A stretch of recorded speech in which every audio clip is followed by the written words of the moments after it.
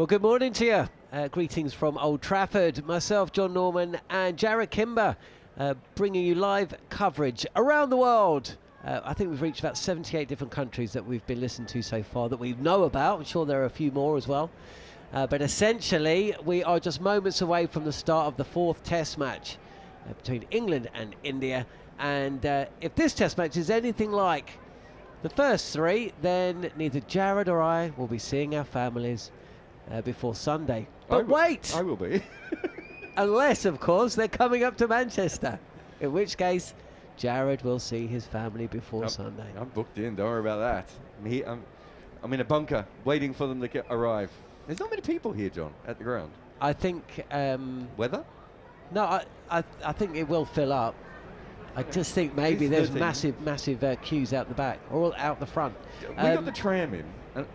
This is for Lancashire Council or Manchester Council, whatever it may be. They've got like 2 machines that you can buzz off of the tram. So all the people turn up to the ground and then they have to line up waiting to press off their card to get on. I just think we can do things better in the modern era. We can have multiple machines. So, is that what people tuned in for? Tram talk? Either that or finding out who's won the toss. Can you guess which team has just lost its 14th consecutive toss in international cricket? It's okay, because Shubman Gill said it was a good toss to lose this one. He was confused and wasn't sure what to do anyway. So Stokes, Ben, has won the toss for the 4th match in a row, and England are going to bowl first here at Old Trafford. In 2023, Mike Atherton on Sky, after Ben Stokes won the toss and decided to bowl first, said to Ben, you know that no captain in the history of the game has won the toss, decided to bowl, won a Test match here. And Stokes just looked at him with that Stokes kind of like, what are you baffling me with, expert insight? It doesn't matter what's happened before. I think this is the best way to win this game. And you know what? If it hadn't rained for 2 days, Ben Stokes probably would have won. Also, to be fair, in that particular case, I'm going to say that Ben Stokes might be right, because wasn't the pitch for a long time in a different direction? It used to run across this way, and now it's straight down. So things have changed. I'm all for using history and everything else, but England are playing cricket in a very different way at the moment. The wicket is interesting. It's a weird brown that looks like you got your teenage son to mow it, and he didn't quite decide to do it in a pattern, because it's kind of, there are bits that don't look mowed and there are bits that look mowed. Do you understand what I mean by that? I do. There's also like a line across it. Can you see? A line in the middle of it. It's very, very weird. And that's on a length as well. Yeah, so I'm not 100% sure. Just short. Back of a length, there seems to be, I don't know if it's a ridge, but it looks like that bit has been, that's where my 8-year-old son started mowing and was very studious and engrossed and involved, and then he got bored. And then in the middle he was like, what do I need to do here? If you look at it, the photo of it as well, you can see it actually has different colours in different parts. So one side looks like it's been cut lower than the other. I'm sure that's not the case, but that's actually what it looks like. So it's a really interesting pitch. So I can understand why Shubman Gill looked at this and went, I don't know. Teams, we know England's, that's been announced for a couple of days. Crawley and Duckett to open, Pope, Root, Brooke, Stokes, Smith and Wokes. So they resisted the temptation to change the fast bowlers, that gap between the 2 Test matches, of course. If it was back-to-back tests, then I'm sure we would have seen a change or two, but they've gone with Wokes and Carson Archer. But they have brought in Liam Dawson. We know slow left arm. Certainly, I mean, if you've got Cast coming in at 10, there's a feeling that Cast actually could bat at 8. That's a very, very strong-looking batting lineup, if nothing else. No, definitely. I think we've seen both teams have batting down to 8 and 9 at times in this series, haven't we? So, there's certainly a bit of a, both of these teams do have some sort of all-round talent available to them, and they're certainly going with that. So, no, I think you're right. If these are back-to-back Test matches, this would not be the bowling attack, but because they had the break, obviously, Carter's toe is fine. India, though, slightly more interesting. 3 changes. Now, I wouldn't say any of them were nailed on. You wouldn't have, last night, I don't think any of us would have said that the 3 that have been brought in were absolutely nailed on to play. In fact, it does seem like we've just gone back to the first Test, which, check notes, India lost. So Sidarson is back at 3. He comes in for Karun Nair, whose international career seems to have been ended by him not playing a shot to one delivery. Jarrod Kimber, who I thought we'd never see again. Well, I was wrong, because he's playing today. Some of that is injuries, though, isn't it? Yes, absolutely. And actually, of the 3, I'd say he's probably the one that you would have felt was going to play here. I'm surprised that Sidarson's come in, but he's in at 3. Jarrod Kimber comes in place of Nitish Reddy, who is injured and misses the rest of the series. And then there's a debutant, Anshul Kamboj, who you, I imagine, know a little more about than I do. Is listed as an all-rounder, but then Jarrod Kimber is listed as a bowler. He comes in, and obviously Bumrah plays, as does Siraj. And I'm a little bit confused, to be honest with you. You know, there was some speculation that Washington Sundar wouldn't play in this Test match. I have a feeling he possibly wouldn't have if Nitish Reddy was fit. Maybe they would have come in with another fast bowler. I don't know if Akashdeep was around, but then he would have played ahead of Kamboj. I don't know. It just seems like a little bit of a funny, bit of a mess, truth be told, although not all of their doing, because of course there's been some injuries to Akashdeep, Arshdeep Singh and Nitish Reddy. Yeah, Kamboj is not an all-rounder. I don't know why he's listed anywhere as oh, they've changed it. Literally changed it. Well, I'm glad Crick Info's listening to us as hey, Crick Info. As we're broadcasting. Certainly not an all-rounder. And Shardul's not an all-rounder either, but Shardul definitely should be batting ahead of him, so I've got no issues there. The interesting one is changing Karun Nair for Sidarshan, because they didn't need to make that change. They had to make the other 2 changes. There were injuries, they didn't have a choice. So I think it's very weird to me to make a change when you don't have to, which means now they've made 3 changes. It's a very different team. I don't think Karun Nair is batting particularly bad. He just hasn't made any runs. But that, as you said, that might be the end of his career now. So let's move on from that one. Shardul and Kamboj have come in. What's more fascinating, of course, is that we don't have Prashid Krishna, who I thought has bowled some really good spells at times in this series. And also asked to bowl some pretty ugly stuff as well. And bowls first change, which makes more sense in this lineup as well. Whereas Kamboj is famous, I suppose, for taking all 10 wickets in an innings. Skiddier. He is maybe more similar to Akashdeep, so maybe that's what they're thinking. Maybe they're thinking that's a bowler that might be able to trouble England a little bit. Look, he's a fine bowler, but I would have thought he needed the new ball. So again, they've got a lot of guys who need the new ball there. Even Shardul needs the ball when it's in quite good position as well. So we're about to have the anthems here. I can tell you, I heard the singer of the anthems in the toilets practicing before. Catherine Jenkins. No, it's not Catherine Jenkins. It's Laura Robson. Anyway, yeah. Did you? Yeah, I came out of the bathroom and I was like, what's going on? Why can't I hear a national anthem here? Oh, is this Clive Lloyd and Farouk Engineer ringing the bell? They've got their new stand. Well, we recorded a little intro to the game, me and Manners, yesterday at the stand to the right of us, and that had Farouk's face and it's his number, the number shirt he wore maybe. Anyway, we'll talk about that shortly. National anthems here at Old Trafford.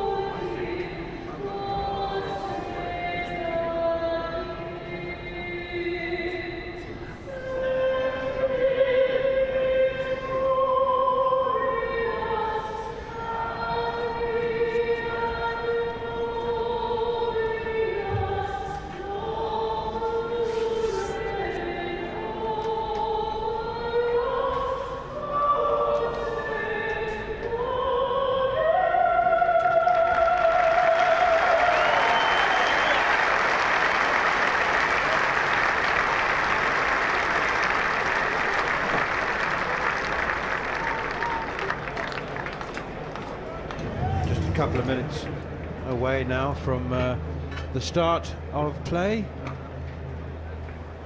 Ben Stokes keen to rewrite history. I suspect that he doesn't even know the history of this ground, that no team has ever won a test match having won the toss and chosen to bowl first. Been 3 losses and 5 draws in the 8 previous occasions that a team has chosen to bowl first. But Steve Harmison is alongside me, and I would imagine, Harmy, that given the overhead conditions, you'd have been licking your lips at taking a new ball this morning. Yeah, I think I'd have been encouraging him. Yeah, good morning, Manners. Good morning to everyone. I think I'd have been encouraging him more to bowl here than he would have been ahead of me if I was one of his senior bowlers in his group. There is, I think, enough in this to warrant the fact that you want to bowl first. Ben Stokes' teams like bowling first. Their game plan is more suited for bowling first. And I think from a conditions point of view, there's the odd bit of blue sky, there's a little bit of sun around, but there are some heavy clouds which, you know, could threaten with a little bit of rain. And I think because of that, I think there's just being down on the ground there. I went out about 10 past 10 this morning, and I had my big coat on because I thought it's chilly. Then it got a bit warmer, and then in the last sort of 5 minutes it's got chilly again. So if it's going to be like that all day, there's a good chance where there's going to be passages where when it gets that little bit warmer, the moisture in the air, there's going to be a lot of lateral movement. So get the ball in hand, get it pitched up, bring slip, gully and all that into play. And the person who I think needs this the most is the man who's going to take the first ball for England. Chris Woakes under a little bit of pressure, a little bit of scrutiny. He possibly would have left Lords thinking, with Liam Dawson in the team because of Shoaib Bashir, that his place would have been the one that was going to be up on offer if they decided to make a change with the seam bowling in the seam bowling department. But Ben and Brendan, as loyal and some stay as stubborn as they are, they've gone with the experienced man. They've played Chris Woakes, England back Jofra Archer down to number 11, so that's strong. And if there is somebody in this team to exploit these overhead conditions, it's the man from Warwickshire. Yeah, his 7 wickets have cost 395 runs in the first 3 test matches, which is not the kind of return that he's accustomed to or that he would have wanted. But now then, Harmy, the next question is, where's Liam Dawson? Is he at mid-on? Is he? Yeah, he's at mid-on. Yeah, long sleeve jumper, hands on hips. Everyone's got jumpers on. Brand new England cap on, probably. Think he's still got his old one? Probably couldn't find it. Works around the wicket to Yashasvi Jaiswal, beats him outside the off stump. It's a ripper of a start. Really interesting watching KL Rahul and Yashasvi Jaiswal walk out to bat. They obviously entered the field together, and then Jaiswal walked like a man who was afraid he was going to miss a bus. He strode out to the middle, and KL Rahul was just ambling along. They were about 30 yards apart. It's a bit like that batting, isn't it? You know, Jaiswal wants to get on with it. He's in a hurry, and you know, KL Rahul, as you wait on me, and I'll bat in my own pace. First initial impressions bounce from that ball from Woakes. Yeah, here's Woakes again. Bowls. Jaiswal leaves this one alone. It's a bit wider outside the off stump. And Bounce, I haven't been here, obviously, this summer. Harmy, I don't know whether you have, but all indications are that Bounce has been in short supply. Been in very short supply. Dale Benkenstein, who sadly lost his job here earlier on in the season, he's been coach here for a little bit, and he's saying, trying to convince the groundsmen to leave a bit of grass on it to make it bounce, because they've been so slow, they've been so docile. Here is Woakes once again, third ball outside the off stump again, and it's left alone. I said everyone's got either a long sleeve or a short sleeve sweater on, all apart from Jamie Smith, that is. The keeper's got his long sleeve shirt on, but Root, Brooke and Crawley and Duckett, the now familiar slip cordon, 1, 2, 3 and Duckett in the gully. Ollie Pope at cover point, Captain Ben Stokes at mid-off, Liam Dawson mid-on, and nice stuff for Archer. He must be down at long leg. There he is. Here is Woakes again. Bowls. Jaiswal edges, and it falls short of Crawley at third slip. Soft hands.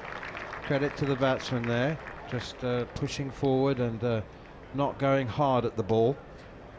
Tell you what, you don't want to form a judgment on a pitch after 4 balls, but it's well, I'm just about to. Yeah, I was going to say, yeah, that one there, I thought that was played really well. I thought Jaiswal's dropped his hands on that, and he's defended it down. He's pushing at it, but I think at the last minute he just dropped his hands on it, and that's why it's dropped short of Crawley.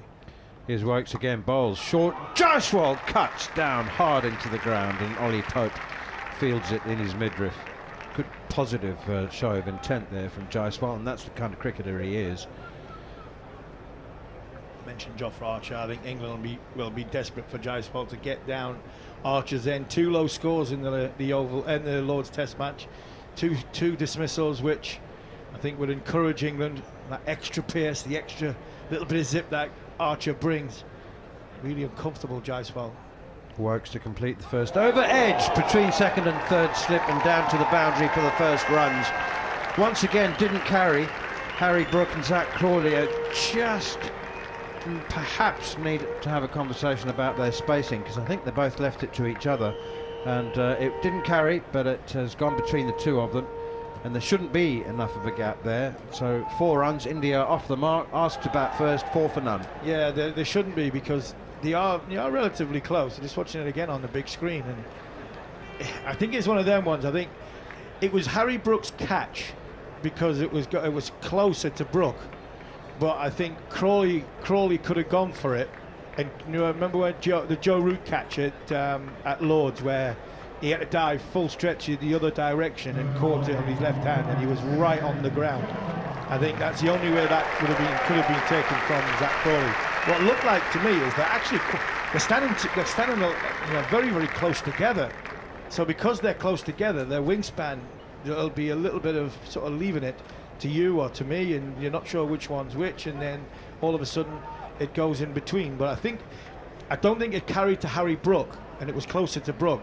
But in them situations, because the slip to next to you is a little bit closer to the obviously to the stumps and to the batter, he is then potentially going to dive across you. And I think Zach Crawley was the only one that really could have took that catch. I think it sounds counterintuitive, but I understand exactly what you mean. It's gone between them because they're too close together, not because they're too far apart. No, they're too close together. Yeah, so they both left it for each other. Yeah. Right, here's Jofra Archer. First delivery, KL Rahul right back and across. Real show of intent there as he played that one defensively. Back to Archer. There are 2 hotels, Harmy. No, 1 hotel, big conference and suite to our left as we sit out looking over the old pavilion. Apparently it's the biggest hospitality suite either in England or the world. It holds 2,500 people. I think when it's all opened up at the minute, it's probably closed off in about 4 sections. Here's Archer, bowls full and wide, half volley length actually, outside the off stump, and it's pushed out on the towards cover, fielded by Wokes, no run. Yeah, there's the big, as we look out from the changing room, we're sitting right above the England changing room, probably around, it's a good, what I think it is about 2,000 people, but it's cut into about 4 sections. And then the one on the right of the main pavilion, that's a hotel. That's I think it's a Hilton Garden hotel. Yep, it is. Here's Archer. Oh, good pace there. Carry too. Jamie Smith didn't know whether to have his fingers pointing upwards or downwards, and in the end, it kind of sideways. Took it at about chest height. The Hilton Garden is that hotel, and then there's another one here, which I think it's another Hilton hotel, but I don't think it's a garden. I think it's got a different name to it. But there's a big conference and suite underneath, which one of the sponsors uses. I did that last year. I was here for the first 4 days of it was a Sri Lanka Test match last year. It was. Here's Archer again. Back and across goes KL Rahul, nudging it up towards mid-on. Chris Wokes can't prevent the single. Played again with soft hands, and there's an easy run. India 5 without loss. Yeah, good pace from Jofra. Good bounce, good carry. This is what England will want. They'll want Jaiswal on strike after what happened at Lord's. You say, the first one was a good delivery. going down the slope, using the slope from the pavilion end, squaring Jaiswal up, and he nicked him off, and it was a good catch at slip. You know, a welcome return for Jofra Archer. Second innings, I think it was a little bit of Jaiswal wanted to force his approach on Jofra Archer, and he got in a complete tangle and played a horrendous shot and just skied one up in the air off a bouncer. Here's Archer, steaming in away from us outside the off stump, left alone by Jaiswal and taken by Jamie Smith. It's a big concert ground, this, so music concert. So what we have is you've got the two hotels on the side, you've got the big conference suite. This is obviously where the changing room and the pavilion is, and then there's a massive bank of seats to our left, which to Jaiswal batting now with a sort of deep square leg, and the bank of seats goes a long way back, and obviously when there's no cricket on, that goes away and the big stage goes up there. It's a great music venue. Here's Archer again outside the off stump, left alone by Jaiswal. It was a good fiery over from Jofra Archer, maybe not quite as accurate as he would have wanted, but there seems to be it seems to have been a stage laid in front of the changing room end, Harmy, because there's kind of rivets on the outfield. It's drainage. They had huge drainage problems here. I wasn't sure. I don't know the full extent. I'll have to find that out. But I think what happened was when one of the hotels was built, I think something happened to either block or break one of the drainage on this ground. It all just congregated right in front of the changing the pavilion end, the changing room end from where the boys get changed and where the media are. So I think what they had to do this winter is put a new lot of drainage right in front of us, and I think that's what the ruts are, to make sure that the water seeps through, because normally when this place does get wet, Manchester always rains, and we're expecting some this week, it just literally pools right in front of where both players' steps are back onto the field. Well, it's slightly unsightly, but it's a visual thing rather than a physical thing. It's smooth, absolutely perfect. Ball rolls across it unimpeded. Here is Wokes again. KL Rahul back and across, pushes it defensively up to Liam Dawson now at mid-off. So it must be the only ground in the world with two hotels on the boundary. But evidently, not evidently, I've been told that the first was so successful that it was a no-brainer to build the second one. None at all. We've just me and Scott walked about 25 minutes from the other side of Old Trafford. Here's Wokes down the leg side, and KL Rahul thinking about glancing, but then I think just lifted his hands out of the harm's way, and Jamie Smith fumbled it, but no buys. So because of the football ground, it makes a lot of money here on corporate events. You look at the Ageas Bowl. The Ageas Bowl has probably got similar amount of rooms to these two hotels, but they're just obviously all right behind the bowler's arm down one side. It's a much bigger hotel. These are just split up a little bit more. Here's Wokes again, bowls KL Rahul forward, pushing this one up towards mid-off. Jofra Archer fields, and there's no run. Shubman Gill said that he was confused at the toss, asked what he would have done. He said, I don't know, I was confused. It's a good toss to lose. So he didn't mind. Here's a piece of trivia that I found quite interesting, Harmy. India have lost all 4 tosses in this series, but it's worse than that, gets worse. Here is Wokes once again up to the crease now, bowls KL Rahul forward, playing defensively, no run. They've lost their last 14 tosses in international cricket across formats. Wow. And the odds on that happening are? Millions to 1. Not quite. 16,384 to 1. Yeah. 14 tosses in a row. You think it's bad enough losing 4 in a row in the Test series? But I'm just thinking, but even at home, 14 tosses at home on them pitches, their bowlers must be... Here's Wokes. Short, pulled away by KL Rahul. That's a lovely pull shot. Perfectly executed. Slow pitch. He's hit it in front of square. Bryden Cass has to go and do the fetching. He was actually so square at long leg that he was almost a deep backward square rather than a long leg. Yeah, he is, because Ben Stokes has positioned himself at leg slip. So Ben Stokes at leg slip, not for the bounce or anything. I think it's just the one that goes. Chris Wokes doesn't get quite right and gets flicked round the corner. But it also gives you protection because you can have your man square. That was a good shot from Kieran. He just waited for it that little split second longer to get on top of the bounce. Down the leg side, no, it wasn't down the leg side, it was straight at KL Rahul, and he's played a glance, hit him on the pads, and they go through for a leg bye. India move on to 10 without loss. Good to see Stokes back in the cordon. I mean, it's been a long time since. I'm presuming that his fingers are all perfectly healed. Yeah, I think his fingers are perfectly healed, like his body. I think he's quite comfortable fielding at leg slip. I don't think he's as confident fielding at conventional slip. Ball going a little bit harder, where it possibly goes a little bit softer and a little bit slower. Loop a little bit more at leg slip if it Not can, necessarily. Yeah, but I know what you mean. I don't think a flash drive. I think a flash drive going into sort of first and second slip, it's going hard. I think down the leg side, it's a little glance. I would imagine it's a little bit less velocity on it. But he's still, at the end of the day, he's still in a catching position where. But on the other hand, sometimes you look around the field, you go, right, do you put Bryden Cast there? Do you put Chris Wokes there? No, I'll go there myself. Sunshine. Shadows, we've got shadows. Here's Archer, bowls. Oh, and KL Rahul almost plays on. Thick inside edge, down between his feet, and he had a kick at it. I think he missed it. He was trying to kick it away from rolling onto the stumps. That was close. It's the extra pace of Jofra Archer. Strange combination of a few patches of blue sky, some thick grey cloud on the far side of the ground, and some sunshine filtering through.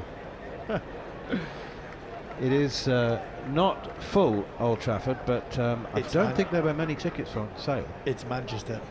Yeah. Okay. Right. 4 seasons in an hour.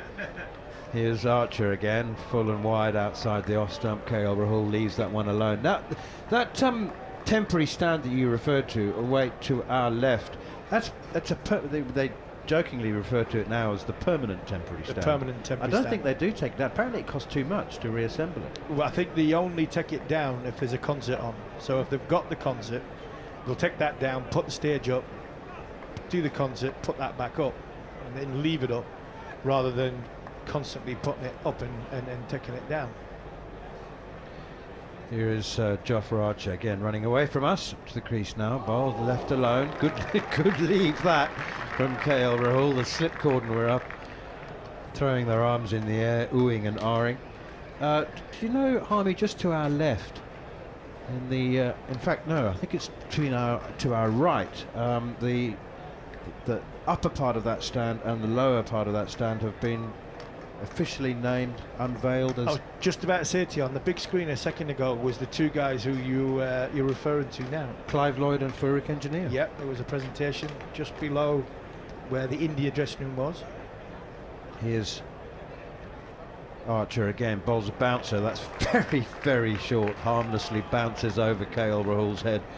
Lancashire legends both. Absolute legends. Yeah, ball's given a wide, and it was a wide. Jofra's teapotting it and not happy, but it was a wide. Jofra, come on, you're gonna have to bowl that again. But yeah, Lancashire absolute legend, West Indian and Indian legend.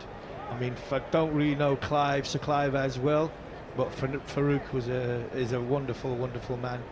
Came over here and basically stayed here for, from when he played. I know he goes back to India every now and again and big occasions. Here is Jofra Archer again, bowls, and it's a quick one, bounces, and KL Rahul has plenty of time to nudge it away out on the onside. So Jofra Archer from the Jimmy Anderson end. Jimmy Anderson end, isn't it? Yeah. Is it Jimmy Anderson and is it Brian Statham end? Statham? Yep, The other end, Brian Statham, yeah. that's right. Trying to think what they were. The other way around, it was Brian Statham and it was somebody else, and I can't remember who it is. What, before it became the Jimmy Before Anderson it became end? the Jimmy Anderson end. But it was obviously when I played, it was the other way around the surface. Yeah. Here's Jofra Archer, and that's pushed away out on the offside behind square. and there's no run. I did my very first ever county championship game at this venue, but it's unrecognisable. As you said, the pitch was the other way around. That was the pavilion at the far end, the old pavilion, which is scary, wasn't it? You sat side on. There's no worse place in the world to be from a cricketer's point of from a tail ender's point of view. And you're sitting on the balcony square on, and the opposition's got 1 or 2 fast bowlers. Here's Archer again, bowls full, very full, looking for the block hole, looking for a bit of a Yorker, I suspect. KL Rahul keeps it out. And a very warm round of applause. Not often, very, very rarely actually, would you get a maiden applauded in the 4th over of the first day of a test match. But good pace from Jofra Archer. Didn't hit 90 with any of those deliveries, but high 80s. Interesting to see a lot of the players are taking jumpers off. I mentioned before in the opener it was chilly this morning. It's now the sun's coming out that little bit more. It's got a little bit warmer. Possibly that might coincide with some swing especially for Chris Woakes. 3 slips gully, no leg slip now. Mid on, square leg, mid off, cover point. Here's Woakes. Short pulled by Jaiswal in front of square, genuinely through mid wicket. Again, an indication of the lack of pace in the pitch, but also, well, we said yesterday, I suggested yesterday that India would continue to play a counter-attacking game that would absorb pressure, be patient, but there's been some real intent from the 2 openers. There has been some real intent, and they've been off short balls bowled into the surface, which the surface hasn't got a great deal of pace in it. I'm sure it'll quicken up as it goes. I was asking for swing. It ain't going to swing from that length, and it's not a length that Chris Woakes will really enjoy bowling. Here is Woakes again. Jaiswal just drops it down towards cover point, takes a couple of steps down the pitch, but Ollie Pope makes sure that there's no chance of a run. More stats and trivia, Harmy. Longest time between test matches, measured in test matches. So how many test matches a team played between appearances by one player? The record is held by very good friend of England. yours, Sean Udall. No. That was a long time. Here's Woakes once again down the leg side, full and harmless in the end. Jaiswal leaves it alone. Very good friend of yours and of all of ours. Batty. Yeah. I was nearly there. They've got a lot of similarities. Both redhead, both fiery, both off spinners. I'm pleased they're not both 6'5". Both fast bowlers in an off spinner's body. Yes, both fast bowlers definitely in an off spinner's body. I was talking about bats yesterday, and I can't remember why I was. 142 tests England played between his appearances. Here is Woakes again, and that's full and straight. Maybe just first signs of a bit of grip in the surface. Maybe Jaiswal has hit the outside half of the bat. Anyway, the reason I mention it, Liam Dawson is 7th on that list. So it's 142 Gareth Paddy, 118 Jadev Unadkat, 114 Martin Bicknell. Yeah, I played in that one. Yeah, I thought you did. 2003. Yeah. He set Jack Rudolph up with 2 away swingers, left round the wicket, away swinger, in swinger, and Rudolph left it, didn't he? Bowled off stump. Here is Woakes once again outside the off stump, and it's left alone. And then the other 3, Floyd Reefer, Yunus Ahmed and Derek Shackleton, with 109, 104, 103, and Liam Dawson 7th on the list. 102 test matches England have played between his last performance and this one. Yeah, interesting that Kieran Nair, when he got the 303, that was Liam Dawson's debut, and Nair's been dropped in Liam Dawson's comeback. Cricket has a funny way of quirky statistics. His Jaiswal is comfortably beaten outside the off stump. Oh, that was close. Didn't go past the inside edge, did it? I just seemed to be taken down the leg side by Jamie Smith. Don't know whether it went past the inside edge. But anyway, some movement for Chris Woakes, and much. not celebration from the slip cordon, but much excitement from the slip cordon. And India remain, no runs in the last 2 overs, remain 10 without loss. And it's outside edge. I think it's just nipped 15 away. without Yeah, loss. just nipped away, I think. And he's, I think he's back to the hit his foot or hit his pad. Yeah, I mean, it's just hit his.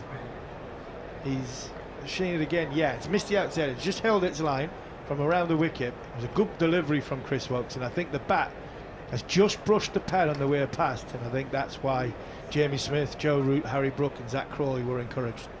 There is a leg slip in place for KL Rahul as Jofra Archer's in again, wide of the off stump, and that one is left alone, taken by Jamie Smith. 15 without loss. India asked to bat first, invited, it's a polite way of saying it. Jaiswal has 8, KL Rahul has 5, and you will know that the England team was announced 2 days ago, so if you don't know what the team is, then you haven't been following the news. Liam Dawson is in place of Shoaib Bashir. That's the only change, whereas India have made 3 changes, 2 of them enforced, with Akashdeep and Nitish Reddy both injured. Here's Archer again. Oh, and that one hits the inside edge of the bat, and just about to be an appeal for leg before wicket.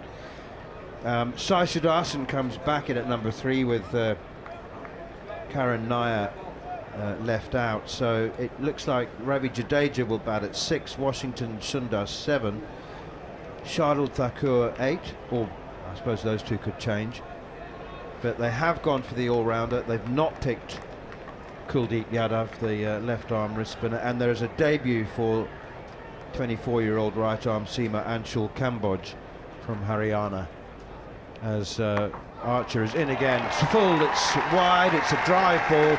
KL Rahul has pushed it away through the offside. Diving stop from Ollie Pope, but they've gone through for 3 comfortable runs. India move up to 18 without loss. But to my mind, in the very, very early stages, it does seem evident that KL Rahul has been in super survival mode, hasn't he, for the first hour in all 3 test matches, I thought. But he's I don't know, just really looking very positive, purposeful. I think what he's done there is he's just using the pace of Jofra Archer. He's still in the same mindset, I think you described brilliantly, Manners, in a way that if the ball's coming to him, he's just put his back to that, using the pace off Archer. Archer again, wide of the off stump. Jaiswal, the left-hander, leaves it alone. I suppose I'm thinking more of that pull shot he played against Chris Woakes. I don't think he would have been playing that in the first 3 tests, but I think it's more the fact that Chris Woakes 80 mile an hour, the pull shot. I think it was the timing of the pull shot. Yeah, I agree with that. But I think he's played really, really well in this series. From an Asian batter to come to England from an opening batter's point of view, he's left the ball very well. He knows where his off stump is. He's played within the parameters of his body. He's used soft hands. He's not sort of chased it away from from himself. here is Archer again, bowls, and left alone by Jaiswal. Once more, it's the extra pace and bounce that helps the batsman playing cautiously. We develop these sort of imaginary friendships with some of our listeners and viewers who communicate with us regularly. Stuart May, remember him from Luxembourg? Yes, he's listening in once again. And Switzerland. He says best wishes to the whole team, and Akshay says good morning from California, everyone. Is it morning in California? It'll be just be, yeah, will be, won't it? What time is it here? It'll be 3:30 in the morning, yeah. I bet it's warmer in California than it is here. Around the wicket now, Archer left alone by Jaiswal again, and there's no run. Remember that countries and territories list was up to 80 at the last count. People from Siberia, Serbia, Crete, Luxembourg. Stuart May. Thanks for listening in, Stuart. Hope that you're as entertained as we all have been by the first 3 tests. Oh, we have. I mean, it's been gripping stuff. I think the needle that's been involved in it, I think has just made it even more spicy and exciting. Ben Stokes has just popped off for a second. Fielding 12th man on there. Chris Woakes is going to come back over the wicket, but yeah, it has. It's been really, really exciting. You know, we've loved bringing it to people from the far from all 4 corners of the world, and it just shows this beautiful game. You know, football is a worldwide game, but when you see some of the message that's come in, cricket is a worldwide game as well. It's not just played by 10 test playing nations. Wokes in once again, and off the back foot, punched away through the offside by KL Rahul for 2 more runs, and India up now to 20 without loss. There was a new member admitted to the ICC, a new member nation, and something like New Caledonia. It wasn't that, but it was a new member nation, and I thought, is that a country? But evidently it is. Evidently it is. And there's some expats there who fancy a game of cricket. And getting some of the ICC's well-funded money. Here's Wokes once again, all beaten outside the off stump. Genuine little nip away from Chris Wokes there. Maybe some swing, just past the outside edge. Yeah, in the recent ICC AGM in Singapore, there was an African nation which had been had its membership rescinded. They were welcomed back. I think it was Tanzania, and Scott's looking it up. Producer Scott's doing the research for us. A new nation, new member nation, made it 110 member nations now of the ICC, as Liam Dawson does the fielding at cover point. KL Rahul playing it away off the back foot. Producer Scott, he's googling ICC AGM Singapore new member nation. And oh, I made a note of it. Can't find it. 110 now. 110. Samoa, also a recent addition to the ICC membership. Here is Wokes, full and driven in the air outside off stump. Timor-Leste, New Caledonia, Timor-Leste. I'd never heard of it either. Just 4 runs. Lovely shot from KL Rahul. Terrific ball strike. Was it in the air? Yeah, it was in the air, but it was width from Rahul, so he had every right to go at it, and it's just gone to the left hand of Jacob Bethel, who's fielding 12th man for Ben Stokes. Is it backward point? It's just behind square. Just opened the face from KL Rahul there, but it was wide, it was full, half volley. Every right to have a go at it, but he was just leaning back there with the Indian opening batter. Timor-Leste used to be known as East Timor. That's pushed away for a single by KL Rahul through the offside. When you might have heard of East Timor, but anyway, Timor-Leste is a country in southeastern Asia. It comprises the eastern half of the island of Timor, hence Timor East, the coastal enclave of Ocus in the island's northwest. You wouldn't have thought there'd be much room for a cricket ground on. Looking at some of the pictures, they'll be fit all the hills and everything that's going with it. It's very picturesque. Stunning. East Timor, it used to be known as. Now Timor-Leste. Here is Wokes again around the wicket bowls. Jaiswal now beaten outside the off stump. I reckon that's 6 or 7 in total past the outside edge. But good over from Chris Wokes.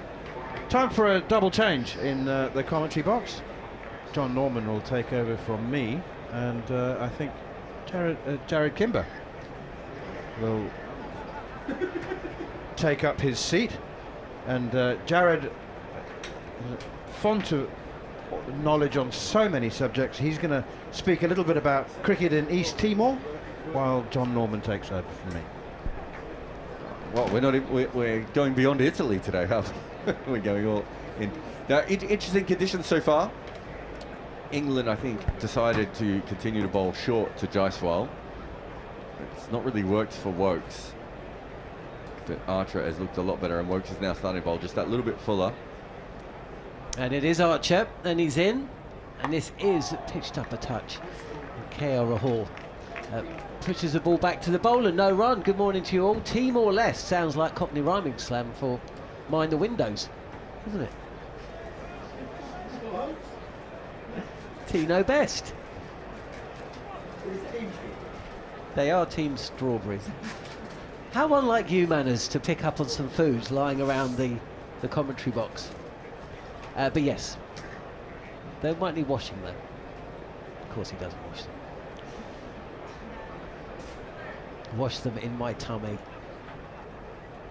Archer again, and KR Hall, who he's really impressed in this series, isn't he, Jarrod? Good morning to you, by the way. We had a little convo, didn't we, before the national anthems. But here we are, and no real surprise that Ben Stokes decided to bowl first. They say look up, look down, and you look up, you think bowl, you look down, and you think what the? And then you think, yeah, we'll have a bowl. Crowd filling up in the temporary permanent stand, or the permanent temporary stand. To the left of us here in our commentary box, as Archer is in. And this is left alone from Rahul. When we were on air, we're talking about the 3 changes for India. Sudarshan set to come in at 3, so crucially important that these 2 batters, Jaiswal and Rahul, can get through the first hour or so. He came in, didn't he, just before lunch, just when it, not for the first, well, it was the first time, first of many, that India in a strong position lost wickets just before the break. They've done it pretty much in every test match so far. As Archer comes in, and once again Rahul pushes this, and it's fielded from or by the bowler. Got 3 slips in place, backward point, there's well, no, it's a gully, and there's a point. Ollie Pope, who's just going to stroll back to a traditional backward point position. A leg slip, fine leg, mid-on and mid-off. Yeah, they've had the legs slip in quite a bit to KR, so there's obviously a theory there, trying to get him around the hip. Here is Archer. Ooh, there's a touch more bounce there. And Rahul shapes to play, and then at the last minute gets his bat out the way, but the ball kind of follows him a touch, and he's really got to lift his hands high in the air, and it goes through to the keeper. After all the excitement of that Lord's Test match, it's back to business here, isn't it? And a lot of overs bowled. Obviously England came away with that win, but that's one of the, I always find like a good comparison is our producer Scott went from Lords to Northern Ireland. He covered the Open for talkSPORT as Archer comes in, and this time again Rahul's happy to block it away, fielded at mid-on. End of the over, maiden, in India 25 without loss. You know, if you think of golf and tennis, and both of those sports have their 4 majors, don't they? Is there a 5th major? I think there is a 5th major in golf, kind of, isn't Everything's there? always called the 5th major, isn't it? Everyone's always fighting to be the 5th major. No, in golf, golf there is that. No, but I'm yeah. saying there's always an unofficial version of that, because in tennis it's changed a couple of times as well. But essentially, they're the 4 premier events in the world, in that sports world. And I always kind of imagine the comparison is, if Test match is the pinnacle, England against India in a calendar year. So Wokes comes in, and Jaiswal steps forward. He hasn't looked as assured as Rahul at the other end. Lets this one go through. I always imagine a world where you'd play the US Open one weekend, and then the next weekend come and play the Open or the US PGA. You know, back-to-back majors in golf, or having the French Open in tennis, and then 7 days later you play Wimbledon. You know, what would that ask of the players? And you wouldn't do it. So Jaiswal again lets this ball from Wokes go through.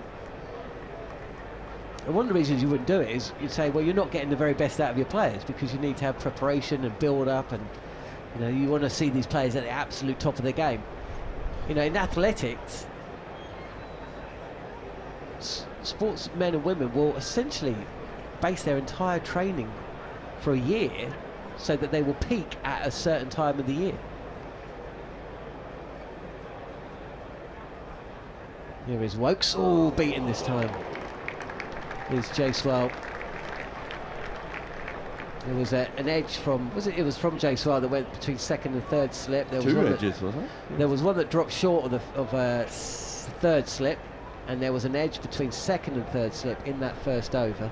Seen KL Rahul inside edge onto the pads from Archer. John Buchanan was the Australian coach, and he was a big believer in peak. And there's a really interesting one in the 2007 World Cup, I want to. Works again. Touch too wide and left alone by Jaiswal. No run. You might remember this. I've got 06-07 Ashes. England won the ODI series, is that right? Ed Joyce made a lot of runs? They won it, and it was ridiculous, actually. It was a tri-series. It was a Commonwealth Bank series involving England, New Zealand and Australia.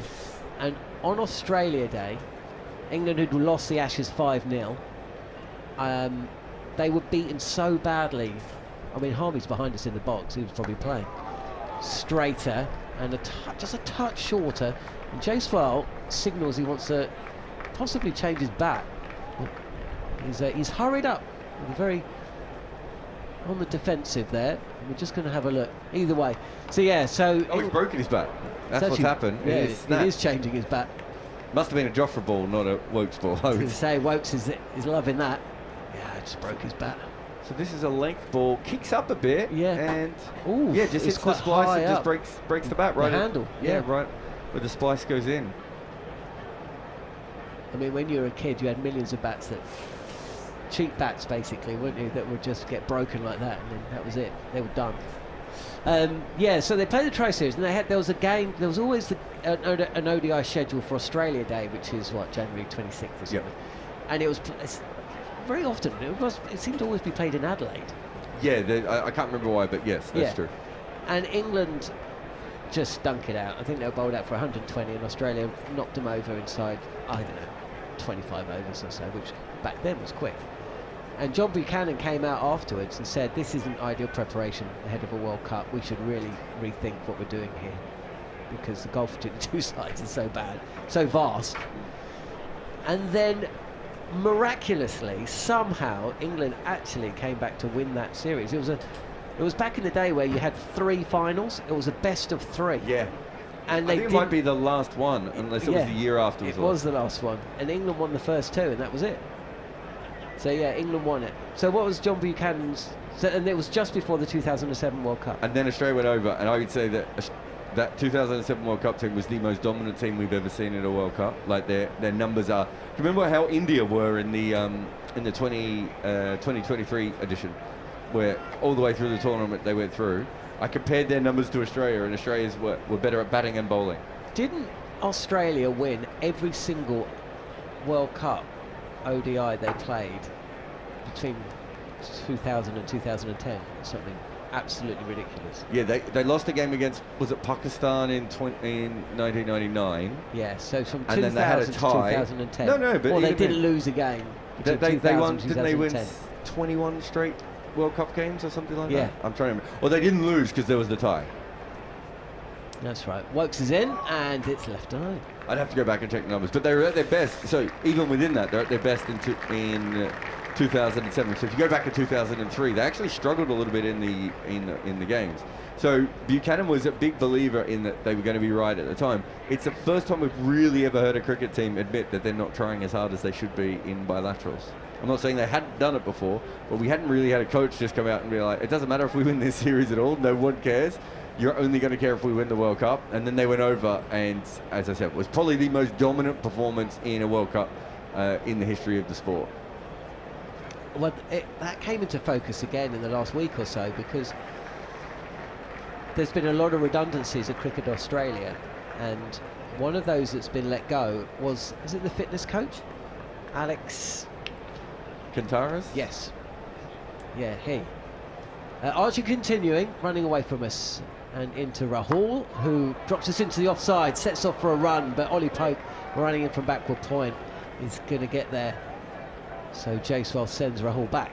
No run. 25 without loss here after 9 overs of play. So one of them most impressive things about Australia is that they've essentially got their fast bowlers out onto the field when they needed them. Wasn't the first time that Cummins, Stark and Hazlewood ever played the same test? Wasn't the first time that happened? The first test of the Archer in again, down the, well, not down the leg side, but it's on the pads, and Rahul tries to clip this fine. There's no leg slip in place, but doesn't get back on ball, so it's fielded by the bowler. I think the first time those three bowlers played together was the start of the 2017 Ashes. That could be right. So when does Cummins come back? He comes back 16-17. So yeah, that would probably be right. I mean, people have forgotten there were actually 4 of them, of course. Pattinson was the other one who was supposed to be incredible. He still has a really good test record, but hasn't played. This is pitched up, and Rahul is forward. He opens the face at the bat, touch, gets it touched too square though. It's fielded a backward point. No run. 25 without loss. Haven't had a run for a while. We haven't had a run for 2.5 overs. Yeah, that's right. It was James Pattinson, wasn't he? He suffered a couple of stress fractures. Yeah, just like he was the one that, weirdly enough, Cummins was the one we thought we'd never see. Pattinson was the one that eventually we didn't see. So they kind of swapped roles, those two. But there's a long period of time where even getting 2 of those 4. Archer in again. Oh, there's a little bit more bounce and pace, and Rahul just kicks the turf. This ball gets up and past the outside edge and through to Jamie Smith, no run. Yeah, there's a long period of time where even getting 2 of them on the field was seen as a success for Australian cricket. Pattinson and Cummins obviously were the 2 worst hit from injuries, but Hazlewood had some nagging ones. Stark's probably the one who hasn't had the most. He's obviously just even amongst all those guys, he's a freak athlete. His brother is a Olympic high jumper as well, so he's just a different kind of athlete altogether. But yeah, it took them a really long time to assemble what they always thought was going to be the future of Australian cricket. Archer again, and Rahul will get runs here. That's definitely played. That's the shot of a man who has got a lot of time, or a little bit more time than maybe some of the others. He waits for the ball to reach him, and then he just gets on top of the bounce, opens the face, guides it down into the ground, and past a diving gully, comes back for a second. Yeah, so he's gone, and of course England have always had the opposite, especially when it comes to overseas Ashes, getting their fast bowlers out onto the track, getting onto the pitch. Short.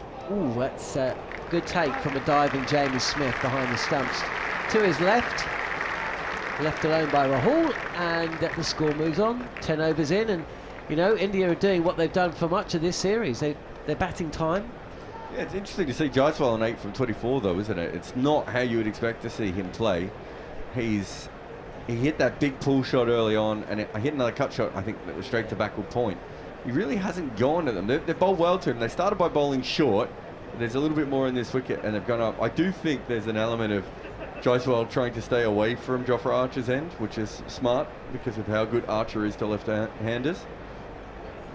He's had a funny series, hasn't he, Jaiswal? Century in first innings of the first test, 87 in the first innings of the second test, and not a lot else. I mean, that shot in the second innings at Lord's was... I mean, that set the tone, didn't it? Here is Wokes continuing, and Jaiswal quite happy to... He's not going chasing. There's a cat and mouse game going on between Wokes and Jaiswal at the moment, and Jaiswal's not nibbling. We'll see how long that takes. I think they've got it in his head a little bit, England, because that 87 that he made, they just kept bowling short and wide outside off stump, and he kept smashing it, and eventually he went out to one of those, and then the short and wide one at Lord's that he tried to pull, where he really should have hit it over the offside. So I think they're just in his head just a little bit at the moment and bowling wide to him. This is on the pads, and he'll feel like he's missed out a touch here. Actually doesn't get forward to meet the ball. He's kind of 2/3 forward by the time he meets the ball, and because of that, it's mistimed to mid-wicket, no run. 27 without loss. Yeah, I think you're right. He's always been he's very young in his career, but coming into this series, we did a show with Bumble and Kimber on the talkSPORT Cricket YouTube channel, and the question I asked you and Bumble, as Wokes continues, and Jaiswal plays well within the line. The ball that bounces a touch more, goes through to the keeper. Was which Indian batter is going to score the most runs in this series? And this is before Sharma and Coney had announced their retirement. We didn't say either of those two were going to actually be top scorers. My tip was Jaiswal, but in and amongst that, the reasoning was when he gets in, he usually goes big. Yeah. But one of the counter arguments was he's a bit boomer busty, and we've seen that again in this series. Pitched up, driven, and it's gone squarer than Jaiswal would have liked and certainly intended. He's trying to hit that through the cover, and Pope does a decent job just to prevent even a single, actually, because it was quite hit quite hard. And I imagine the fielder is gloomy today. I don't think backward point is expecting the ball to come to him to his right, but it did, and he got down well, and also bounced just in front of him as well. So a tricky bit of fielding that Pope's dealt with, and that keeps Jaiswal on strike. And the question is he going to start reaching? Is he going to start chasing a little bit? That's what England are trying. And this time he does drive. A shot of authority to the left of Stokes at extra cover. The chase is on. The ball has won. So boundary for Jaiswal, who moves into double figures, and India move along to 31 without loss. He's been leaving these balls for a while, and I don't think if I'm England I'm too upset at this, because he wasn't really playing a lot to the wide ones, and they want to bowl wide to him. The problem with the last two is that they've just been overpitched, and realistically both of them should have been hit for 4 now. This is what Jaiswal is doing here. He's just waiting for the ball to be in his area and then playing the shot, which is not what we've always seen from Jaiswal. So it's very good batting, but I don't think England will be upset. But Wokes has to hit a better length if he's going to bowl out there. 3 slips Gully backward point, and Wokes is in and beats Jaiswal, and that is the length. He gets Jaiswal coming forward, he's playing at a ball, and it's just gone past the outside edge and through to the keeper. No run. It's a good battle out there. There's a lot of pressure on India, obviously. England could afford to lose this game, but India can't. Even a draw. And there is a bit of weather forecast for tomorrow and Sunday. I don't think there's enough to actually prevent a result. England would head to the Oval 2-1 up. New number 3 to come in as well, and of course changes that they didn't hope for in the bowling. So a lot of importance on this partnership, and we've seen the first bowling change of the day. Bryden Cast is replacing Jofra Archer. Yeah, not a lot of runs on the ball, but this is a big win for India, just getting rid of Jofra Archer, because he was bowling fine. There was no issue with the way he's bowled. I'd say he's certainly out-bowled Wokes at the moment. They might switch him around. He might come from the other end for a couple, because he only bowled 5? He bowled 5, 1 maiden, 0 for 7. And he's bowled very well. But Cast now, and up on his toes is Rahul. It just indicates that that's bounced a touch more, but you would expect that from Cast. Yeah, we've had a few balls from this end. I mean, it's hard to tell because it's Jofra and Bryden Cast. They're both very tall, high release points. But there's certainly been a couple of balls that have taken KRL specifically a little bit by surprise. He does play with low hands. Does have that sort of thing where his hands are quite low. But to be fair, his hands are at his face there, so that wasn't him. It's worth keeping an eye on it because we've seen enough of them from this end. Cast again. It's gloomy here in Manchester, but no rain, and this is pitched up, and that's in the slot for Rahul. He won't reach the boundary at point, but there's enough on it for 2. So the score moves on, and this is what you will get, because if Bryden Cast bowls 5 overs, they're not going for 7 runs. No, it's funny. Short ball and then full ball. He really just does. The problem that him and Josh Chung have is they're not very good at just finding lengths, and so they kind of bowl everything there. It's so funny watching KRL in this sort of a match, in modern Test cricket even, because people talking about him being defensive. It's not about him being defensive. It's the fact that he doesn't follow through. He just pokes it. Cast again, and once again Rahul reacts as though it's lifted a touch more than he thought, but sails harmlessly through. It's a bit like a sort of an old-fashioned, Mike Atherton cover drive. You're not really trying to hit a boundary, you're just trying to get it through the gap get some good contact on it, and hopefully take 2 or 3. He did want 3, by the way, but he did want 3, didn't he? Jaiswal did not want 3. There was I don't know, it's the substitute fielder who was on it, who was fielding it, who made a bit of a mess of it down on the boundary. Yeah, I'm wondering who's off the field, because it's quite early. Duckett came off. Quite early for a substitute fielder. As Rahul tries to clip a ball to the leg side, and he's beat by pace, I think.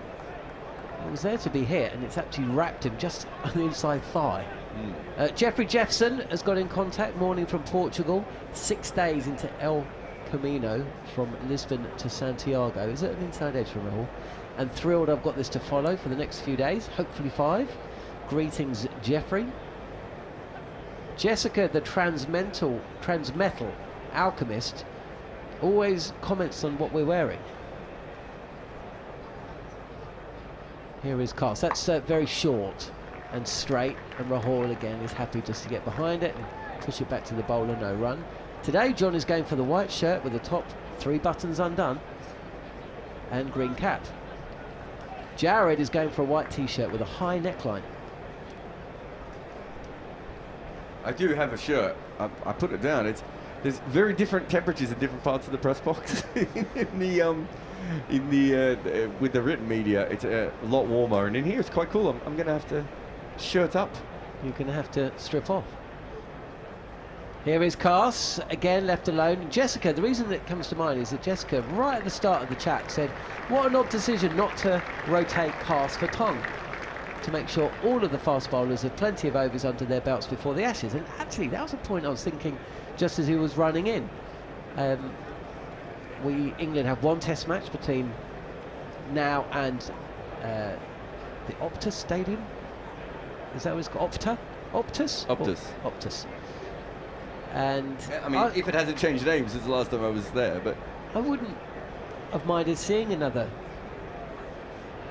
game for Josh Tongue. There is back-to-back tests now, of course.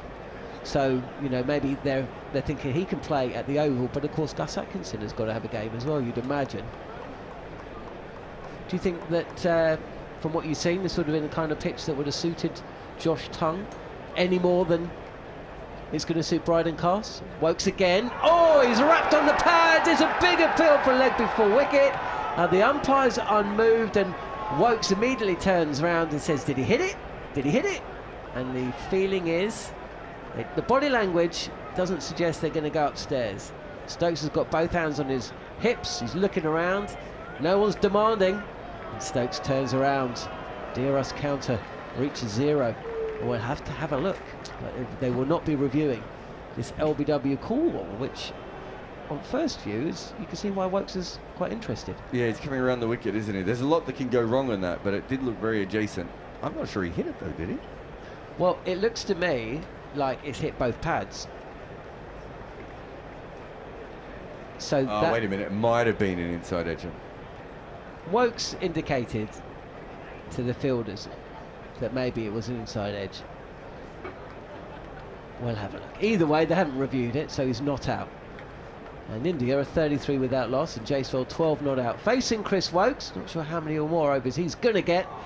And shoulders arms to one that whistles past and is taken by Jamie Smith. Chris Wokes, again, you know, there was a bit of pressure and a bit of chat about Wokes. The runs from Cass, the runs that Atkinson brings to the side. If Atkinson had been deemed fit to play, would have been interesting whose place he would have taken. The feeling is it would have been Wokes. Yeah, that's not a like for like for me. That doesn't make any sense. Potts is the person who should be coming in for Wokes. Continuing is Chris Wokes, and this does force Jaiswal to play. I think I'm a lot higher on Bryden Cass than I am on Tongue or Atkinson. So if he's fit and he's bowling well and he bowled a really important spell and he made some runs in the last game, I would play him again as long as he's fine. Yeah, I agree. I think you know, if you're looking at that first 11 for the first Ashes test, then Cass is on that list, and I'm not sure that Tongue or Atkinson are.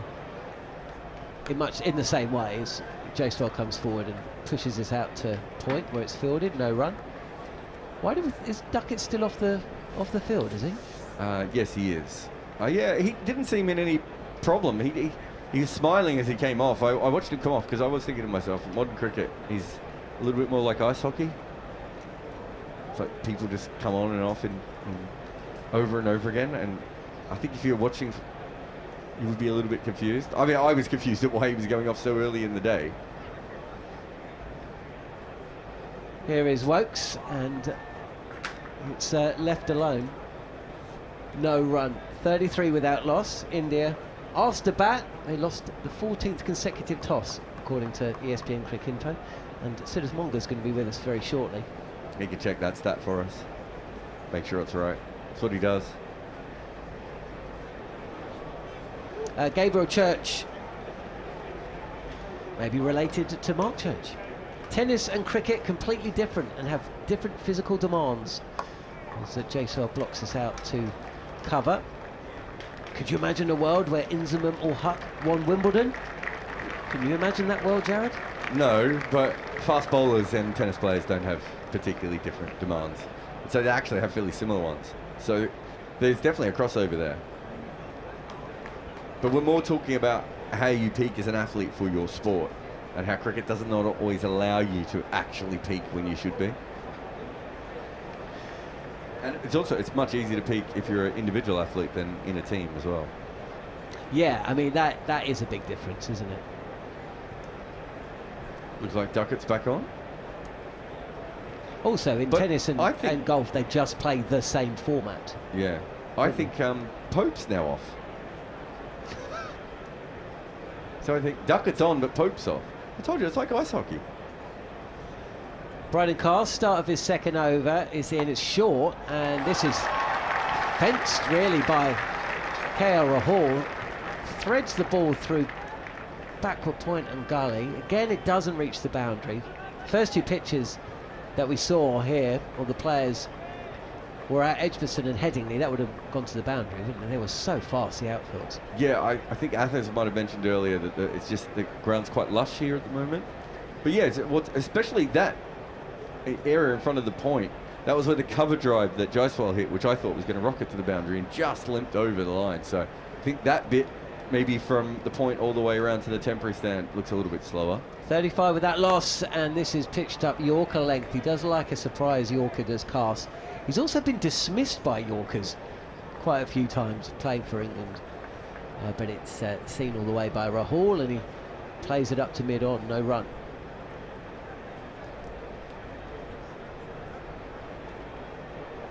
So Duckett's back, but Pope's off. That's the substitute fielder, isn't it, at point? Yeah, so Pope went into gully or third slip. I think it was gully at this end, and he took over Duckett's spot. There's Cass continuing, cut away, this will reach the boundary. That's the shot of the day from KL Rahul. Seized on the line and the length so quickly, got into position and has just smashed that to the boundary for 4. Really leant into the ball, didn't try and overhit, but boy did he hit it powerfully. Well, he went in the air actually. Yeah, went between that Duckett and the subfielder, didn't he? But he absolutely smashed that. But again, we're just seeing with Cass, sometimes he just struggles to find a line or a length that he likes, and he's given kind of everything in the first 2 overs. Here's Cass, and this is too short, and that was fortunate there. KL Rahul has actually got onto that a little bit too quickly and hit it firmly. Fine leg, doesn't have to move too far. Otherwise, that would have been that would have raced to the boundary. I was looking at Cass's record. It's not actually been that impressive in this series. He's taken wickets in every innings.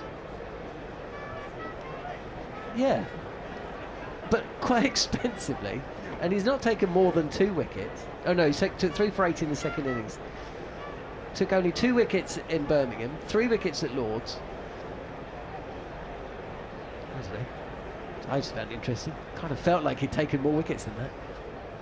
And it's Jaiswal facing now, because a single was taken from that delivery down to fine leg. And this is pushed out to cover, and he moves along. I might finish the over. That'd be nice. We're working to the clock. Just felt like we were punch done. in, punch out. Well, I've got, Sid's I hovering know over they me. are. They're keen to get in. I like that. It's better than shouting down the corridor. You're on. We're in quite a narrow comms box here, aren't we? So can't all congregate like we did at Lord's. We were having a proper old party. Here is Cast on the pads, pushed up to mid-on, and it's another single. Now you can go. And that's the end of the over. Thanks to Jarrod. Jarrod is going to be back at lunch with Manners. We're going to be bringing you basically a chat looking ahead to the future of Test cricket. His drinks here as Siddharth Monga steps in. ESPN Cricket Info's fine writer who's been with us. We've been very fortunate to have him throughout the series. But yeah, this lunchtime, Neil Manthorp and Jarrod Kimber will be discussing Test cricket. There's big changes are coming. All the world's big names have been meeting in Singapore over the last few days. There's talk of two-tier Test cricket. There's a lot of chat. There's a lot of things happening, and so the two are going to be essentially bringing you an update and maybe a guide to how our great game's going to be looking over the course of the next 4 years from 2027 when it all changes again. But for now, it will be Sid Monga, it will be Neil Manthorp. The scoreboard's disappeared, so I can't tell you what the score is. India haven't lost a wicket, and they've scored about 44 runs, I think. But to talk you through the next half an hour, it will be Sid Monga and Neil Manthorp. Thanks, John. It's 42 for no loss in 14 overs. Respectable run rate of 3 and over. No wickets have fallen. And lo and behold, we've got 14 overs in the hour, which is an over rate that might satisfy some people. But it has come at the expense of runs and wickets, which has been my point. If the scoring rate goes up, if wickets are falling, and if seam bowlers are bowling a lot, it's difficult. It's slightly unfair to expect 90 overs to be bowled in a day. Welcome, Neil. Thank you very much indeed, Sid. Yeah, interesting that Shubman Gill said he didn't know, genuinely didn't know, he said, whether he was going to bat or bowl if he'd won the toss. He said, I was confused. Good toss to lose. It's almost like he went out hoping that he loses the toss. I wonder what he would have said if he'd won it. Would he have just looked towards the dressing room? Hey, I mean, looking at the last 14 international matches that India have played, they've lost every toss, so it might have come as a shock to everyone that they won the toss. 16,384 to 1. The odds on losing 14 consecutive tosses. That's across the formats in international cricket, so Shubman can't be blamed for all of them. And I was corrected by somebody more learned, somebody more intelligent, that today, in isolation, today the chances of winning or losing the toss was still 2 to 1. The chances of winning or losing today, irrespective of what had happened in the last 13, was 2 to 1. Yeah, no, well, they don't change, do they? Everyone's an isolated incident on its own. Very good start from KL Rahul and Yashasvi Jaiswal. I didn't know, Sid, whether... I mean, my impression was that there was more of a sense of purpose, run-scoring purpose from KL Rahul. I just got the impression the first 3 tests he was absolutely optimum survival defence for the first hour, just prepared to give that. Oh, he's been off the field again. Does take the opportunity to leave the field at every drinks break, KL Rahul, and just making sure that it's a little cold. Oh, he's not got a long sleeve sweater on. He started in a short sleeve sweater, and that's the way he remains. Anyway, the pull shot early on off Chris Wokes just suggested to me that, I was talking a lot about the way India have, in the first 3 test matches, played a counter-attacking game. They've been prepared to be patient and absorb pressure and then hit on the counter-attack, especially, I mean, they've got more new ball wickets and more top-order runs, and I just think the way they've played the game has been very canny, very clever, and I wondered, being 2-1 down somehow, whether they might change that and be more proactive, and I just got the feeling in the first half hour that they probably were. Yeah, I mean, Rahul was. It's almost like they've switched roles. Is Jaiswal, who has not had a lot of runs since he scored that century in the first test. I think they have switched roles and probably asked Jaiswal, hey, you take your time, you get yourself in. I will do the scoring in this hour. And pretty soon, in like 2 or 3 overs, he realized the pitch is slow. So he has time to recover if he does end up committing to the wrong ball. 42 for none, drinks are gone and being taken and consumed. They're off the field now as the first over of the second hour begins from Chris Woakes, turned away by KL Rahul for a single. Ollie Pope finds himself down at long leg. I don't know whether he's feeling a bit under the weather. He was off the field for a short while, but it's not often you find him loitering down. Maybe it's just because he's only just back on the field. Anyway, he is now at backward point for the left-handed Jaiswal. At least both of them are back now, Duckett and Pope. It's been a while since both of them were together on the field. Maybe you never know quite what's going on through the change room. Maybe a bit of a stomach bug. Anyway, they're both fine now as Woakes in bowls, beats Jaiswal outside the off stump. That's the 7th time Jaiswal has played and missed outside the off stump. Woakes has had no luck today, and every time he's gone to that good length, which might be, I'm just guessing, somewhere between 6 and 7 meters, he's got some seam movement, and he has troubled Jaiswal without any luck. And for the first time, and I don't want to jinx it, the luck might be turning towards India after the first 3 tests for a change. Yeah, there was a certain rub of the green missing as far as the tourists are concerned. Woakes in again, bowls Jaiswal on the back foot, plays it defensively up towards mid-off. I just wonder as well whether, you know, somebody's to be a sensible thing to do. Somebody has just sort of put an arm around Jaiswal's shoulders and say, you know, after the first test he scored 100 and made a brilliant start. He's been out playing attacking shots very early on a couple of occasions in the next 2 tests, and it would have made a lot of sense to me saying, you've got time, just relax. You know, play yourself in. Remember what you did in India against England. Oh, and he's beaten again outside the off stump. That's the 8th time he's played and missed.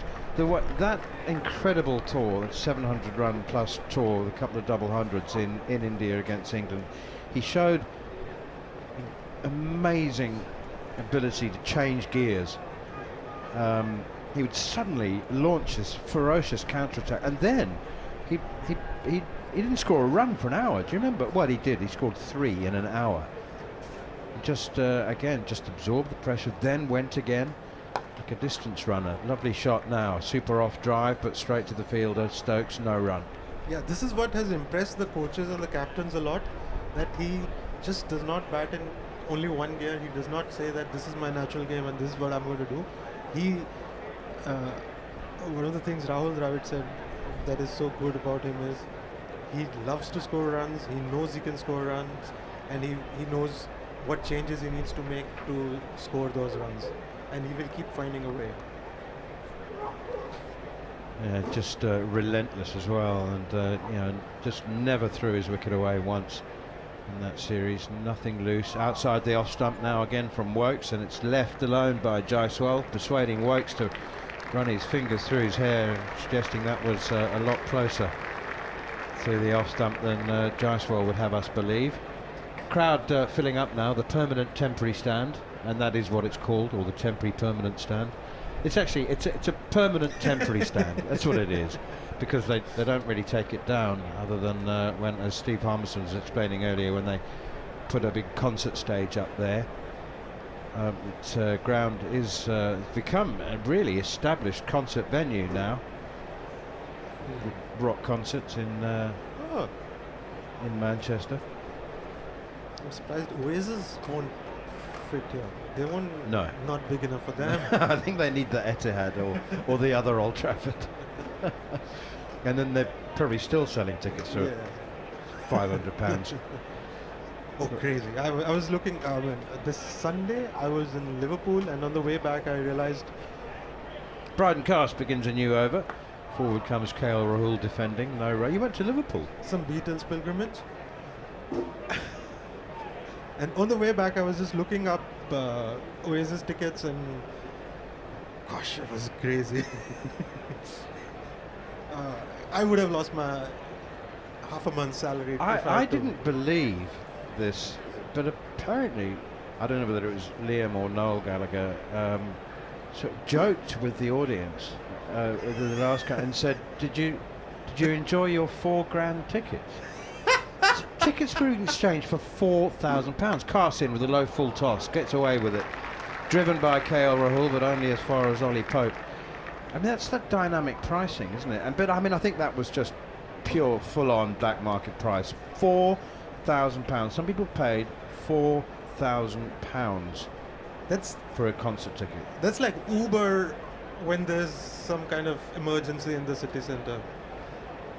When there's a fire in the city center and you need to be evacuated.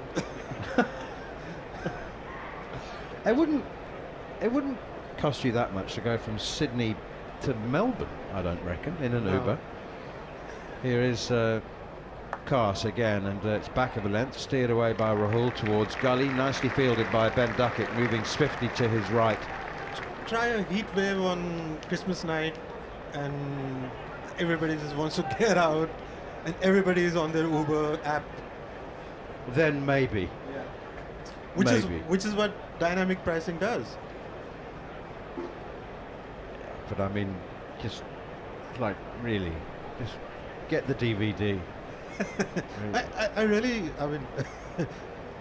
don't get the point of concerts. Here's Braden Cass again, back of a length, up onto his toes goes Rahul, defending.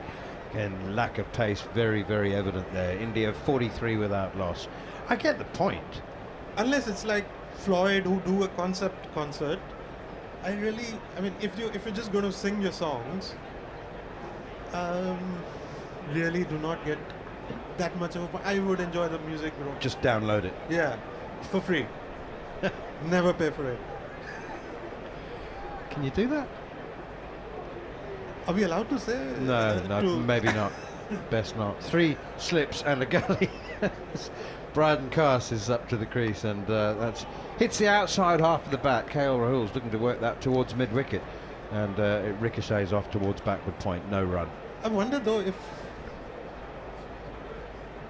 Spotify actually pay the musicians as royalty for whatever revenues they make of their music, or Apple Music. Isn't that the deal? I hope so. Yeah, I think so. Okay. I think so.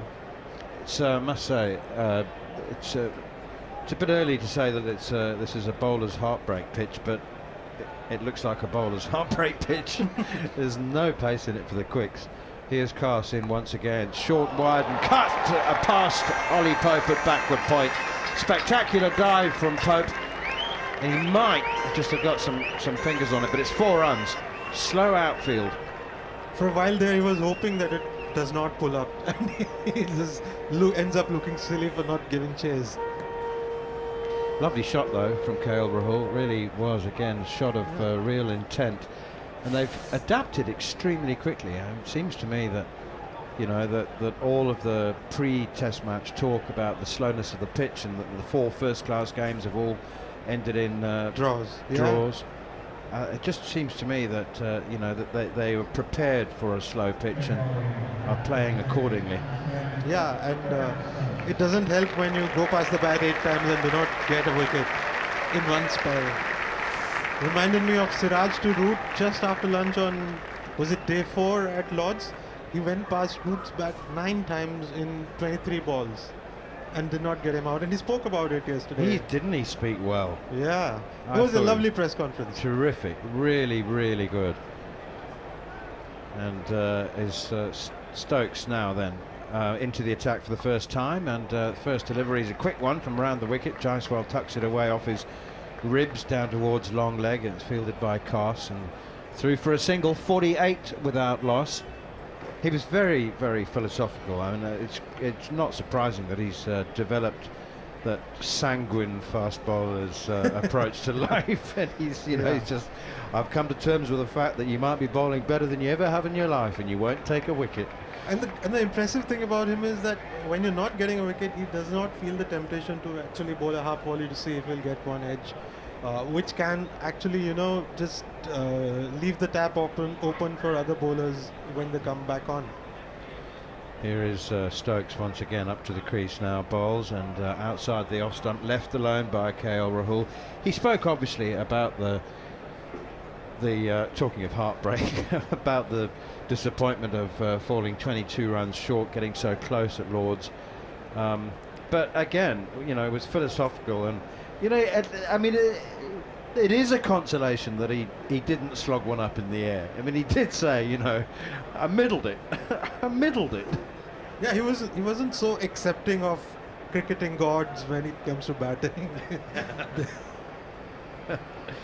Yeah, here's Stokes once again, bowls. Rahul again just pushes it away behind square on the offside. He did say that he said it would have been easier to lose by 80 runs, and then he said, actually, I think I would have preferred it if we'd lost by 80 runs. He would have slept better that night for sure. And even for me, it's still in slow motion where he's defended it, and then he almost feels like, oh my God, it's top spinning, and his foot goes to it. He kicks it instinctively, but it does not make any connection, despite being a football fan. But he's a number 11, so he failed to make that connection. And then it turned the other way. It would have missed if it had gone straight on. Here's Stokes again, bowls full now, just wide enough for KL Rahul to leave alone outside the off stump. And then the Indian team went to the other Old Trafford, spent some time with Manchester United. You were in Liverpool at the time, were you? Yes. Oh dear. And not at Anfield, but Strawberry Field. The connection, of course, is their mutual sponsorship by Adidas. Yes, of course. Otherwise, I don't suppose Manu will have time to spare all the players for Indian cricket team to interact with them. No. Here is Stokes again, up to the crease, bowls, and there's a big appeal for leg before wicket, seemed to be heading down the leg side. That's what KL Rahul thought, because he was leg glancing it. And Stokes is now, I think, getting confirmation from Jamie Smith that it was heading down the leg side. He's very apologetic, isn't he? Very much like the young, inexperienced keeper that he is, Jamie Smith. It's every time he's asked the question, particularly by Stokes, he's really apologetic. I'm sorry. And this one was actually funny because only Stokes was excited about it. Okay, everybody else appealed because you have to, but only Stokes carried on. Hassan Raza is the man in charge at that end, the Jimmy Anderson end. New change of match officials, and that was always scheduled, but I think it's probably a good thing. I think the series needed some new officials. Here is Stokes again, pushed defensively straight back to him by KL Rahul.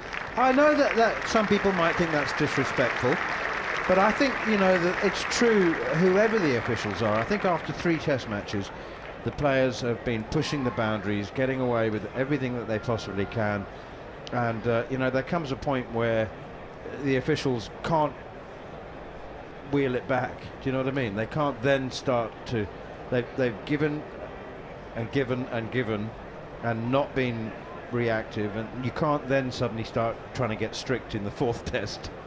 Yeah, but I think the umpires usually do not act while on the field in front of the cameras. They like to be inconspicuous, so I agree that it's a good reset, although I will miss running into Richie in the corridors. Jeff Crow's the match referee now, rather than Richie Richardson. Yeah, no, I know exactly what you mean. Here's Bryden Cast around the wicket to Jaiswal, played once more defensively out on the offside. Was there anything extra apart from those 2 last 2 days of Lords where it might have got a little unsavory? It was on the other 13 days. It was played quite well in the spirit. I don't think it was. I'm not worried about the savouriness. I'm just worried about the breaks. Upholding of the playing conditions and the laws of the game. I mean, let the sledging and the in-your-faceness continue. That's fine. You know, it's short and wide cut from Jaiswal and a miss outside the off stump. It was just enough width on offer for Jaiswal. Leant back, give himself a bit of extra room, and played underneath it. Bit of extra bounce from Bryden Cast. It was interesting here, Shubman Gill yesterday, talking about the time wasting, and it does make me chuckle. You know, the kind of cheekiness that's probably you'll think of a better word, that is accepted by cricketers. And he was saying, well, yeah, we all time waste, but there are ways to do it. Here is Cass again. Jaiswal defends out on the offside, so he can go down for a 10-minute rub down, 10 minutes, and he was particularly upset by Duckett and Crawley. In his own words, they came to the crease 90 seconds late, not 10 or 20, but 90 seconds late. He said there are ways to do it, there are acceptable ways to waste time. For a second, I was wondering if you would go not 10, not 20, not 30, not 40, all the way. But he didn't want to waste our time at the press conference, so he cut from 20 to 90. Here's Bryden Cass again, and edged! Cut shot, edge, just wide of third slip, flashes down to the boundary. Joe Root's in pursuit just to collect it though. Zach Crawley didn't get a hand to it. It was gone very, very quickly. If he had got a hand to it, it would have hurt, even if it had stuck. But it's the same old thing, this. It's like batsmen not walking. They've edged it to the keeper, they don't walk. But a bowler who runs out the non-striker. Yeah, exactly. It's a very, very grey code that they have, and nobody else on the outside is supposed to know what it is, and only we are allowed to take offence to whatever we want. Having said that, it was quite impressive that they let only 1 over in 7 minutes. It's Carson again, and it's pushed out on the offside, and there's no run. I mean, Gill said to his credit, he said, we would have done the same thing, but then went on to clarify that it wasn't acceptable, that one form of time wasting is allowed or is permitted or understood by the opposition, but not another. Something like, picking out quote-unquote mentally weaker players and bullying them is acceptable, but not running out a non-striker who's trying to cheat. Yes. Please make sense of it. It's impossible, isn't it? I mean, it's just handed down through the generations over the course of decades and, century or more. Driven now by Jaiswal. It's a lovely looking shot, really classic off drive. Unfortunately for him, gone straight to Ben Stokes at mid-off, and there's no run. Jaiswal 18, KL Rahul 32. India losing the toss again, asked to bat first, making a very good start. 52 without loss. Just something on Jaiswal's cut shot that he edged for 4. That seems to be one of his favorite shots, the cut shot, but he does not have great numbers on it. Against cutting fast bowlers, he plays a lot of false shots, but he does not get out that often. So I reckon he believes that if he can just throw the kitchen sink at it, there's very little chance that the edge carries to hand. Edge goes to hand. It will either fly away or something. Having said that, Birmingham, one of the square cuts ended up with the keeper. True. Here's Ben Stokes again from the old pavilion end, now the Jimmy Anderson end.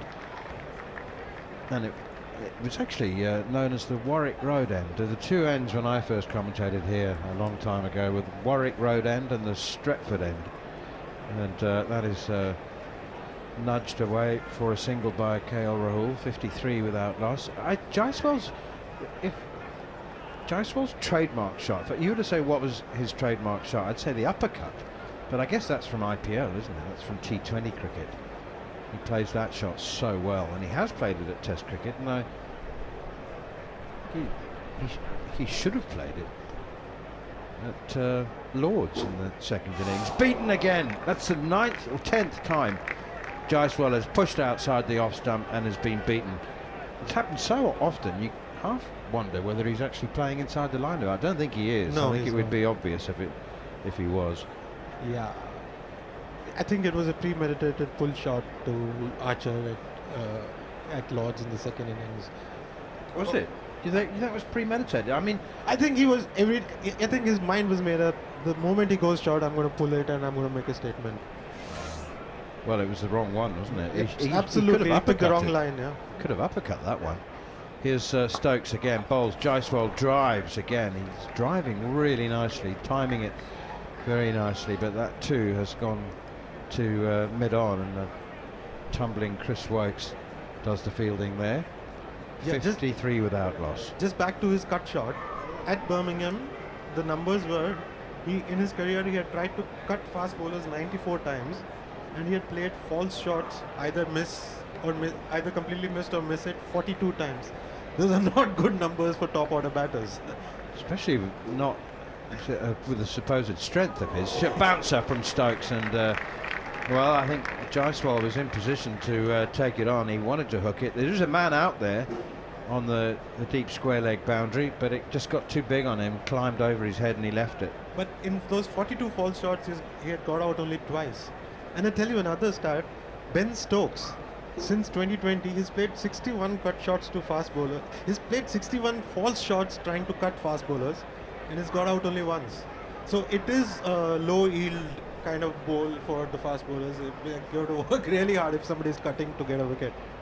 Here is Stokes again. Jaiswal forward, walks into the defensive push, and Ollie Pope from point fields. Jaiswal 18 off 53. It's been one of the slower starts of his 25 match test career. 18 off 53 balls. KL Rahul on the other hand, 33 off 60. Yeah, you shouldn't be getting cut as a fast bowler. Yeah, well, there was a moment, wasn't there, where at Edgbaston, where Ben Stokes set an uppercut field and bowled short outside the off stump. Oh, that one is close. Zach Crawley thinks it's even closer than anybody else. At third slip, he's leaping about with his arms in the air. He's left alone by Jaiswal, and there's no run. So 53 without loss. He did end up getting Jaiswal on the cut. Yeah, the field that you were talking about, this period of play that you were talking about at Edgbaston, where he had the field for the uppercut and he was bowling short, he did end up with a kind of a thin edge through to the keeper for Jaiswal. Yeah, as you say, but a low yield with that. I would never want to be so desperate as a captain to try to get batters out on the cut shot. What were India at the time? About 360 for two, from memory. They were desperate times. Now Bryden Cast, what's he got here? 3 slips gully. Is he going to keep the man? Jofra Archer, he's out there for the hook shot. He's in front of square as well. Again, once more indication of the slowness of the pitch. Bryden Cast it is then, bowls to KL Rahul, and he gets in a complete tangle here. He was expecting the short ball. I think he was readying himself for the pull shot, and in the end it didn't bounce as much as he thought, or it just nipped back in. It nipped back, didn't it? And he's ended up just about managing to drop a defensive bat on it. It nipped back and didn't bounce as much as he thought, or maybe it just wasn't as short as he was expecting, but in the end a compromised defensive prod from KL Rahul. Quite similar to the delivery that got him at Lord's in the second innings, but this is a fresh pitch, so there's more bounce, so no chance of LBW here. Here's Cast again, another short one, another pull shot and another miss. Hit him in on around about the waist. KL Rahul there just drops down harmlessly between his feet, and he's obviously hit him on some protective kit because he's not showing any signs of discomfort. If there is indeed some uneven bounce here, which Rahul seems to be suggesting, I know one team that won't mind it, who will be bowling last year, who said it's a good toss to lose. Yes, exactly. Well, I mean, if India, they've got half an hour to go, but if they can get through to lunch unscathed, it doesn't really matter about the runs. And also, I think the outfield is costing them, between a dozen and 20 a session, and that one is clipped away through the onside, and again it's a beautiful piece of timing, and Jofra Archer does manage to get there. And that's another example of a boundary in the first 3 tests. Absolutely, there wouldn't even have been a chase on. Very, very good piece of fielding, athletic stuff from Jofra Archer. He's only saved 1 run, but it is a run. They all add up. Do you agree? It looks like between 12 and 20 runs less on this outfield than the first 3. And it's overcast for the rest of the test, so it's not going to quicken up a lot. We're just looking at a replay of whether Jofra Archer... he was good. Oh, his knee went down. He landed like almost vertically into the ground, and it got stuck there. Hopefully he's fine. He looks fine. He's not looking for any medical attention. Yeah, it's just soft outfield, isn't it? He does seem fine. He's at mid-off at the moment. Cast in again. Short, hooked away, and it bounces just short of Liam Dawson down there at long leg. That was not convincing from Jaiswal. Talking about the hook and the pull shot, that was somewhere in between the two, and he's got a top edge, and it's flown up in the air. For a moment Liam Dawson thought it might carry to him, but it fell well short, and they go through for one. And Jaiswal was more pessimistic about it. He didn't even move until it bounced, and then he had to rush through for the single that was clearly on. He was just standing there hoping and praying, trying to will it to bounce before reaching Dawson. If I turn my back to the ball, it might just carry. You just don't want to run when the ball's in the air, do you? That's happened to all of us. I think anybody that's played cricket find themselves being run out when they should have been caught. Tucked away off his hips by KL Rahul now as Cast once again goes short. And again, it's Liam Dawson who does the tidying up. It's going from long leg to long leg for the left to right hand combination. First time that India ever played 5 left-handers in a test starting 11. Oh, wow. And 32 times they've played 4 left-handers, but the first time ever there are 5 left-handers. And keeping in mind Archer, who's got much better record against left-hand batters than right. That's impressive. And Liam, yeah, but it helps with Liam Dawson though. It's 3 slips and a gully as Cast is in once more. Jaiswal up onto his toes, pushes it square of the wicket on the offside, and there's no run. It completely boggles my mind. You're so much more comfortable with statistics and research than I am, but just the idea of how you would find out whether India had ever played 5 left-handers before boggles my mind. Yeah, I never thought of it, and it has actually left me stunned. And it has not left us any time to ponder over what were the last times that they played 4 left-handers. As I hand over to John and Hami.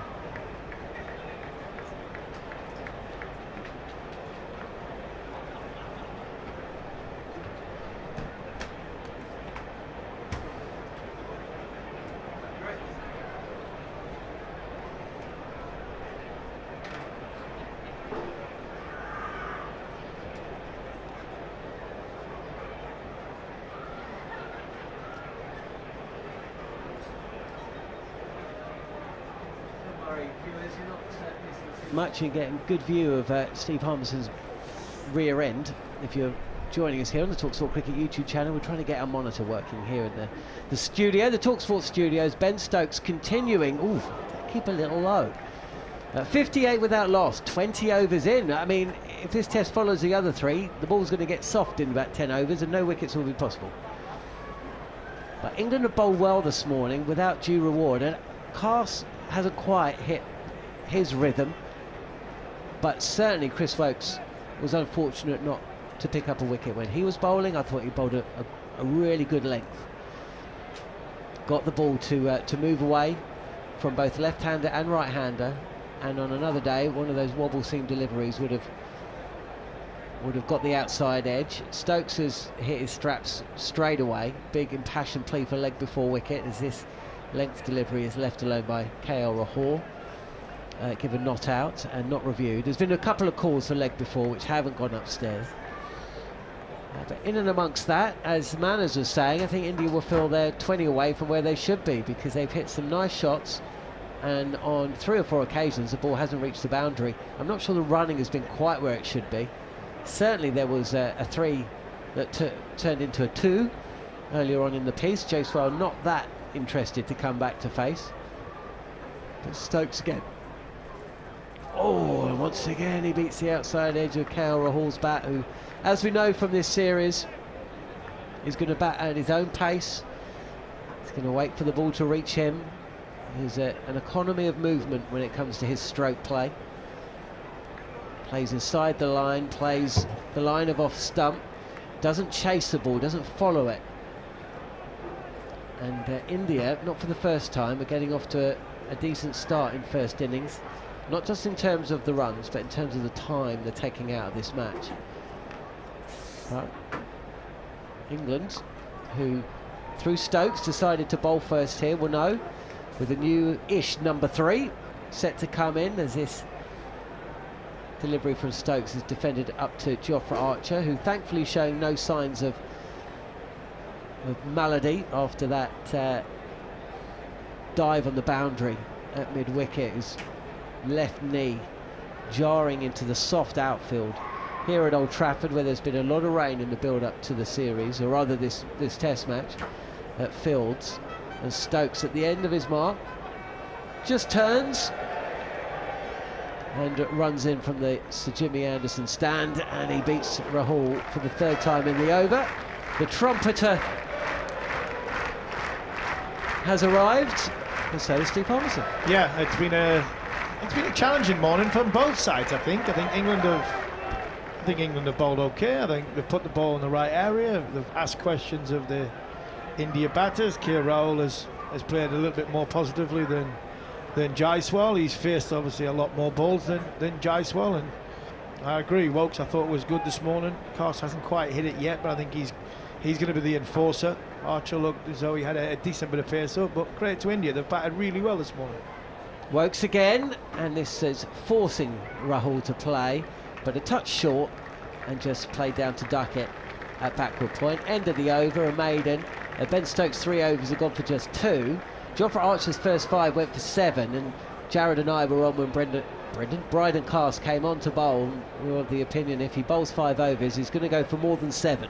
And that's exactly what's happened. And it's no surprise to me that after 5 overs that yielded 24 runs, Ben Stokes has thought, I need to get Jofra Archer back into the attack, and just to get use of this ball while it still retains some hardness. And as we push up towards the lunch break, knowing that India aren't going to do anything daft, or if they do, it's going to come through pressure or a good delivery from the bowler. Yeah, it's going to be pressure. That's what England are going to hopefully put on India. I think they've put enough pressure on India. They just haven't found that killer blow. You know, they've asked questions in and around the off stump, but it hasn't been. But I think credit to India for that. Round the wicket then, Jofra Archer bowling to the left-handed Jaiswal, and this is driven up to Chris Wokes, who bowled really well, I thought. Yeah, I agree. I think he did. He bowled really, really well. And I think it's just testament to the way the Indians have played him. I think they left him well. I think they played inside the ball, but Wokes was a lot better. He had a little bit more zip. Cast your mind back. Me, Manners, and Scott remember this when Hyderabad, Jaiswal in that first Test match back then. His early part of that innings when he got 100, he did absorb the game very, very well. He is attacking a batter, but he can play an innings where he just lets the ball come to him a little bit more. Archer again, and 3 slips in place to this delivery. He was averaged a speed of 86.9 miles an hour in his opening spell. He does flick between the gears, doesn't he? He bowls to the conditions, the game, situation. Ken Roy Fearon has asked us on the chat facility, why did England choose to bowl? I don't understand. Why did they choose to bowl? Well, if I had the answers for the one at Headingley, the answers were a little bit more positive because of the overhead conditions at this one than there was at Headingley. Archer again, and this is tucked away for a single from Jaiswal, who moves to 20 from 58 deliveries. No, 59 deliveries. KL Rahul at the other end, 37 from 70. The game plan, isn't it? The problem is we've stopped questioning it after what happened at Headingley. Yeah, the game plan, what England have, is they like, obviously, to chase and bat last. And when they do that, they believe the surface will stay true. And what makes the surface stay true? Or what changes the surface if it's not true, tends to be a little bit of heat. Obviously the ground breaks up, and then you have rough marks for the slowness of the pitch. The rough marks become more prominent for the spin bowlers. I think with the moisture that's in the air and around, this should stay pretty solid. Archer over the wicket to the right-handed Rahul with 3 slips at a backward point and a gully in place, and it's pushed up to Wokes at mid-off, no run. So Ben will say that over the course of the first 3 days of this contest, that this pitch should, if anything, get a little bit quicker into tomorrow, possibly into day 3. And if it stays true and it stays a good pitch to bat on, we've got Jofra Archer, who is probably a decent number 9, is coming in at number 11. So we feel as though we can bat beyond India. Archer again. He's got to do a job with the ball first, and again it's defended out to point by KL Rahul. So what kind of score? So do you think Stokes has gone out there today and he's thought to himself, much like before, he's gone, well, look, it's not the kind of pitch where I'm going to bowl India out for 180.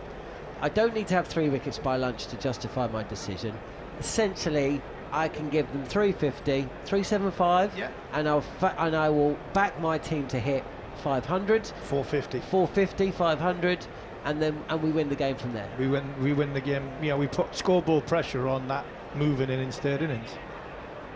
Here is Archer. This is too short and too wide, and Rahul's not playing at this. 18 minutes before the lunch break. 21 overs into the innings.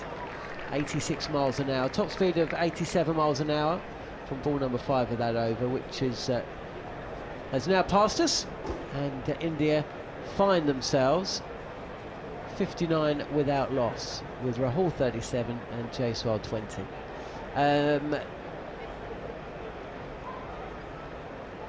Saul Smith says, I reckon both Wokes and Archer are bowling with underlying fatigue. Now, they come into this match in very different stages, don't they? Not just in terms of where they are in their career and their ages, but in terms of the cricket that they've played. I mean, underlying fatigue?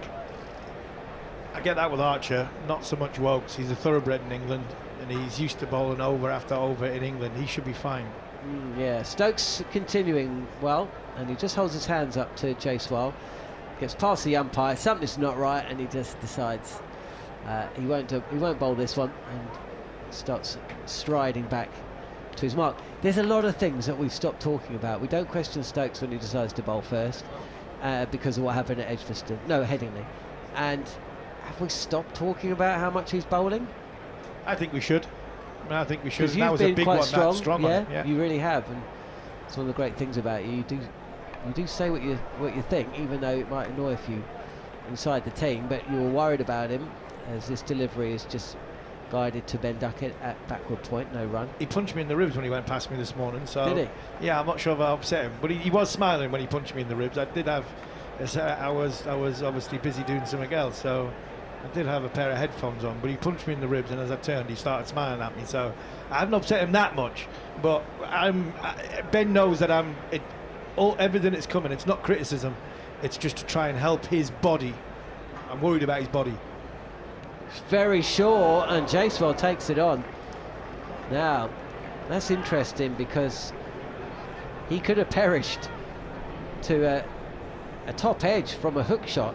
Brydon Castle's bowling it, so just dropped short of Liam Dawson running in from the boundary at fine leg, and he's gone again here as Jaiswal. That's not dropping short of. That's not dropping short of long leg. That's heading towards the tram, and it's on its way to Altrincham if he gets something on that. If it was getting a top edge, it's actually going up over the keeper, isn't it? You would have thought. This is driven and fielded brilliantly by Stokes on the bounce. What a thoroughbred. I don't think he timed it perfectly, but certainly if it got past the bowler, I think even on this outfield it would have reached the boundary.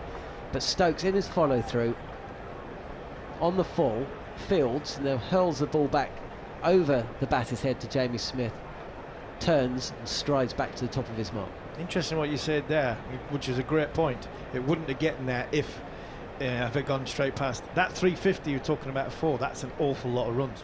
Yeah, that's also true. Straighter and defended this time by Jaiswal. Yeah, I mean, you say that the pitch is going to speed up a touch on days 2 and 3. Outfield won't. Outfield's not going to. There's no sun here, and there won't be for 2 days. In fact, there's a bit of rain tomorrow, possibly. So, what about the pace of this pitch in regard to what we've seen so far in this series? Because there's a lot of talk about 2005 Ashes, Harmy, and I'm sorry. I'm getting bored of it now. Well, it's also absolute. I'm sorry, it's not true. 2023 Ashes was as close to the 2005 Ashes as I've seen. Defended again by Jaiswal. The pitches haven't allowed for the type of cricket that we saw and enjoyed when you were playing in 2005. The ball hasn't allowed for it. And I think the bowlers as well, though, John. I don't think the bowlers are. I'm not saying that because I was one of them, but I think there's a higher quality of bowlers on show in that in that series than there was in this, which maybe made the pitches look a little bit quicker and feel a little bit quicker. They were a bit quicker. I think Headingley was probably the slowest pitch that we need to have. I thought the pitches at Edgbaston and Lords were really too slow. Here is Stokes again. This is short and cut away to the boundary by Jaiswal. Doesn't go searching for the ball, allows it to come to him. There's just a fraction of width, and Jaiswal gets tall in his crease, leans back and eases this through gully and backward point and away to the boundary. I'm seeing a big screen at this, and as I thought, from around the wicket, Ben Stokes, they're slipping a little bit. There's a little bit of green grass, live grass in and around the front foot line, and if you don't get it quite right, it makes your front foot slide. And as a bowler, the worst thing in the world to have is a front foot slides, because the only thing that happens then is you instantly got to keep a hold of the ball a bit tighter, and you drag it down, you bowl that little bit shorter, and that's what's happened there. Watching on the big screen, Stokes' front foot slipped forward, drags it down. Good shot from Jaiswal. Archer, oh, it's the extra bounce. We've seen this a couple of times from this end. Just a ball, and also it seems to be to the right-hander as well. And Rahul just comes down and has a look. You see there's that line. A little ridge, yeah. There's a ridge there, which Jarrod and I picked up on. It's quite evident from here. And it just leapt up, didn't it? Do you know what I think that is? I think it's from when the square got turned round. And I think it's part of the edge of where the square Oh yeah, you could almost see, yes. Because it's parallel with the crease line. Ooh, and it looks like Jofra Archer's targeting it this time. The ball doesn't bounce more than Rahul is expecting, and he's comfortably behind it and guiding it down into the ground, fielded by Ollie Pope at point.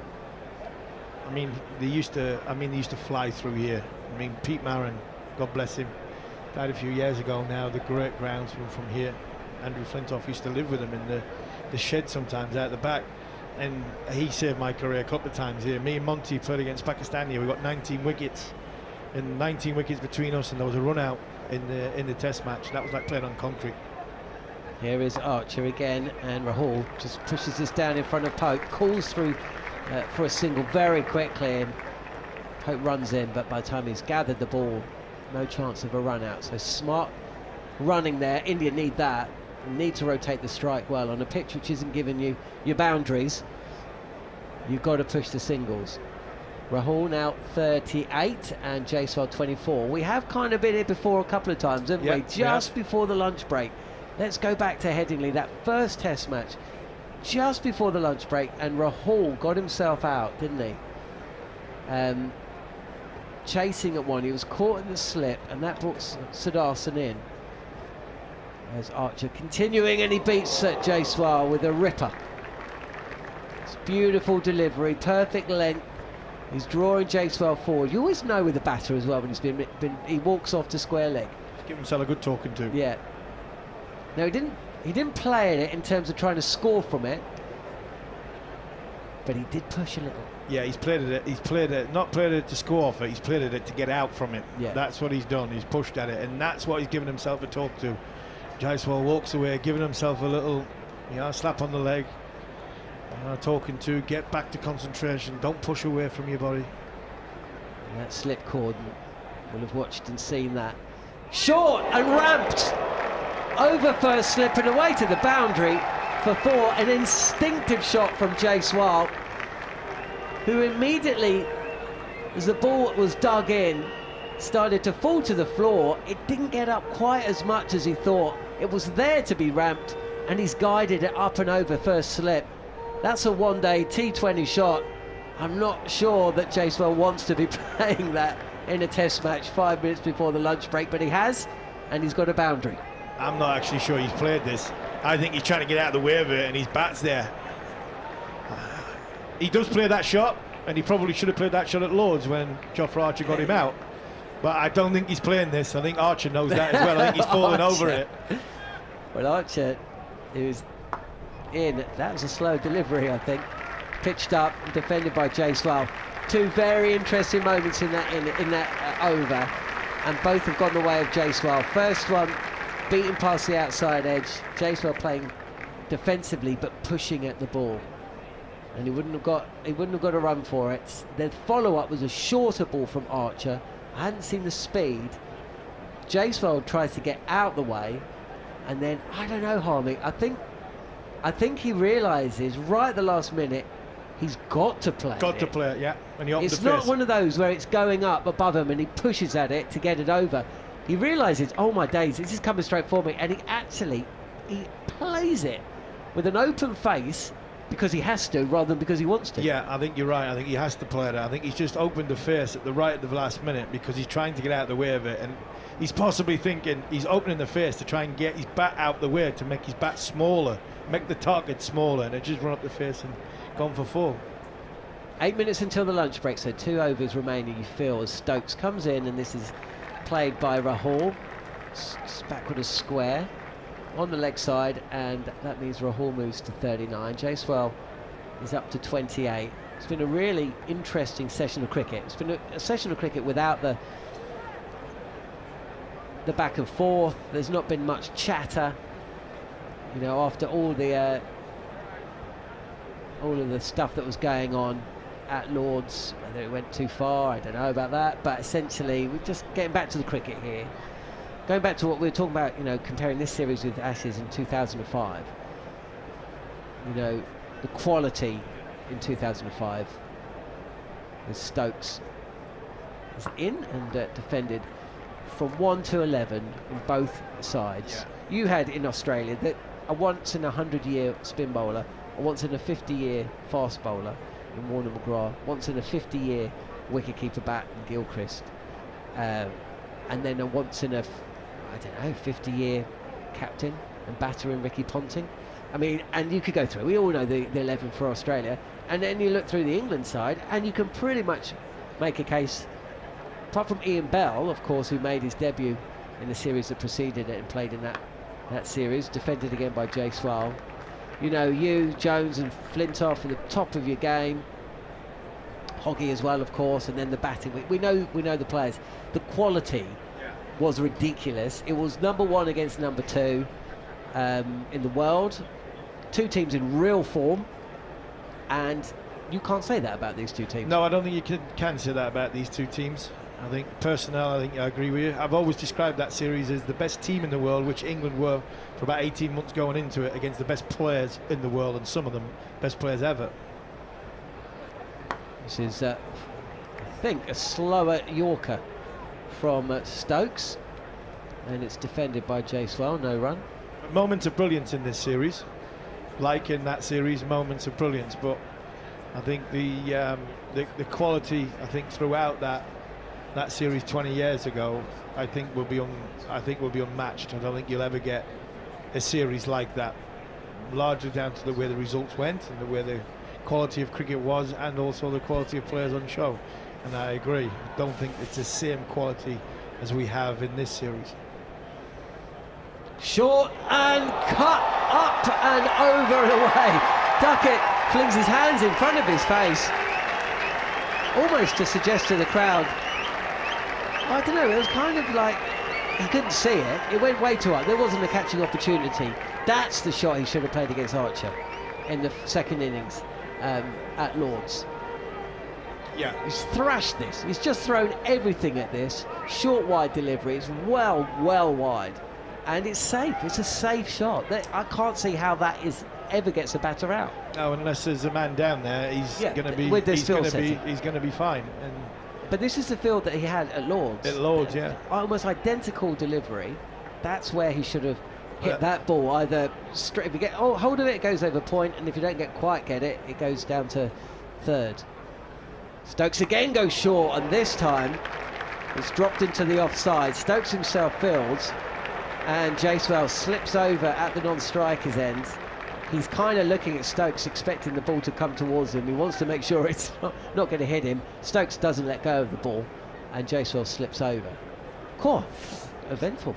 That went for 6. Minutes. Yeah, it went for 6. Yeah, it went for 6, and it was a shot. It was the uppercut and everything that he went to play. I just think, you know, the one at Lord's, upper thrash. And it was a Jarrod Kimber swished with the bat and how he finished it off. I just wonder at Lords, if you remember back, when your batter's weight transfers back, then you feel as though you can play that pull shot because your weight's going back and the ball's high. And I just wonder if the slope at Lords, not playing at Lords before, and having the slope and all his weight was back, because if you remember, Archer was bowling from the nursery ground end, Jaiswal batting at the pavilion end. As he's standing, his weight transfer is naturally back because he's standing as pushing towards up the hill.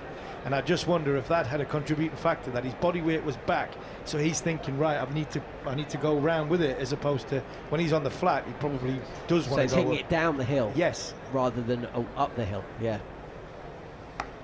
Single to the leg side from Jaiswal. He gets off the strike. First ball of Archer's. What you'd imagine is the last over of the session. We've got 3 minutes left.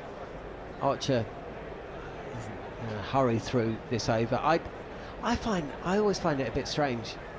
Not strange, I get it. And a captain wants to get more overs in. But how often have you seen, certainly in county cricket, as you're coming towards the end of a day and they're just trying to get as many overs in as possible, and the spinner is almost running through the over, and you're thinking, hang on, just bowl the over properly rather than bowling as quickly as possible so you can just get another one in. That's the big argument at the moment, isn't it? Here comes Archer then towards the back end of the session, and KR Rahul just eases forward and pushes it back to Jofra, who fields. 77 without loss. India asked to bat first. We're going to have 26 overs in the session, and Jaiswal has almost caught up Rahul. He's on 36 and Rahul 39. That's the argument in a minute, isn't it, John? It's, do you want sort of quality over quantity? And the quality at this moment in time is very, very high, but the over rate is so poor between both sides. Or do you go for that spin bowler to bowl 4 overs and the game goes into meanders nowhere for half an hour? Archer is in and defended again. There was an incredible test match. Jarrod's not here, so he can't tell me exactly what it was. Ricky Ponting's in the building, who's doing commentary for Sky. And there was a test match in... what was it? I'll have to ask Jarrod, I'll come back to it. But essentially, Australia were in with a chance of beating India in India. I think would have levelled the series. And, even in the great times, Australia only won in India once. And Ricky Ponting opted to bowl part-time spin just to get through the overs rather than his best bowlers, just because he had to get in under the over rate, as Rahul guides us to backward point, no run. So 3 balls left of the session then, and clearly if India walk in without losing a wicket, it's been their session. But you don't have that feeling about this. Traditionally when a team has put another one in, you've almost got this pressure, this feeling that, well, we've got to get 3 wickets, they've got to be bowled out an hour after tea. You've got to justify this incredible decision that you've made at the toss. I'm not feeling that at all about how this session has gone, and they may well pick up a wicket here. Short, and Rahul's never going to go near that, and actually that was so short, I wonder whether the umpires might have had a little look at each other. 1 for the over, and no wide given. On another day possibly would have. And India 2 balls away from getting through. Has the pitch done a great deal? I thought Woakes got it just to nip, didn't he? I thought Woakes has been the best of the bowlers. Yeah, Archer's been very difficult to get away, as Rahul does get this one away. It's clipped fine. Well, actually more towards long leg, and that moves Rahul to 40. And is that the end of the session? It is. India have made it through to lunch here at Old Trafford. They were asked to bat first, and after all the hoo-ha of Lords, it's actually been a pretty relaxed couple of hours of cricket. It's been quality there, and as Jamie Smith and Jaiswal exchange pleasantries, KL Rahul has left his helmet and his bat out on the outfield. The umpires making their way off. Jaiswal with his helmet on, KL Rahul with bat in hand. just walking off as casual as you like. And why not? This is how he's played for much of the series. 40 not out to him from 82 deliveries. And Jaiswal was 36. Took a little bit longer to get going today, did Jaiswal. England were trying to get him on the drive. They were trying to tempt him forward, playing through the covers, and he didn't really want to. They played pitched up and bowled quite wide at him. And credit to the batter, who had one heart-in-mouth moment when he top-edged on the hook to Brydon Cast, the ball bouncing in front of Liam Dawson, coming in from fine leg. He's been assured 74 balls faced, 6 fours, and that's 6 from Stokes, which was uppercut over the slip cordon and into the stands. Moved him on to 36. In terms of the bowling, as I and Harmy were just discussing, Chris Woakes taking the new ball, 8 overs, 2 maidens, 0 for 24. But he bowled really well. He beat both batters on 2 or 3 occasions, forcing them to play at balls they didn't want to, beat the outside edge, and he bowled a nagging line. Got a little bit of nip, bit of movement away from both. There was a couple of plays and misses, and on another day he's in the wicket column, or he has a wicket in the column. Jofra Archer's first 5 overs went for just 7 runs and a maiden in there. He bowled 8 overs in total, 1 maiden, 0 for 15, going at an economy of less than 2, and just proved very, very difficult to get away. But both batters very watchful when he was playing. Brydon Cast didn't quite hit the rhythm that we've seen at times. A little bit, he bowled 2 lengths really, as is his way, and he was quite expensive. His 5 overs going for 24 runs, and then Ben Stokes brought himself on to bowl from the Sir Jimmy Anderson end, which is where Chris Woakes bowled the entirety of his 8 over spell. Stokes bowling 5 overs, and his 5 overs going for 14 runs, just and with 1 maiden in there. And of those 14 runs, 6 of them came from 1 delivery. So, in fact, 10 of them came from 2 deliveries. So, in and amongst those 2 boundary balls, he bowled very nicely indeed. Neil Manthorp's just behind me now, just about to tuck into one of the team's strawberries.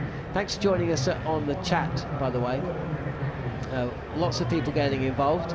Don't go anywhere, because we're going to have what should be, well, it might be a little depressing actually, but it's going to be interesting. It's going to be fascinating. There's going to be insight in there. It's essentially going to be a glimpse of the future, dystopian future. How is Test cricket going to be looking? As things stand, the Future Tours programme is scheduled in up until 2027, and then it's going to be all change. Discussions taking place right now. ICC getting together. Very interesting. It's not just the Jay Shahs of this world and the head of the boards.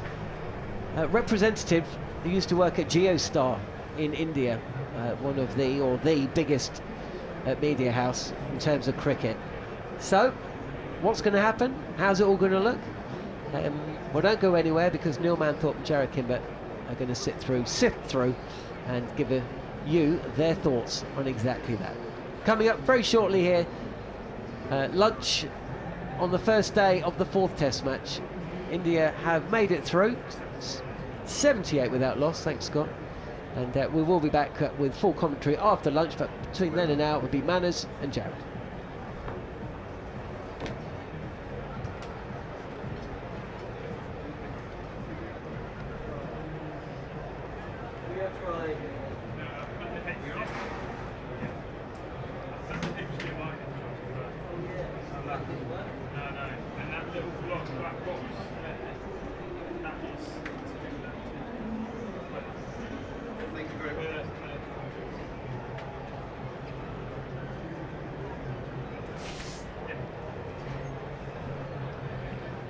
Thank you very much indeed to Jon Norman, guiding us through that last half an hour. I must say that the weather in Manchester at the moment is almost a caricature of Lancastrian summer, with grey skies and low-hanging cloud. It's exactly what people say that you should expect in Manchester, apart from the drizzle, which thankfully we've had none of. But India have had a very good session indeed, 78 without loss.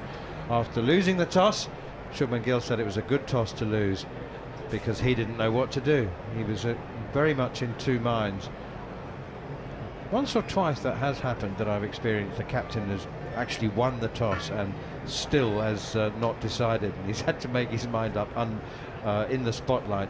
Anyway, alongside me, Jarrod Kimber, to talk about the increasingly likely possibility that Test cricket could be split into two divisions. It's been talked about for a long time, Jarrod. I was aware of the conversation first taking place about 12 years ago, just looking back at some of the articles that I wrote. And it's been deferred and deferred.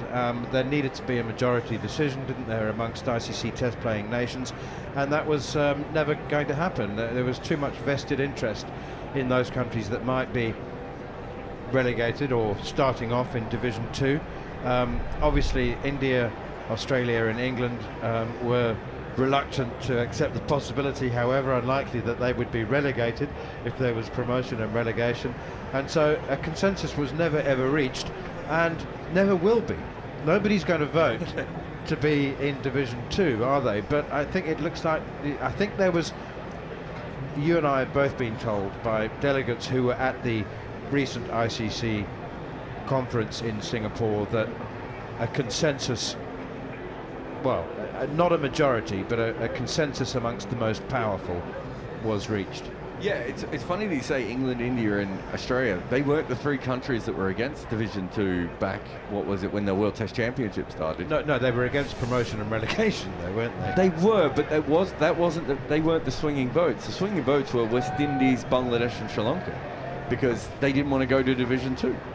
So I wouldn't say that India and Australia weren't too worried about it, was my memory at the time. This was, what, 8 years ago, 10 years ago, whatever it was. I don't think they thought it was a better idea, but they weren't massively pushing for it, a little bit like the Olympics.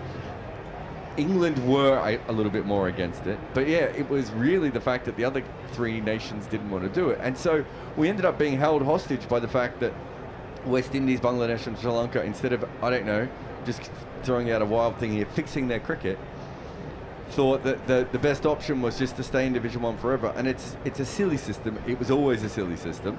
I still think 6 teams is not enough. I think it should be 7 teams. It should be 7 teams in Division 1, 7 teams in Division 2 and 7 teams in Division 3, and then everyone else plays regionals, and if you're good enough you can make your way into Division 3. But we're not quite there yet, and I think that's one of the issues. Is realistically we should be making probably 2 extra test nations to get to 14 and then do it that way. Who are those 2? I've got a million questions, but let's deal with that one. I would think that the Dutch have probably done enough to get test status by now, wouldn't you say?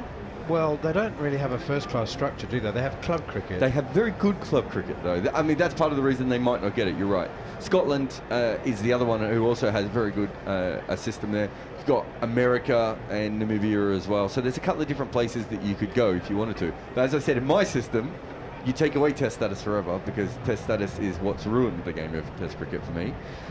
And I would not worry about ever having test status, and I would work out who's in each division, and then you can go from there. Then if you don't have first class status at home and you're not very good at it, well, another associate team will come up past you, or another small team will come up past you. Let's talk about some of the financial ramifications. By the way, I just want to say, premise this, it's too late to premise it now, but Test cricket has been in crisis, I'm aware, since 1911. That's the first time that that people were openly expressing in the media concern about the format, and it's gone in peaks and troughs and highs and lows, and ever since, you know, I remember Test cricket being in a massive existential crisis in the 1980s, before Botham's Ashes, when scoring rates were, you know, 2 runs and over, and 1950s was another one. Yeah, and games ending in draws, and you know. I mean, if you want to go back, you said 1911. I mean, they were talking about that Test cricket went too long in the 1880s when it first started. So we've always been there. Yeah, I mean, times have changed, and the landscape has changed quite fundamentally. And it's now all about money, you know, and it was about money 120 years ago, but it was more about passing a hat round amongst the crowd and people tossing in a few coins, and they made money from gates. That's how it worked, and that obviously is now fundamentally different, and it's made from television revenue. But I mean, it just seems to me that you tell me what you think of this. Create a Division 2, and I think it's an abattoir.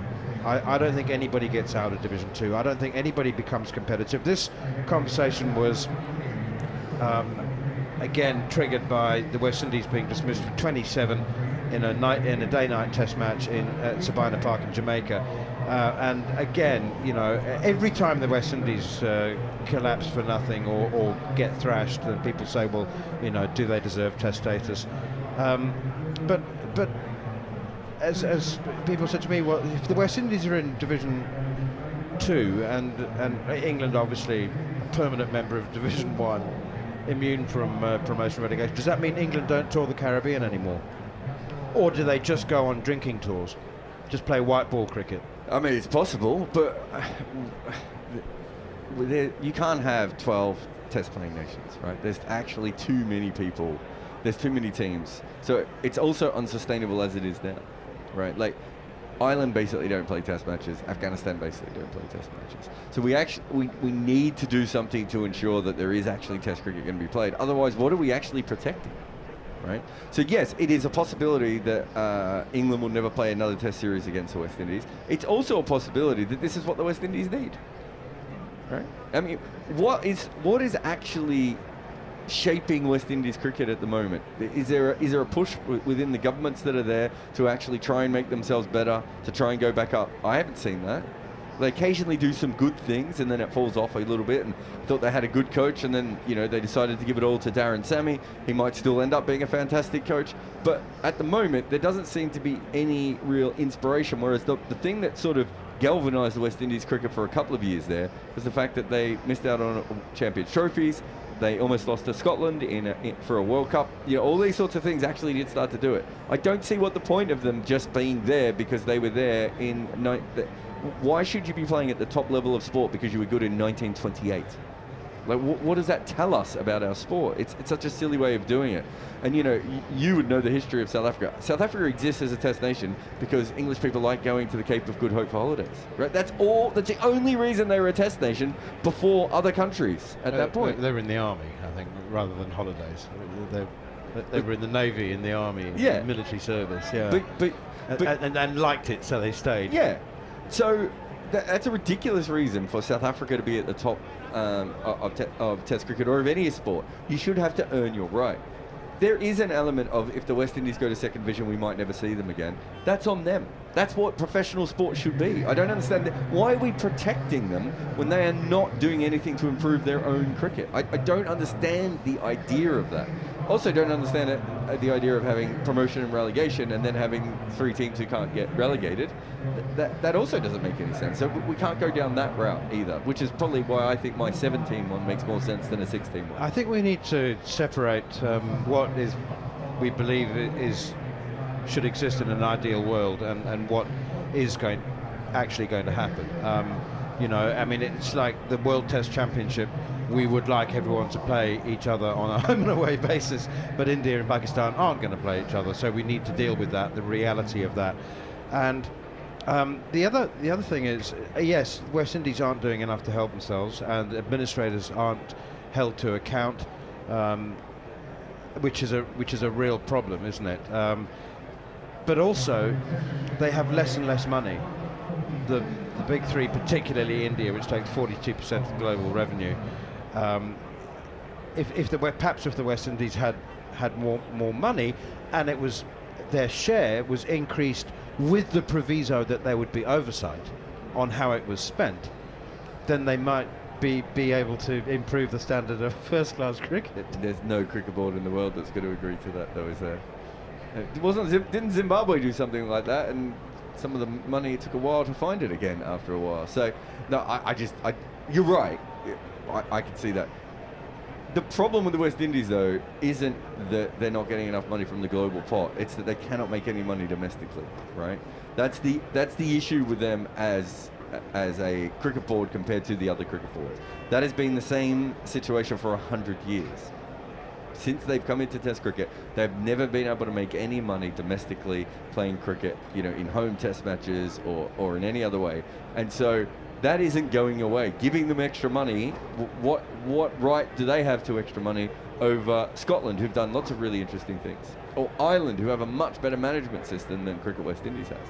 So why should they get extra money over Ireland? Like, there's no real reason to justify that, other than the fact that we like West Indies cricket and they were once great, right? And so we have to get beyond that, I think.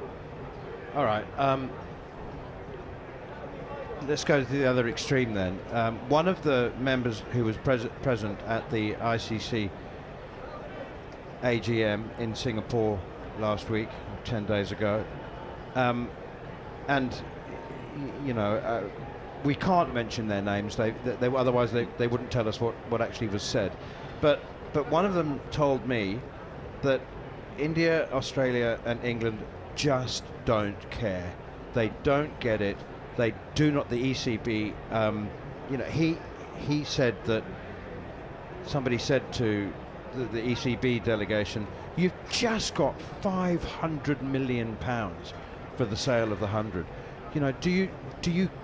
Can you see that you cannot exist? You cannot just play amongst yourselves?" He said that his experience was that the BCCI, the ECB, and Cricket Australia just don't care at this moment. They just do not care, other than on a token basis.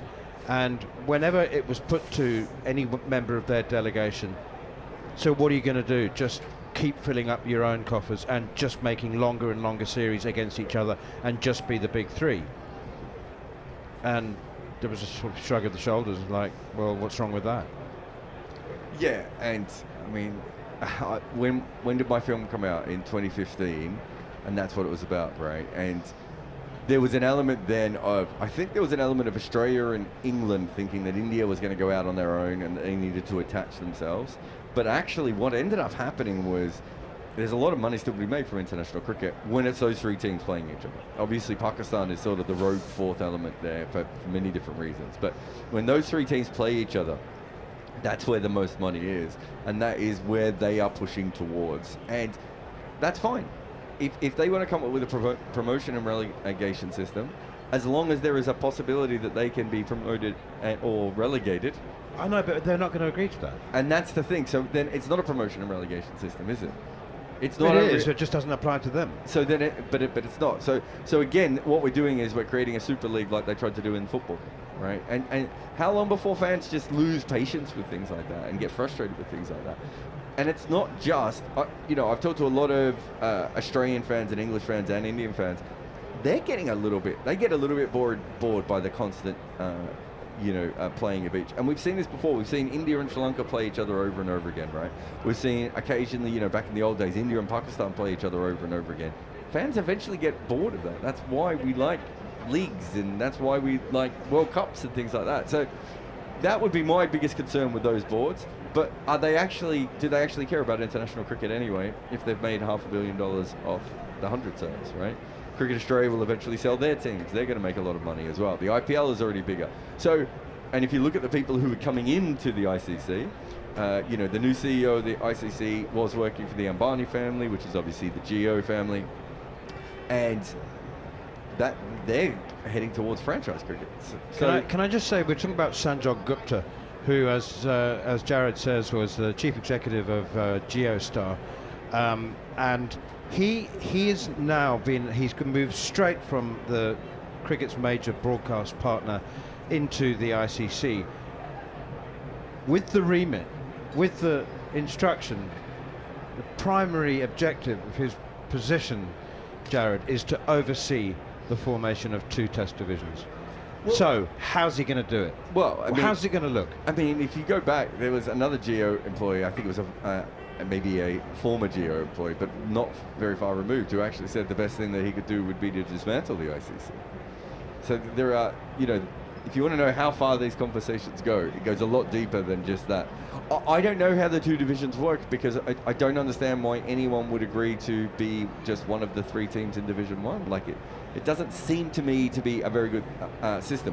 The only way it works, the best way of doing it, there is a way of doing it properly, Manners. 6 teams, 7 teams, however you want. Everyone can get promoted, everyone can get relegated.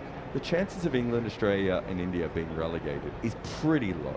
It doesn't matter. I mean, the fact that the chance exists, and they might have to spend 2 years in Division 2, they were just never going to accept that. Now, you know Sanjay Gupta. I look, he's...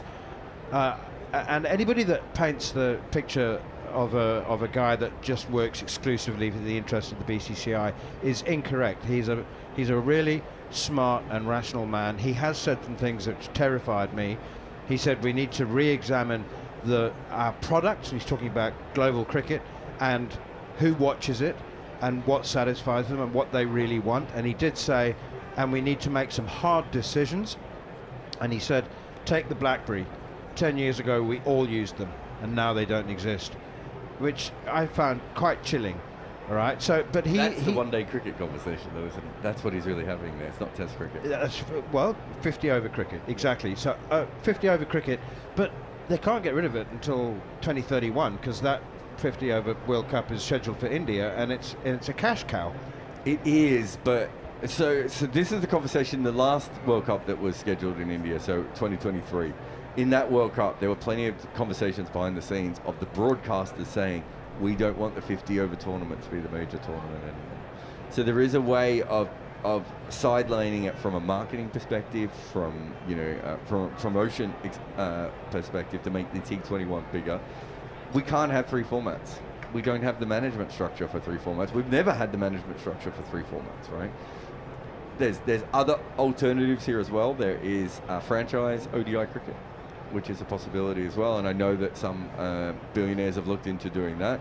So there are other options available out there, but yeah, one-day cricket is the one that makes the least amount of sense in the schedule that we have at the moment. If the broadcasters don't want it, and we don't watch it as much, and bilateral one-day cricket has almost died, why is it still the major World Cup? Is a very fair question. Michael Atherton made a point years ago now, and he's often ahead of his time, but he said, how about we only play ODI cricket in the year of a World Cup? Yeah? I mean,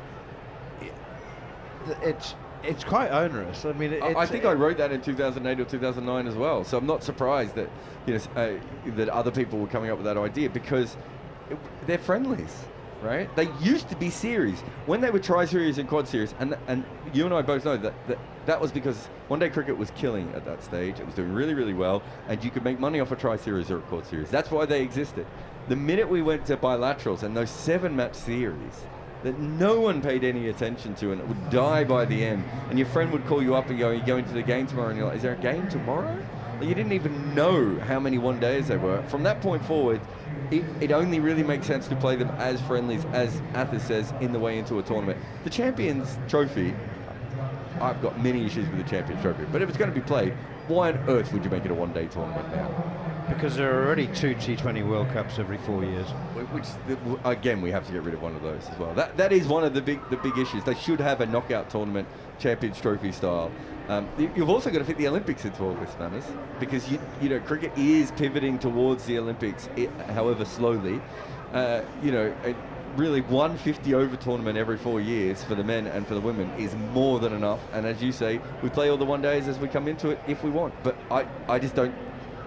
I'd be very surprised if we continue to have the one-day World Cup for another 20 years run by the ICC. Before we wrap this up, you are going to give me your blueprint for 2-division Test cricket, by the way.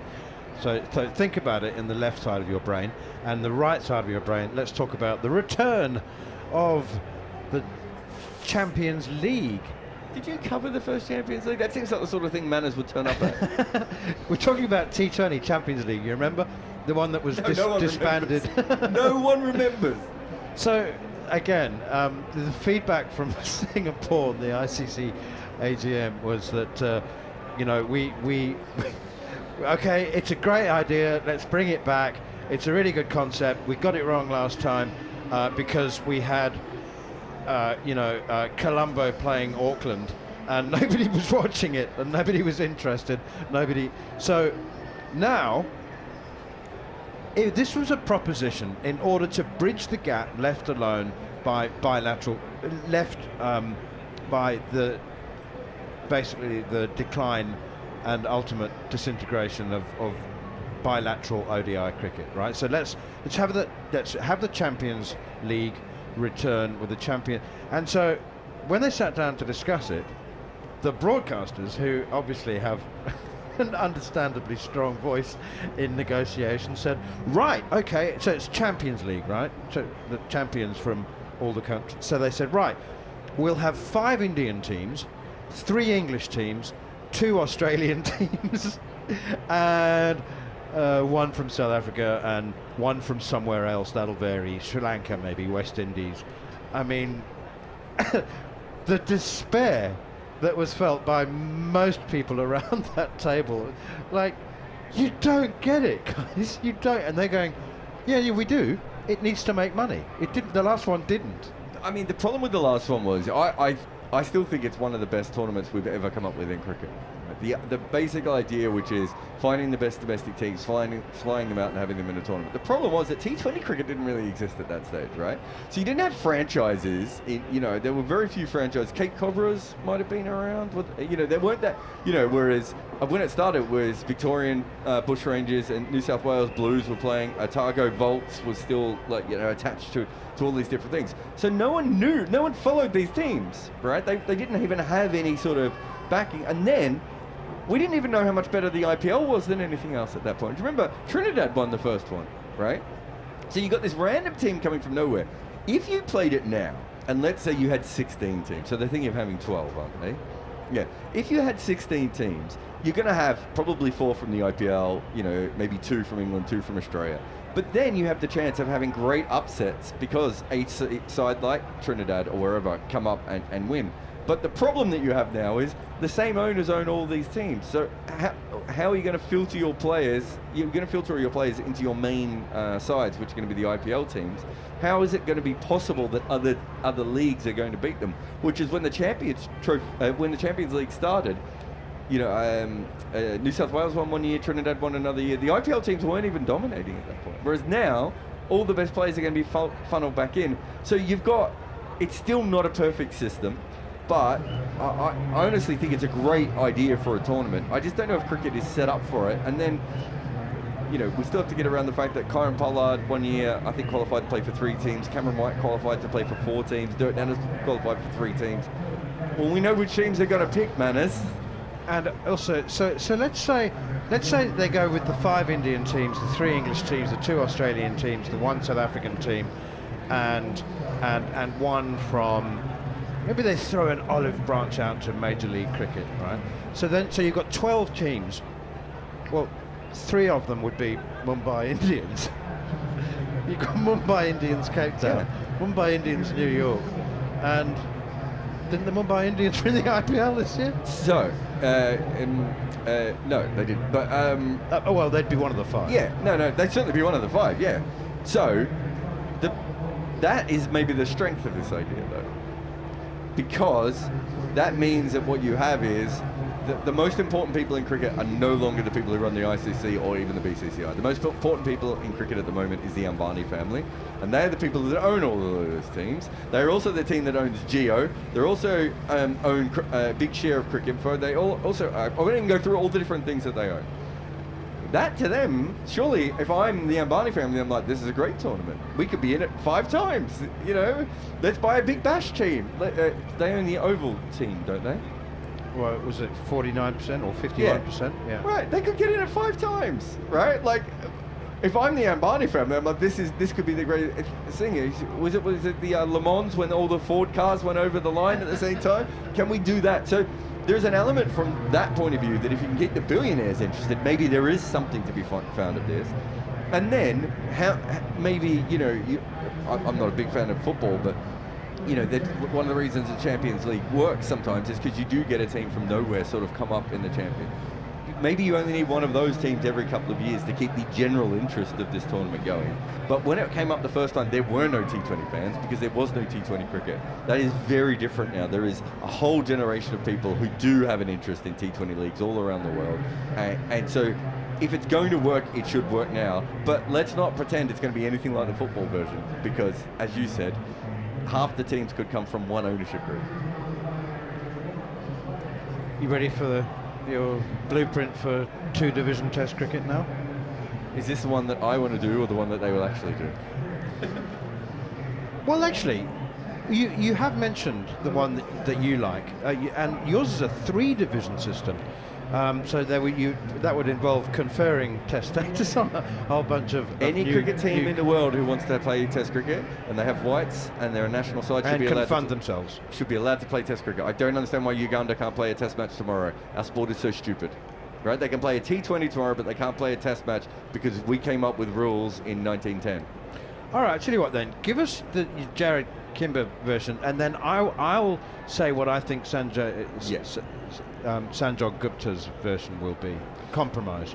So you would essentially, I think you would do it from a point of view of the bottom 2 teams have to play off for the spot. So it would be 6 plays 7. Whoever wins out of 6 plays 7 stays in Division 1. And then 7 plays the winner of the playoff game from Division 2. And the same thing, you would do the same thing in Division 3 as well. Does that make sense? So there's 2 games. How much fun would these games be? Like every Test man in the world's going to be following this game. So you've got you basically you play off for the chance to not go into the playoff round, and then you have to go up against the winner of the division below. Simple as that. I don't think India, England, or Australia ever have to worry about. They might end up in the 6 versus 7 game. I don't think it's very likely that they're going to be the team that goes up, and that also gives those teams 2 chances to stay in Division 1. If you win both of those games, if you win the first game and win the second game, you still don't go into Division 2. So we might not have that much changing between Division 1 and Division 2. That's the way I would do it, because that, I think, protects the teams. And also, it says to Division 2, you have to be good enough to beat a team from Division 1 to get there. You don't just have to be the best team in Division 2. So I would change it from the sort of more traditional version of how football leagues do it.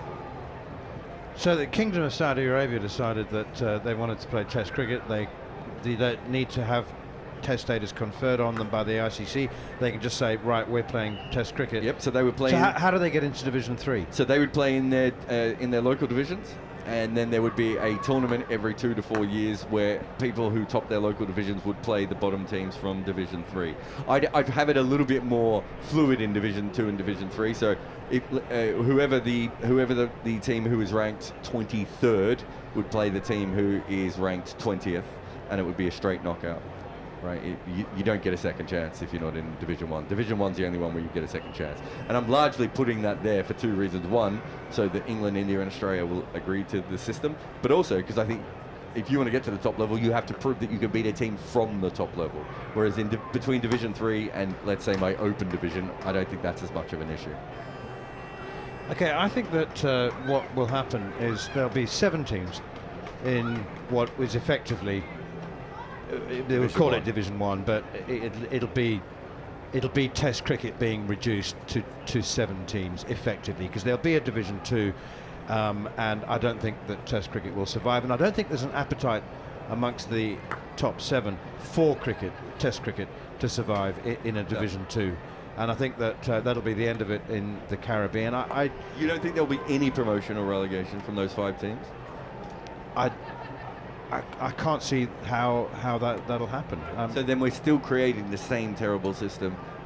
All we're really doing is changing it from 12 teams to 7. What we're doing is making the income generation more efficient for India, England and Australia. But if you were going to do, so essentially why you want the 3 divisions, one of the reasons is you have then 3 different packages to sell to broadcasters around the world.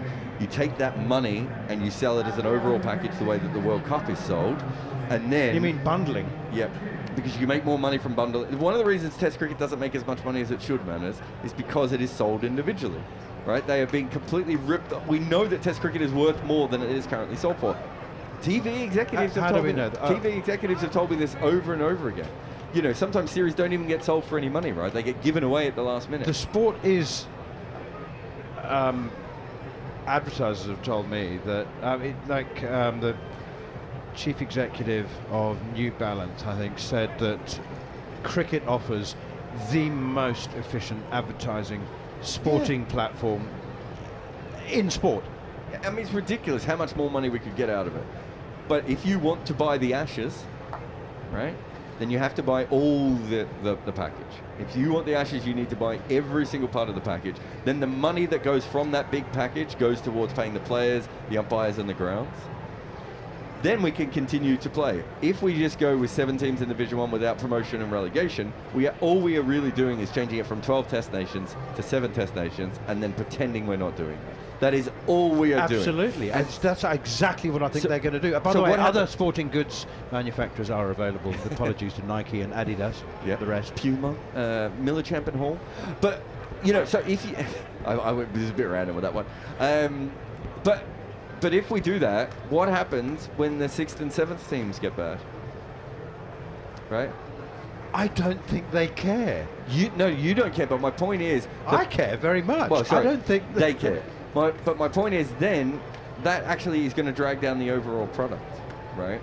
And so I don't think they're looking ahead to understand what they are actually signing themselves up for. They would actually be better off just saying, we don't play test cricket. Everyone can play as much test cricket as you want. We're going to play 10 tests a year. We're going to play 5 against England. We're going to play 5 against India, and that's our Australian test. And then England does the same, and India does the same. They don't need to be involved in any of this because the ICC doesn't run test cricket. So why would you actually agree to a system which is going to end up with who's going to be the 7th team as we currently sit here? Who's the 7th team at the moment? Bangladesh or Sri Lanka? Yeah. What's the benefit of even having that? If that is what they are saying behind the scenes, why not just do it and just go, we don't need any of this anymore? And I tell you what, in 4 years' time, Bangladesh, you've got some freak spinner or some fast bowler that we've never seen before, we love. We think we can market him. You can come out and play.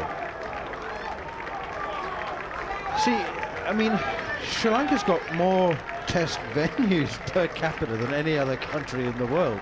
And Bangladesh, some of them are not falling apart.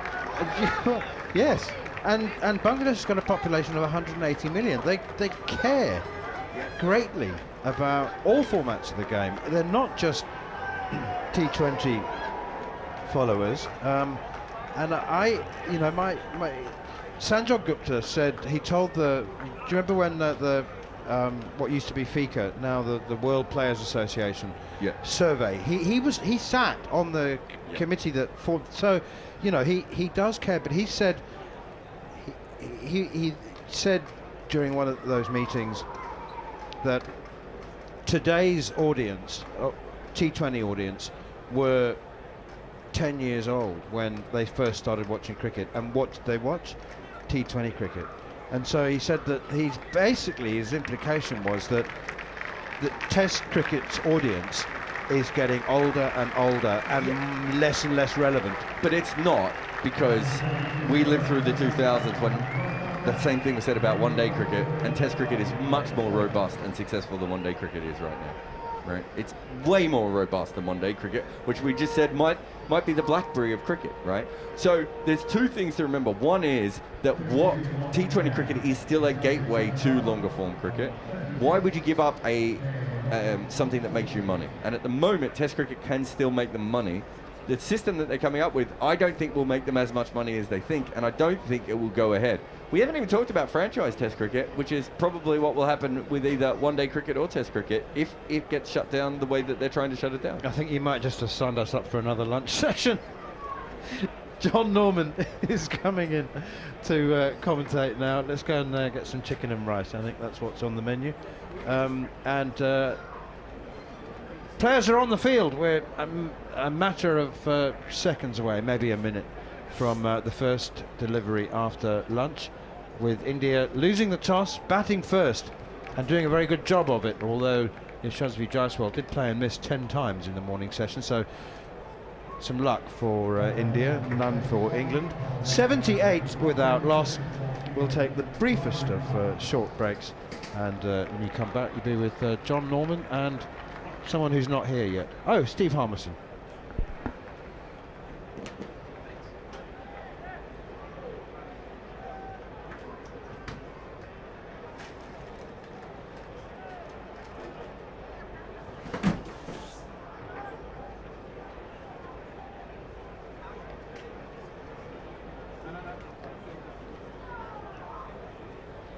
And it'll be Bryden Cast to get us underway.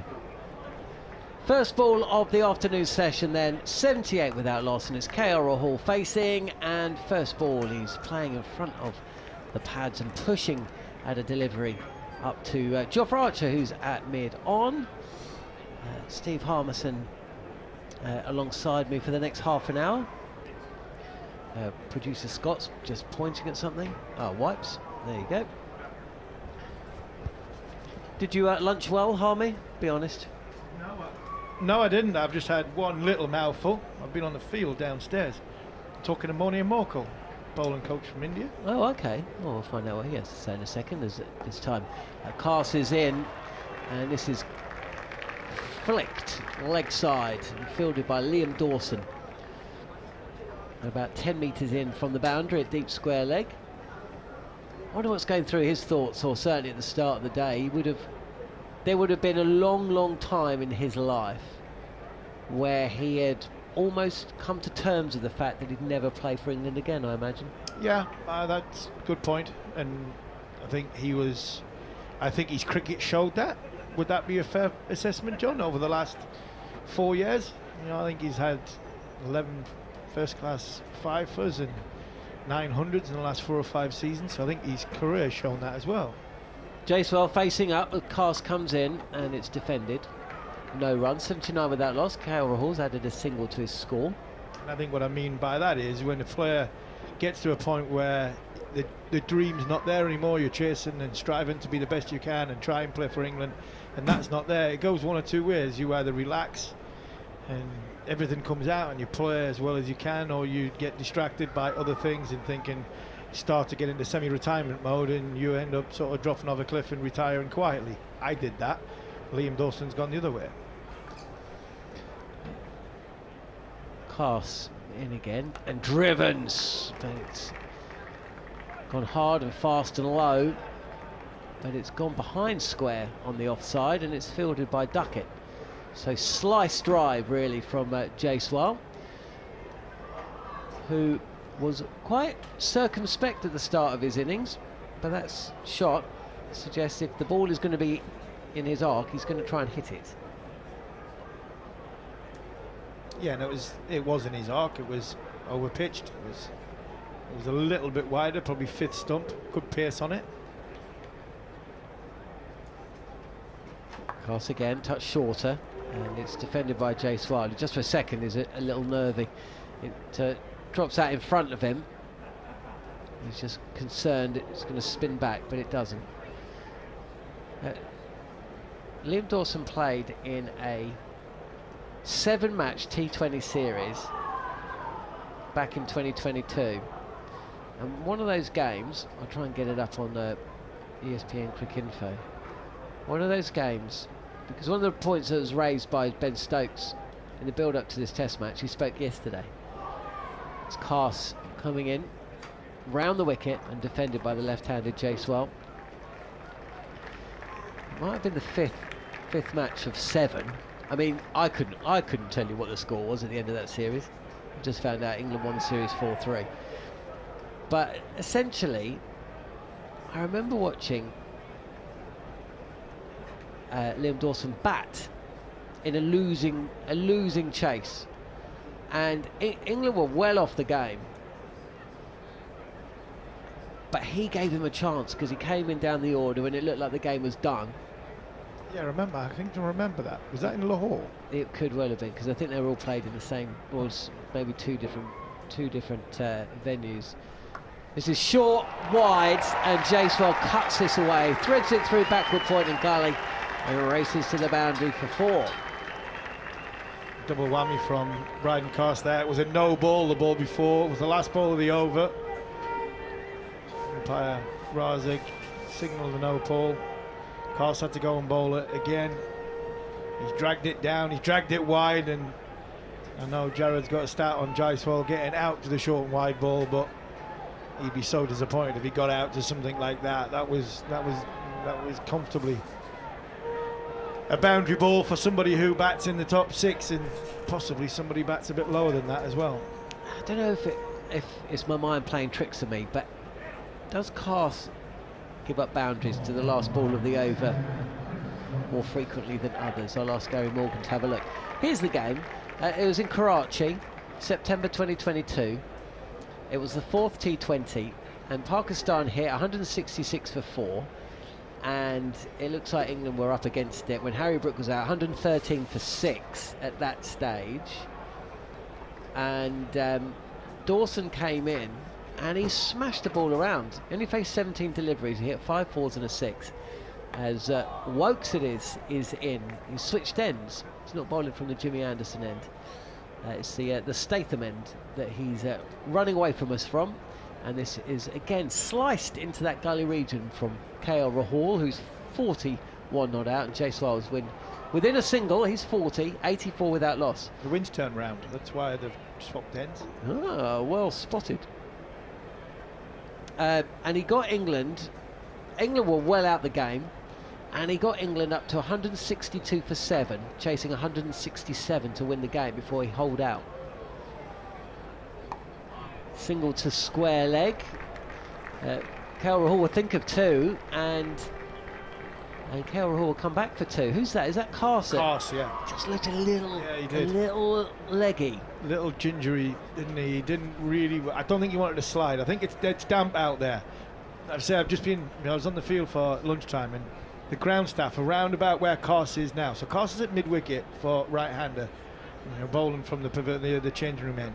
And to about 5 steps to Carson's left, well, that wicket end, the one that he's standing on there, must be soaking wet because they're a mat out and they're rolling and trying to get the moisture out of it at lunchtime. Over the wicket is Wokes, and up on his toes and trying to cut this in front of point, but it goes straight to backward point. Otherwise, KL Rahul, I think, would have added a boundary to his tally. 86 without loss. Yeah, so at either end, the end that Carson's bowling from, you have Rahul's batting right-handed. Probably cover point where Carson would be standing now. At about backward point, there's a big wet area just on the edge of the square, and I think the ground staff are worried about it and trying to, keep it dry as much as they possibly can. Here is Wokes again.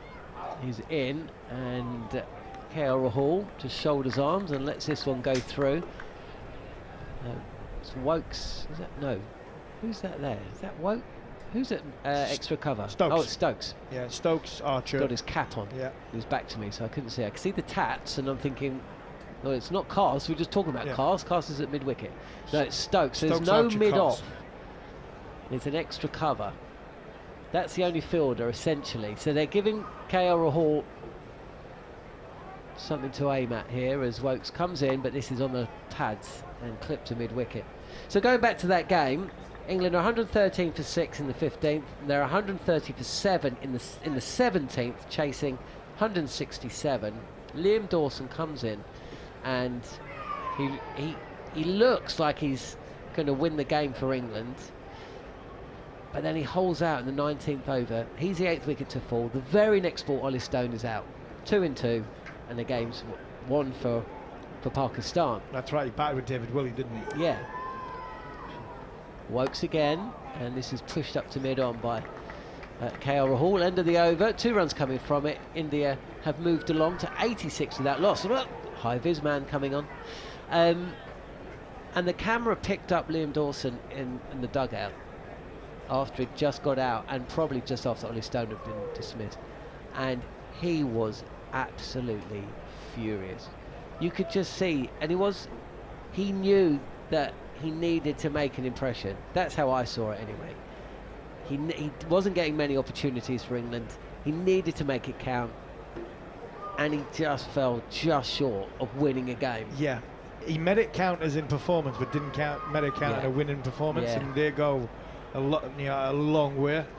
And he came so close. Jaiswal it is, and it's Cast, and this is cut into the ground, and Ollie Pope just always half celebrates just to get the crowd cheering, because they wouldn't have seen it bounce. Takes it on the full, no run. India have come out. Jaiswal's come out here, and he wants to play some shots. Yeah, he wants to get on with it.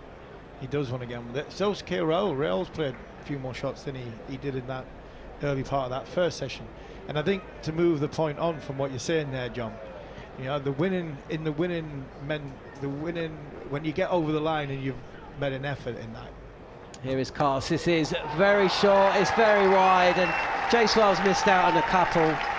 This is a half tracker really. Sits up, it's slapped through cover and away to the boundary for 4. He's not missing out on that. That's a give me. That really is a free hit from Bryden Cast. He's been expensive today. He's bowled a lot shorter. He's that one there. He just hasn't finished his action off. He's just, for me, he's got to go over the wicket here. He's dragging it down, and he's bowling too wide. If he goes, it sounds the opposite. It sounds like he's making the angle bigger, but he's over the wicket. He'll finish his action off. Cast again, and this is dropped down to the ground in front of extra cover by Jaiswal, who's gone past Rahul now. Jaiswal 44, Rahul is 43.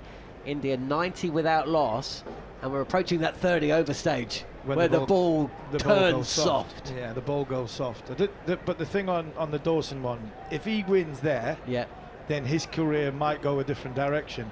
If England lose last week at Lord's, there's a huge question mark on Pope, on Crawley, on Wokes, on Bashir. Yeah. This is the fine margin in this sport, where winning makes a huge amount of difference.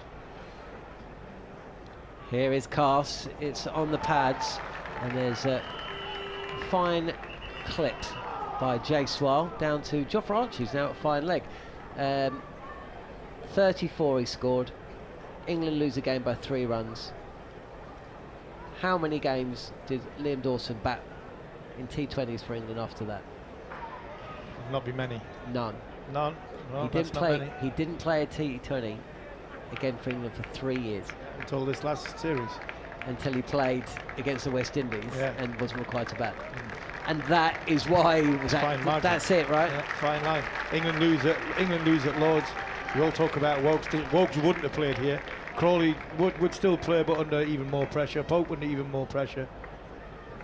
Over the wicket to the right-handed KL Rahul comes Bryden Cast, and better. That's what Steve Harmison says. That's on a length. It's good lift, and Rahul just lets the ball go through. Yeah, because he's over the wicket, just finishing his action off. He's not finishing his action off from around the wicket. Whether that's fatigue, whether that's tiredness, I think you talk if they're fatigue and tiredness and tired bowlers, it's going to get worse because this outfield is so soft. It's an energy zapping outfield for when you're running into bowl.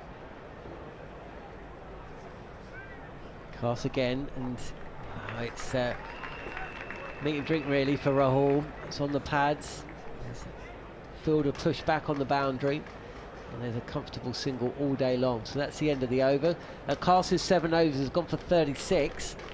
India 92 with that loss. With one of 3 changes in the side. Sudarshan set to come in. Just having a look back, because it has been 8 years since Liam Dawson played a test match. I think we're all aware of that. But he did take, what did he get? 2 for 67. And 2 for 34. So he took a couple of wickets in. That was his penultimate match. Then he played one more match after that. But you're right. This is it. England won that game. So they don't change anything apart from the enforced change. Because of course they wouldn't have made the. So Rahul facing Wokes, steps back deep in his crease, and then almost shapes to play, and then at the last minute realises he can leave on length. Done that brilliantly throughout the summer. You know, the difference between someone like K. Rahul and a Zach Crawley. I think at no point do I worry that K. Rahul doesn't know where the top of that off stump is in his movements when he's batting and his balance. And that's a complete opposite to someone like Zach Crawley. Wokes again, pitched up, and Rahul is forward comfortably, defends. Where are we with Wokes? Is he going to be on the plane to Australia? If you asked me in the start of July, I'd have said yes. Agreed. I would have said the same. I would have said yes, just for the day-night test match and possibly MCG Boxing Day. I think that's enough. That's enough Test cricket to carry somebody in the squad. Good tourist. Since then, he's a good tourist, good man. Here's Wokes. This is a touch wider of the crease, and there's a rare play and a miss from KL Rahul. Ball has bounced a touch more, and maybe the angle's done for Rahul there. He's tried to cut this ball, but he's not hurried up, but he's lost his body shape. He's moved away. It's just ticked away, hasn't it? Yeah, it's moved away from the right-hander. Just wonder in that situation that Wokes has bowled nicely, and he's bowled a round off stump, and questioned the front forward defence and he's kept his hands close to him. Rahul, he's got a bit of width and he's tried to hit it too hard. Works again. This is on the pads, single, and once again Bryden Carse is looking a little bit laboured in the field, and Rahul comes back for a second. Rahul was out like that in the first innings of the first test. Can you remember, just before the lunch break? Yeah. He plays with his wrists. He looks better in the cut when he's following through with the arms and the shoulders. Trying to hit too hard. Sometimes he's just trying to almost flick it, and he doesn't get enough on it, and it went through to the court in the slips, and then Sai Siddharthan came in and was out for a duck on debut. So maybe what Wokes had in mind is he's in again, running away from us, and KL Rahul comes forward and just pushes this out to point. No run, 94 without loss. Is it getting a little bit lighter? I don't think we're going to get any sun today, but it was very... I don't know about you. Where did you wake up? Were you in Ashington this morning? Yeah, I was in Ashington this morning. I left Ashington at, what time did I leave? 10 to 6 this morning, left Ashington. Was it gloomy? It was raining. It rained all the way down to about York. And then it got a little bit brighter. It was a nice journey. I felt as though the walk from the other side of Old Trafford took longer than the actual car journey. Wokes again, and he's been caught a third slip. The plan has paid off. Just a bit of added bounce, and Rahul again is flirting in and around that off-stump line, trying to guide the ball through where it's a vacant third, and it's been caught at set slip, and that's the first success for England today. Very good from Chris Wokes. All the pressure in that opening spell, and he's now got his reward. A forcing shot off the back foot from KL Rahul, and as you mentioned before, Jon Norman, where he tries to flick it, and when he tries to flick it, sometimes looks as though he's trying to hit it too hard. His bottom hand just came in there a bit too much for KL Rahul's liking, and the ball being going a little bit wider, 4.5 feet stump, and it's bounced. He's just guided it straight to Zach Crawley at third slip. Good catch as well. A straightforward one into the midriff, but a one when the ball was flying off the thicker outside edge, and just rewards for Chris Wokes. He's bowled well so far. He's not had the best test series, but I tell you what, that might hopefully just kick him into gear, because the ball is doing something when it's coming out of Chris Wokes' hand. Yeah, I mean, we were just pondering whether he was going to head to Australia, and he did pick up those last 2 wickets, or picked up a couple of wickets towards the back end, didn't he, of the first innings at Lord's. We kind of felt that maybe put a bit of gloss on his bowling figures, but the reverse has been true today. He bowled very well in that first session, 8 over spell of bowling, could have got a wicket. He didn't, but he has now, and that means that Sai Siddharthan, who's playing in just his second test match? Yep, second test match. He didn't play the second test match, did he? Because they moved Karan Nair up to 3, and so we're going to have a lot of left-handers. But it's going to be Bryden Carse with 3 slips in place, and Siddharthan gets behind the line on the ball and just pushes this up to Stokes at extra cover. But that's what England needed at the start of the session. Yeah, it was a good wicket. One I think Chris Wokes deserved. I thought he bowled. He talked about what's happened to him in this series so far. Sometimes as a bowler you don't get what you deserve because you bowled well. Unfortunately for Chris, in the first 3 test matches, his figures haven't looked the greatest because he probably hasn't bowled as well as he'd like. And he did that last year. He got better as the series went on. He had a good test match here last year against Sri Lanka, and he started this test match very well. Carse again. This is pitched up and driven by Siddharthan, but no real timing, and it's defended in his follow through by Carse, who collects And this England needs Cast now just to maintain the control. Got to keep Sidarson on strike. You know, we've got to prevent him from getting off the mark. He's going to be nervous. He would have been relieved to have got to lunch, I imagine. Well, I don't know. Some batters just want to get out there, don't they? Yeah, I think you just want to, especially in the infancy of his career, he wants to be out there and test himself and get, a feeling so he can contribute. Here is Carson. He's beaten Sidarson past the outside edge. But it's just as well that the edge wasn't taken because Jamie Smith dropped it. He did. I'm not sure how far this is away from off stump. Our angle's not the greatest. Just trying to see. Yeah, it was well away from off stump, but he's pushing at it, wasn't he, Jaiswal? There seemed to be a conscious effort between Jaiswal and Rahul to come out and play away from themselves when they played so well before lunch at playing within themselves. I certainly felt that there was a change in approach from Jaiswal. And that's one of the things I really admire about his game. We saw that when talkSPORT had the rights for the India series last year. He plays, Cast is in again, and this time Sidarson does meet the ball with the bat and it's pushed up to mid on, no run. He seemed very, very good. He puts his ego away against the bowlers where he feels he might have a little bit of a problem. He was very watchful against Anderson with the new ball, and targeted the spinners, Tom Hartley and Shoaib Bashir, of course, and then the likes of, wow, who was the backups? Who were the other bowlers out there for England? Fast bowlers. Atkinson, was he out there? Atkinson played, yes. Pass again. Oh, he's got one to come into the left-hander. He's got him hopping on the crease. There's a little appeal for leg before, and Jamie Smith is looking across to Ollie Pope, who's at backward point. And the feeling is that was going to be sailing quite comfortably over the stumps, if indeed it was even going to be hitting.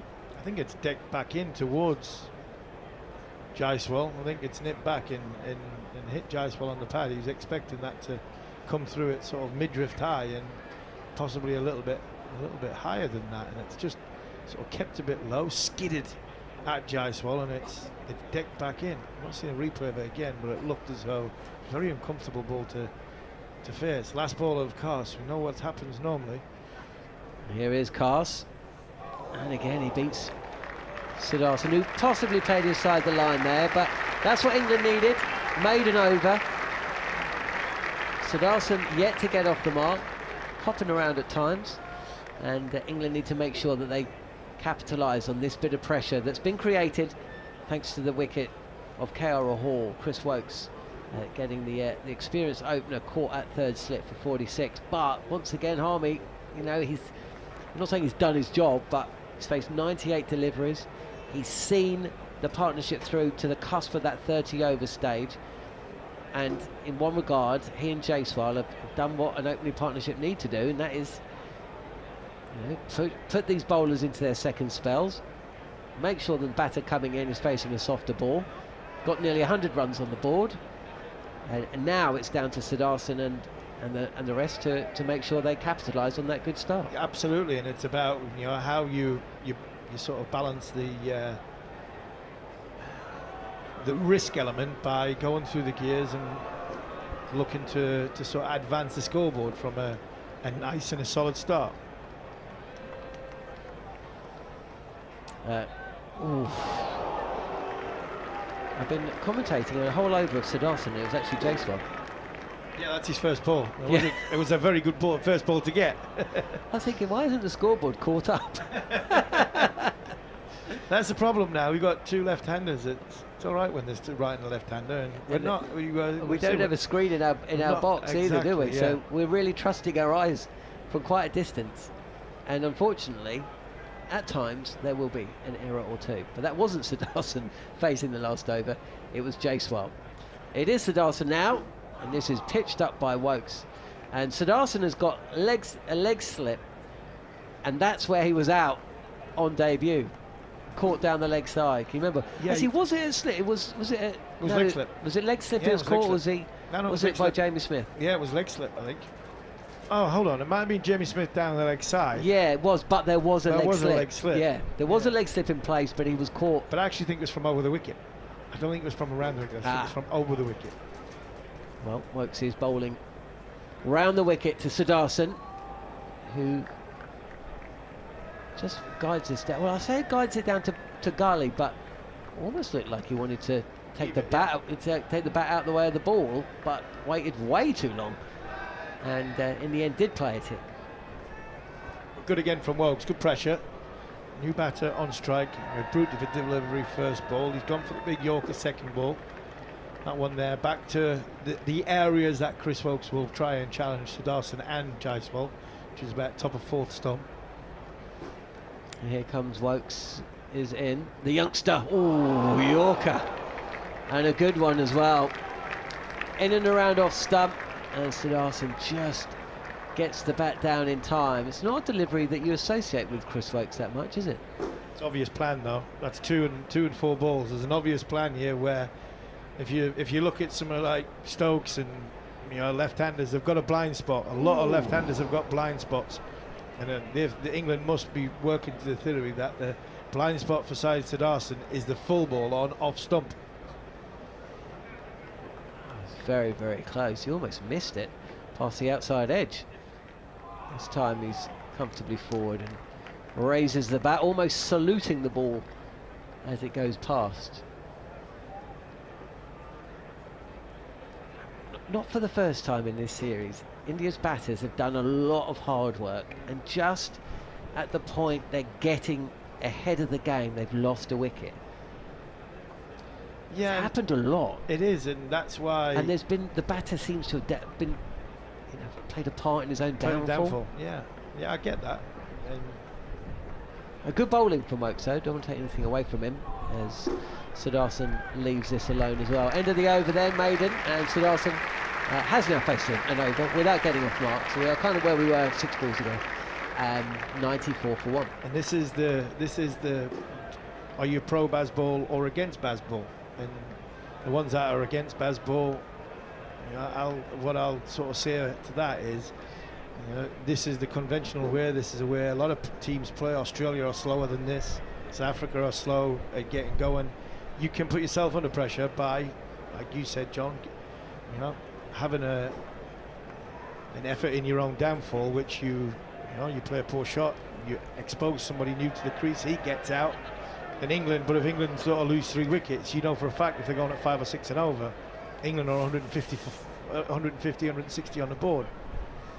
Cast continuing. He's been bowling from the Sir Jimmy Anderson end throughout this afternoon session, which is approaching half an hour. And England have struck. KL Rahul's gone for 46, and this is left alone by Jaiswal. Are we going to have a lot of this? Working out which left-hander it is at the crease. Something interesting happened yesterday. We were here, myself, Neil Manthorp, and the producer Scott, just getting everything set up, doing some interviews, recording some video and audio podcasts up on the talkSPORT Cricket YouTube channel and on the audio feed. This cast is in. This is very short, and Jaiswal is going to get up, stand tall, and as easy as you like, really. Guide this through past third slip and down to the boundary for 4. 98 for 1. Yeah, it's not been a great spell from Bryden Coss. He seems to be sort of caught between a rock and a hard place. If I was Ben Stokes here now, I'd go to Bryden Coss. Look, forget these slip block. Go to the short ball tactic, because at the minute you're finding it hard to get a consistent length and line against Jaiswal. Let's just go at him. You've got 4 balls left to the over. Just go at him. Really go hard and aggressively at him. Here he is again. No change in the field, and Jaiswal pushes this up to Stokes. Thinks about a run for a second, but there's nothing there. So we're here yesterday, and it was raining all day yesterday, or for much of the day. So the big covers are out across most of the ground, and then in the middle, covering the strip, was the raised, the main hover cover, which actually here they just push out, they roll it out. And Syed Siddharthan was out on top of the covers, I would say a couple of feet from the hover cover. I've seen a video of it. He was barefooted, really? Wasn't he? He was barefooted, wasn't he? I said to Manders, I was like, who's that out there? And he like was dancing in the visualising. rain, wasn't it? Yeah. Here is Cast again, and This is left alone, and he was standing at the end, at this end, the Statham end, and he was visualising like many cricketers have done for many years, but on the covers. Barefoot with water going around his ankles, and I was one of the shots like it was Lara-esque. He picked one up off his hip. Yeah, he was playing all the shots. All the shots, yeah. I've seen a video of it. I didn't realise it had done the rounds. Yesterday. I was just watching, and because we're up here in the same situation, I was saying to Manders, and at that point we didn't think he was playing, but of course he must have known. He must have known he was playing. Exactly. I think which site it was on. It popped up somewhere. Here's Cass, and Jaiswal gets forward, runs this down to a point, but there's no run there. 98 for 1. Yeah, so he was there, and I was like, this is quite strange. And there was one lone groundsman out there, they were having a little chat. You know, the groundsman seemed quite happy for him to be standing on the covers doing his thing, but also quite interested in what he was doing. Yeah. Well, yeah, he was barefooted, wasn't he? So he wasn't going to do too much damage. And yeah, I mean, it's great. You find your way. Some people, you know, Langer and Hayden used to sit on the day before, would sit there sort of cross-legged, bat in hand, barefoot at the crease, visualising how they were going to go about their innings. Last ball of the over then is Jaiswal facing. Bryden Cass is in, and he's got one to go past the outside edge of Jaiswal's bat. 1 away from 50, India 2 away from 100. Change in the commentary box as Neil Manthorp and Jarrod Kimber are about to come in, and it will be Sai Siddharthan to face the first ball of the next over, yet to get off the mark. Thank you, John. It's funny, isn't it? 1 wicket, suddenly everything's happening. There's gremlins, monsters coming out. Ricky Ponting's talking about there being a hump on the pitch, that's exactly where that stripe is, Manners. Through the middle of the wicket, it's exactly where Chris Woakes landed the ball, the hump. Lancashire hump. We were talking about the Lord's Ridge a week ago. Now the Old Trafford hump. Here's Woakes once again running away from us. Bowls to Siddharthan, who is beaten. No, I think he played inside the line of that one. It's the first time ever in Indian Test history that they've played 5 left-handers. And more interesting is, who found that out? Who worked that out? Well, there is Nathan Lehman and Ben Jones wrote the book Hitting Against the Spin, which you would have read.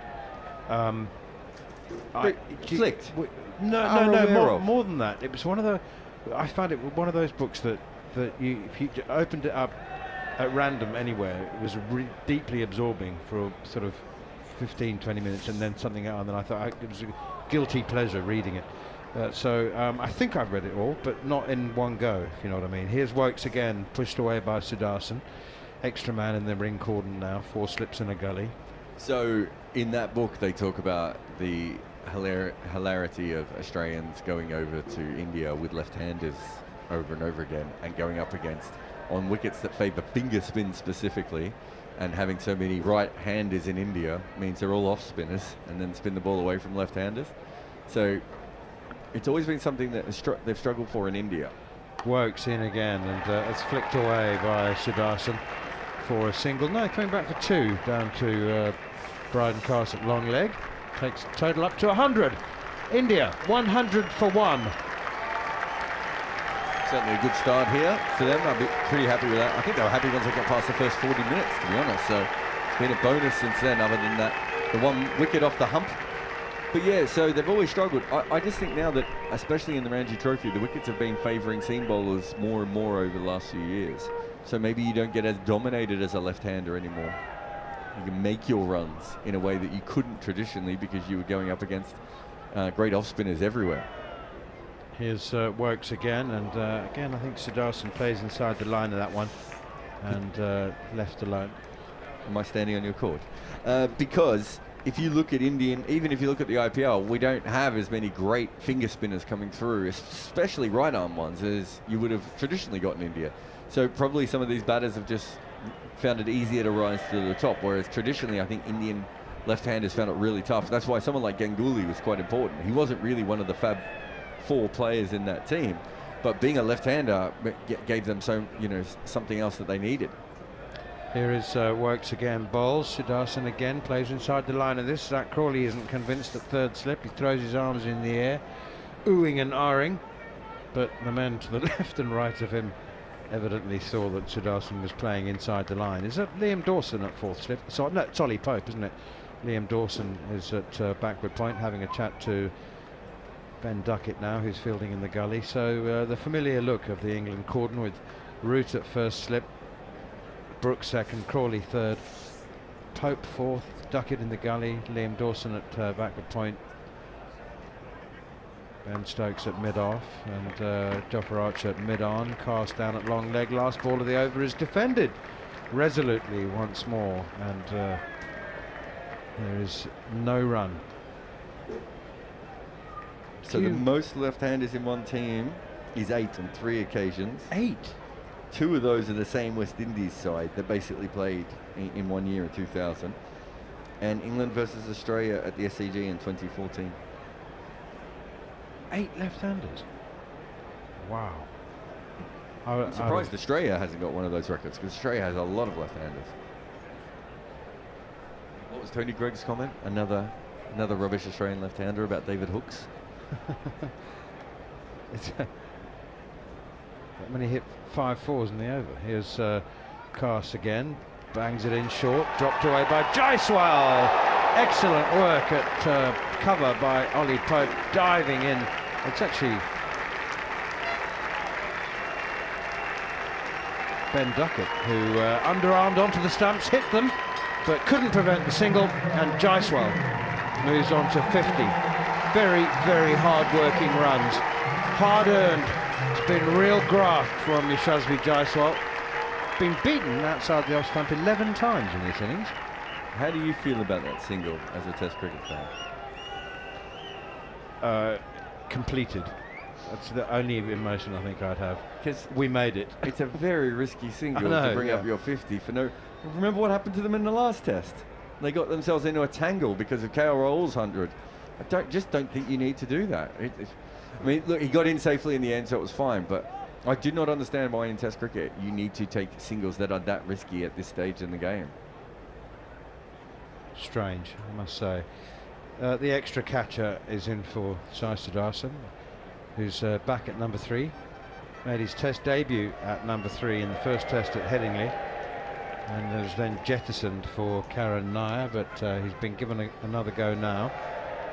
4 slips gully, backward point as Cass is into him and forces him onto the back foot, defends it up to mid-off. Barmy Army doing their best to try and lift England.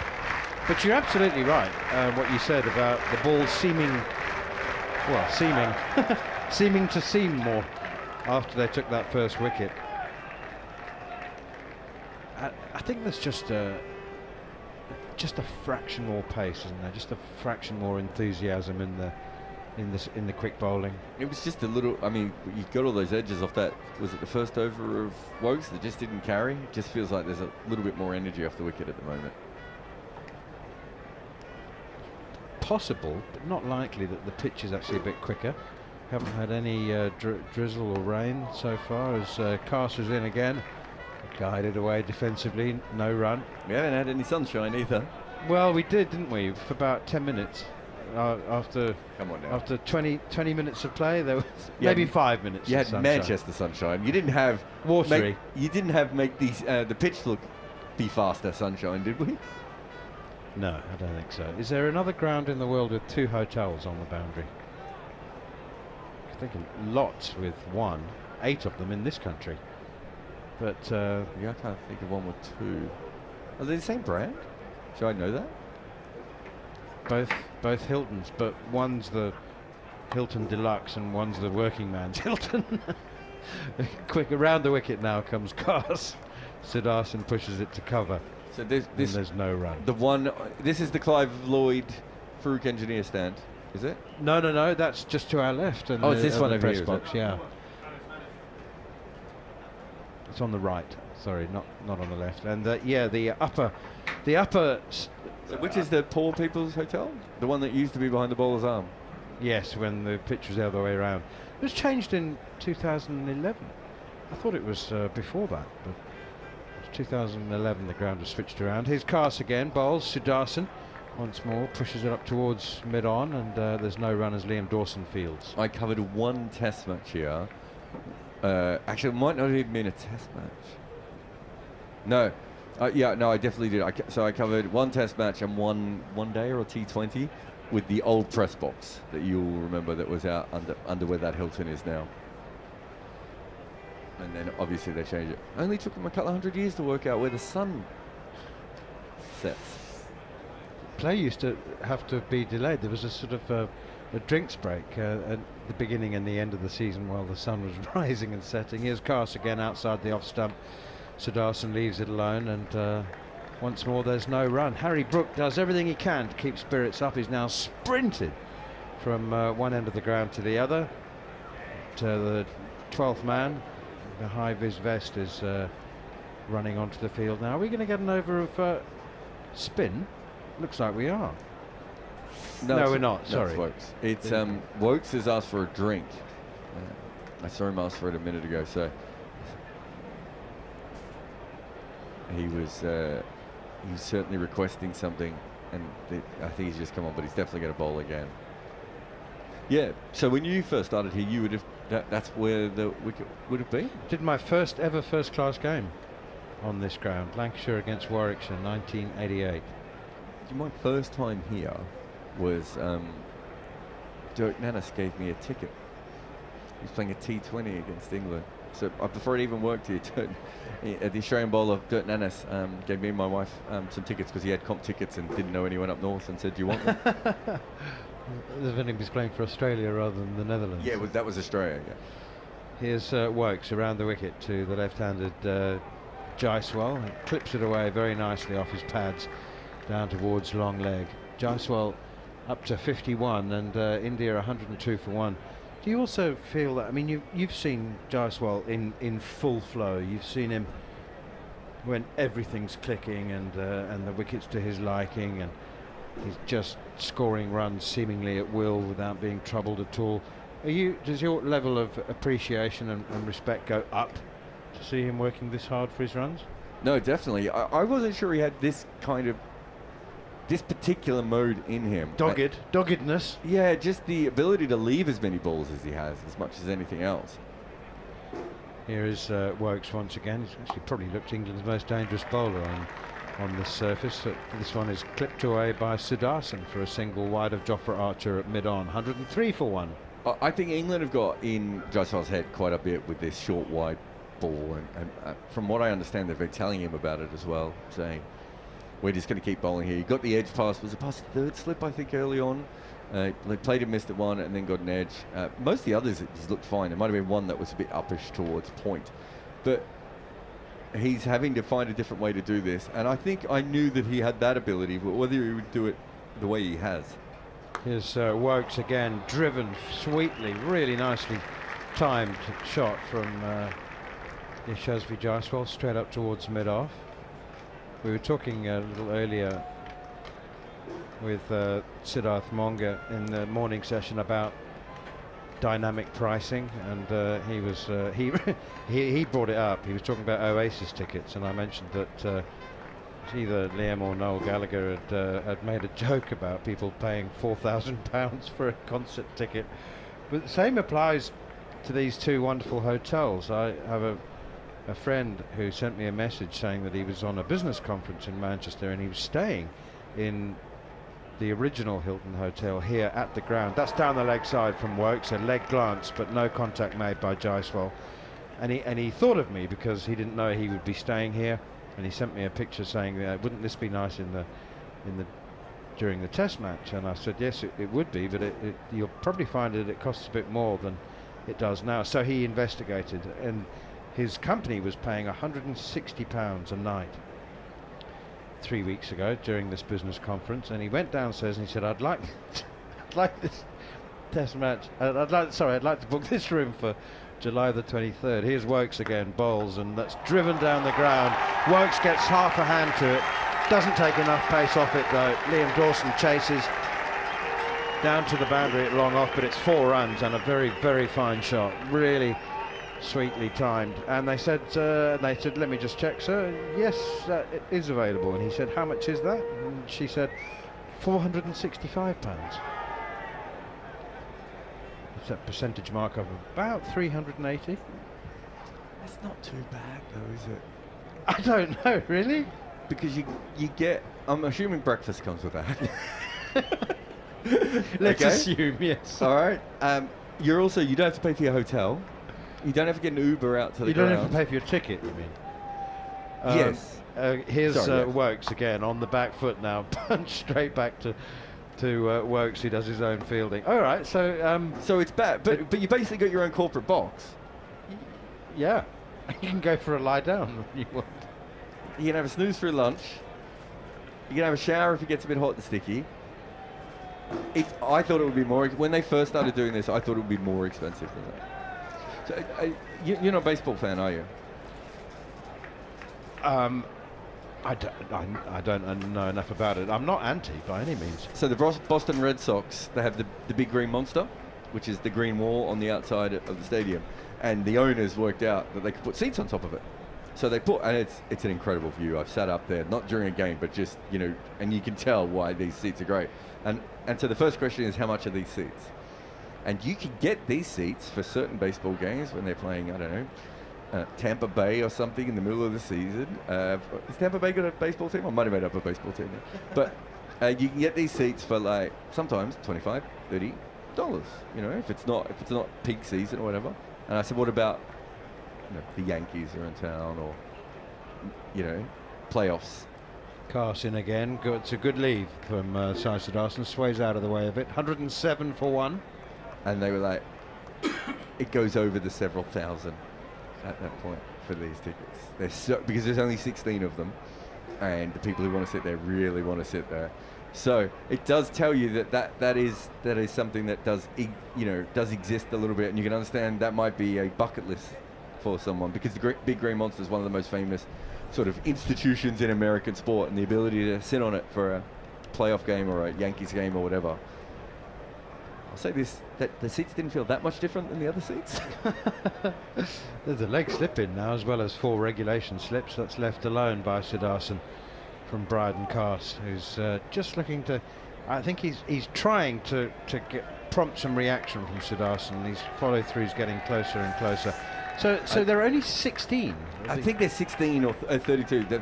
Maybe if there's any Red Sox fans, they'll know how many there are. There aren't many of them up there, but I remember on the tour that there were more of us on the tour than there was available seats to even sit on them, so everyone had to get up. And they weren't they had padding and everything, but they were sort of like bar stools, a little bit like what the people are sitting on over there. They weren't that, I didn't feel like I was on a throne. Like if I paid $2,000 for a slightly uncomfortable seat.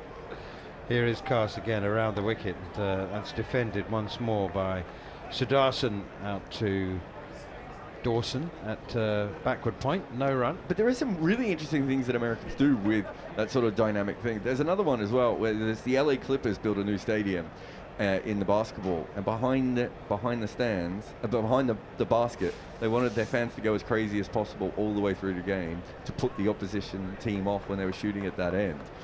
And you lose your season membership, or your discount of your season membership, if you sit down. So you have to be standing through the game. I thought you'd like that one. I'll have to check the full details, but it's a very bizarre situation. But you've paid for a seat, but you can't sit in it. Pushed away defensively by Siddharthan again.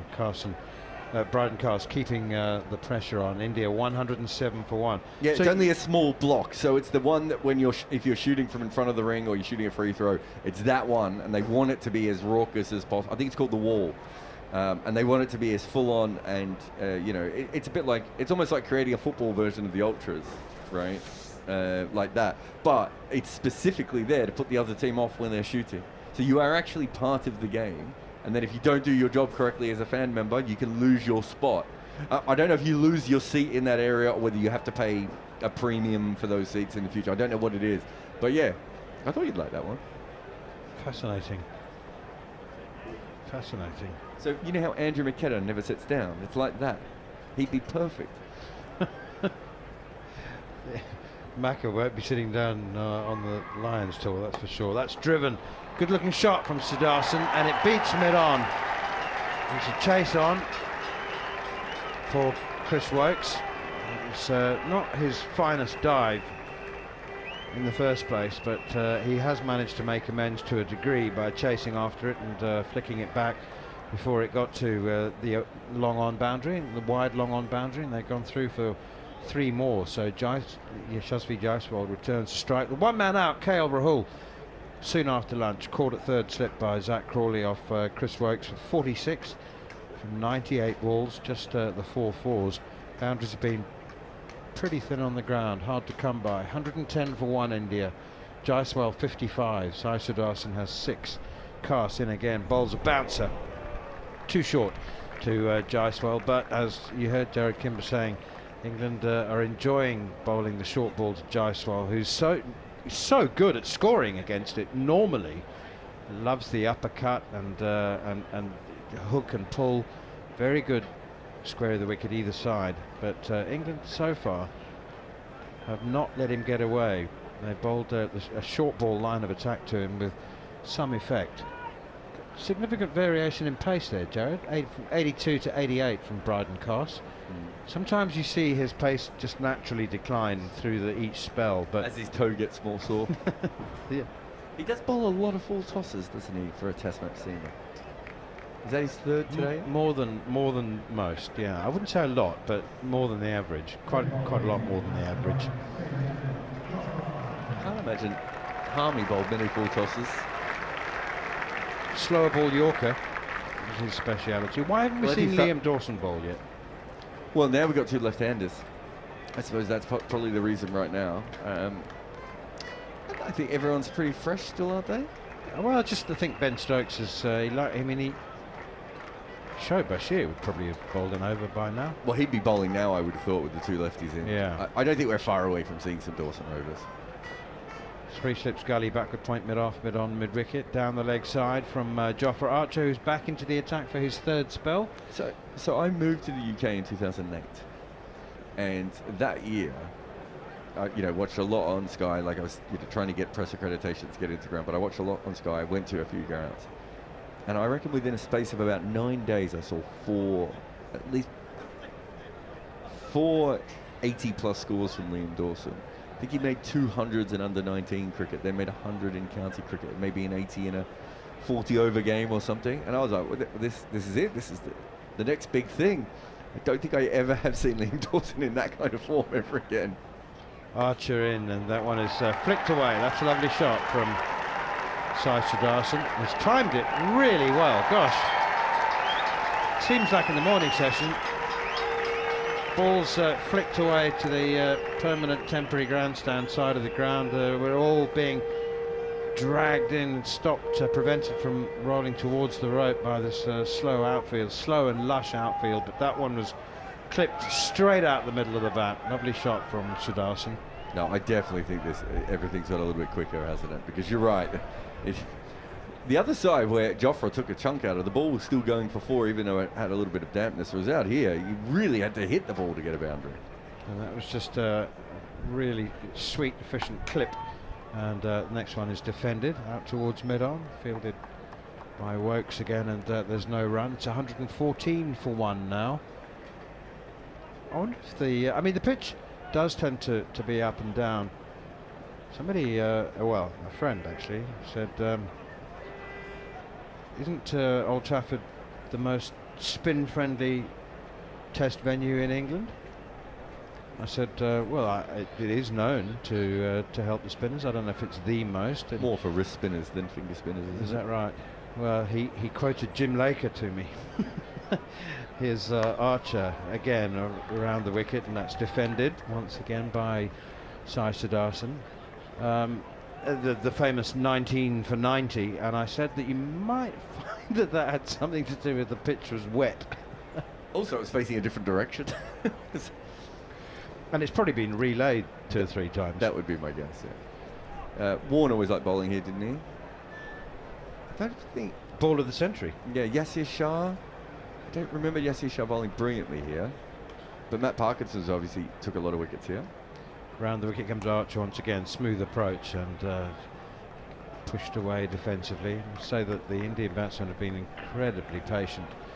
Shazvi KL Rahul played slightly out of character, slightly more assertive and positive and in an intensely run-scoring approach. Whereas Jaiswal, I think, has been encouraged to take his time, be patient, play the waiting game. Weather so far so good. In fact, quite high grey cloud now. Couple of bits of blue visible, but no sunshine. Again, blocked away on the onside, and they set off for a single, and that's very good running. Excellent running. But, Ben Stokes came charging in. Just really soft hands, just dropped it towards mid-off, but Stokes in no way on his heels. Not far from it. Oh, I thought we might see Liam Dawson into the attack, and so we are. Some left arm spin. India asked to bat first. Have you noticed, Jarrod, the timer on the scoreboard away to Ireland? It's not really a scoreboard, it's a giant TV screen which occasionally tells us what the score is. But they've got the 60-second stop clock on. Do you think anybody's paying any attention at all to it? So in the last test, I noticed 2 or 3 occasions when the umpires went over and said, your time's up.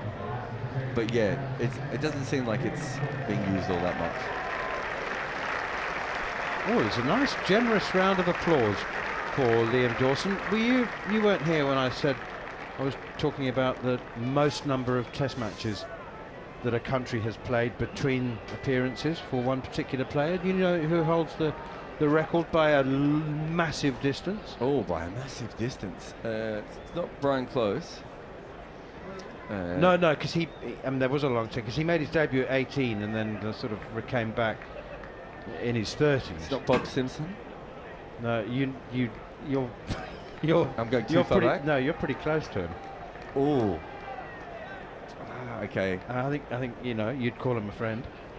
He's certainly a friend of talkSPORT. And the most number of tests. Is it Gareth Batty? Yes. No way. 142 tests between appearances. You said he was a friend. Is it? Would you not call him a friend? I think you would. Yeah, and in second place is 118. That's just what a difference there is. Here's first ball from Dawson. It's chopped away out in the offside, and they go through for a single. Second. Jaydev Unadkat made his debut at 18 against South Africa in Centurion and went for 8 and over and was discarded for 12 years. So I remember him he played at under-19s over here, and he played at Whitgift against. He made his test debut that year. Yeah, and I remember he took watching. 10. He was bowling beautifully that year. Here's Dawson again, bowls to Jaiswal, pushes it behind square on the offside. Martin Bicknell, 114 tests between appearances. Have you got Raymond Reefer, or is that Floyd Reefer? Which Reefer? Floyd. It's Floyd Reefer. He was in his 40s when he came back as strike-breaking captain. Here is Dawson again, bowls, and Jaiswal opens the face of the bat beautifully, guides it away past second slip, down towards the boundary. Jofra Archer is chasing it over the newly relayed drainage pipes, and they look a lot more freshly relayed than they actually are. The grass hasn't grown back. I mean, it should be dominated by English players. Yeah, because they play more tests than anybody. Yeah. So I wonder who has. I mean, I say this as we're going off air, but I do wonder who's actually got the longest gap in years between a recall. Here's Dawson again, bowls. That one is driven square of the wicket on the offside. Really lavish drive from Jaiswal, but it'll just be a single. Bob Simpson would have to be high on that one. What was he, 10 or 11 years out of the game when he came back to captain Australia? Yep. Just to complete that list, Yunus Ahmed, Derek Shackleton, and in 7th place with 102 tests played by England between his last and this appearance, Liam Dawson. 102. driven down the ground by Sai Siddharthan for another single, and India move up to 121 for one. He would have actually played one earlier, I think, if he'd made himself a bit more available in the last 12 to 18 months. Do you know, he said last year, do you remember when he was quoted last year by ESPN Cricinfo as saying that Test cricket is very far from my radar? Yeah. And so I'm pretty sure there was a conversation with him, and SA20 was... taking priority. That's driven off the back foot, straight back to him. Well, you can't blame Liam Dawson for choosing SA20 over Test cricket from a financial perspective. He's been paid over £250,000 for a month's work in the Eastern Cape and the rest of South Africa. It's drinks here at Emirates Old Trafford, which means that we've had 3 hours of this Test match, and India enjoying very much the better of proceedings so far, with an excellent opening stand of 94 between KL Rahul and Yashasvi Jaiswal, before Rahul was caught at third slip soon after lunch by Zach Crawley off the bowling of Chris Wokes for 46, but Yashasvi Jaiswal and fellow left-hander Sai Siddharthan going along very nicely indeed. Siddharthan looks particularly comfortable, I must say. I think he was thrown to the wolves a bit, if there is such a thing. Can you partly throw someone to the wolves? Maybe just offer them a digit or two, a finger as a snack, and when he made his Test debut at Headingley. Jettisoned for the next 2 Test matches, but now back at number 3, no doubt benefiting from all that visualisation that he did yesterday in the drizzle. Siddharth Monga, ESPN Cricinfo, and of talkSPORT, part of this team, is taking the place of Jarrod Kimber, and Jonathan Norman will take the place of me. And not just this Test, before his debut at Leeds, he did more visualization a day before the match, and to his surprise, they rolled the hovercraft over his bat, which was left on the pitch, so he had to go on his knees and hands and had to squeeze under the covers to get his bat back from under the covers. Is that what happened? How are you? All right, I'm great.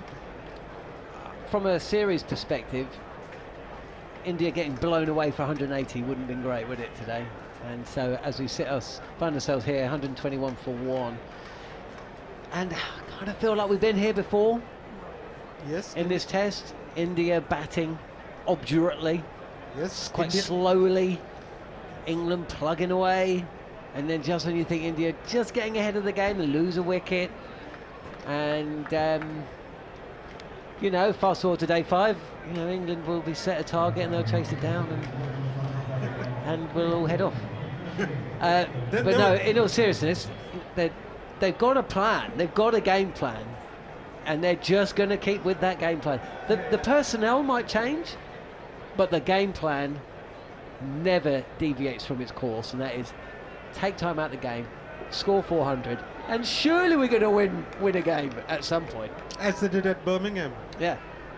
The message to them has always been, you bat normally, you don't go looking for boundaries, and your skills is good enough to organically be scoring at 3.5 and over come stumps. Which it's fair, and it's fair. Yeah. I think they did get a little carried away at 434-3 in the first innings, where they wanted to... I think they got a bit blasé. Yep. Casual, blasé. Casual. I think they just kind of felt that they'd done enough, and it was somebody else would do the ugly bit. But essentially, they'd done enough not to lose the game. Yeah, I think the feeling was that even if we fail, even if we collapse, 7 wickets will add 100 runs. They never thought it would be just 40. Yeah. Here comes Jofra Archer then. He's bowling round the wickets, and he's in. And it's Sai Siddharthan who's facing, who is now going to have continue this examination. A little pace down to square leg. There's a look up to the temporary permanent stand.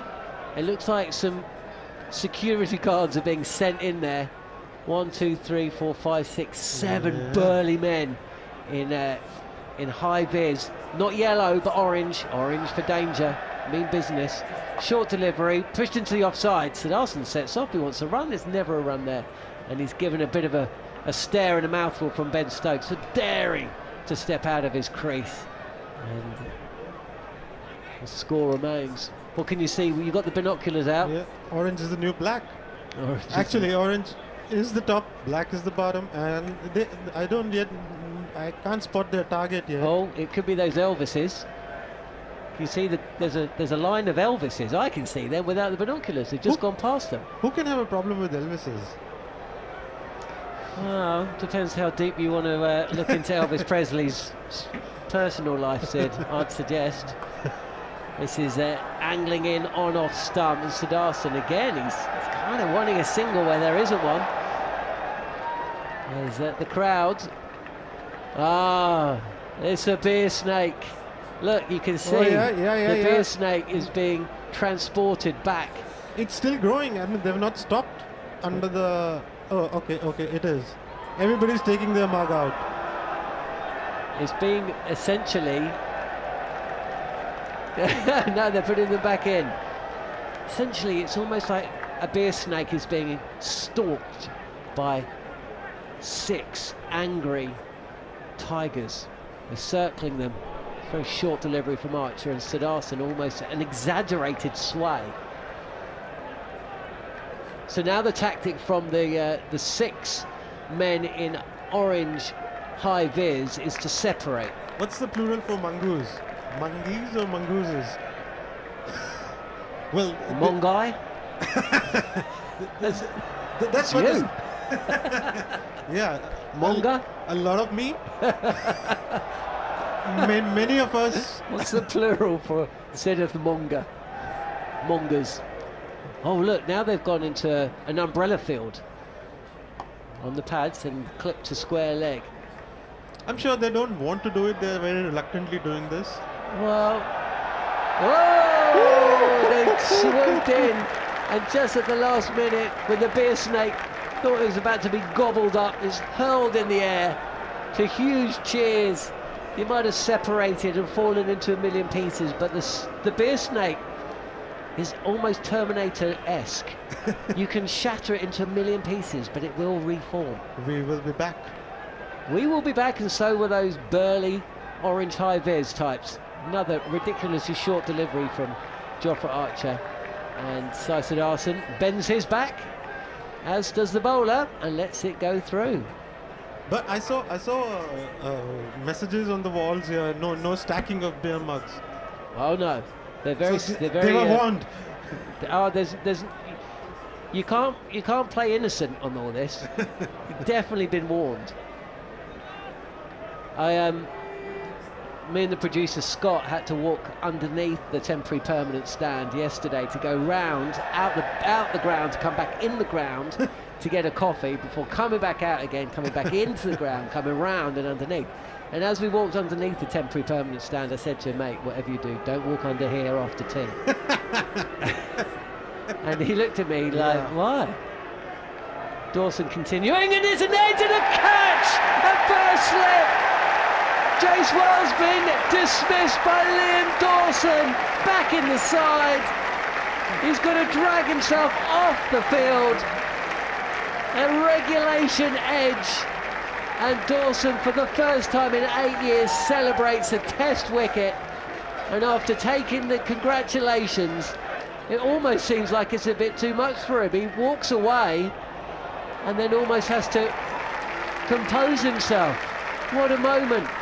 And it's another moment, as we've been talking about, where just as India seem to get themselves into a position of strength, they lose a wicket. Jaiswal's got to go for 58. India 120 for 2. Played for turn there, and it did not. Day one pitch, it did not turn as much as he expected.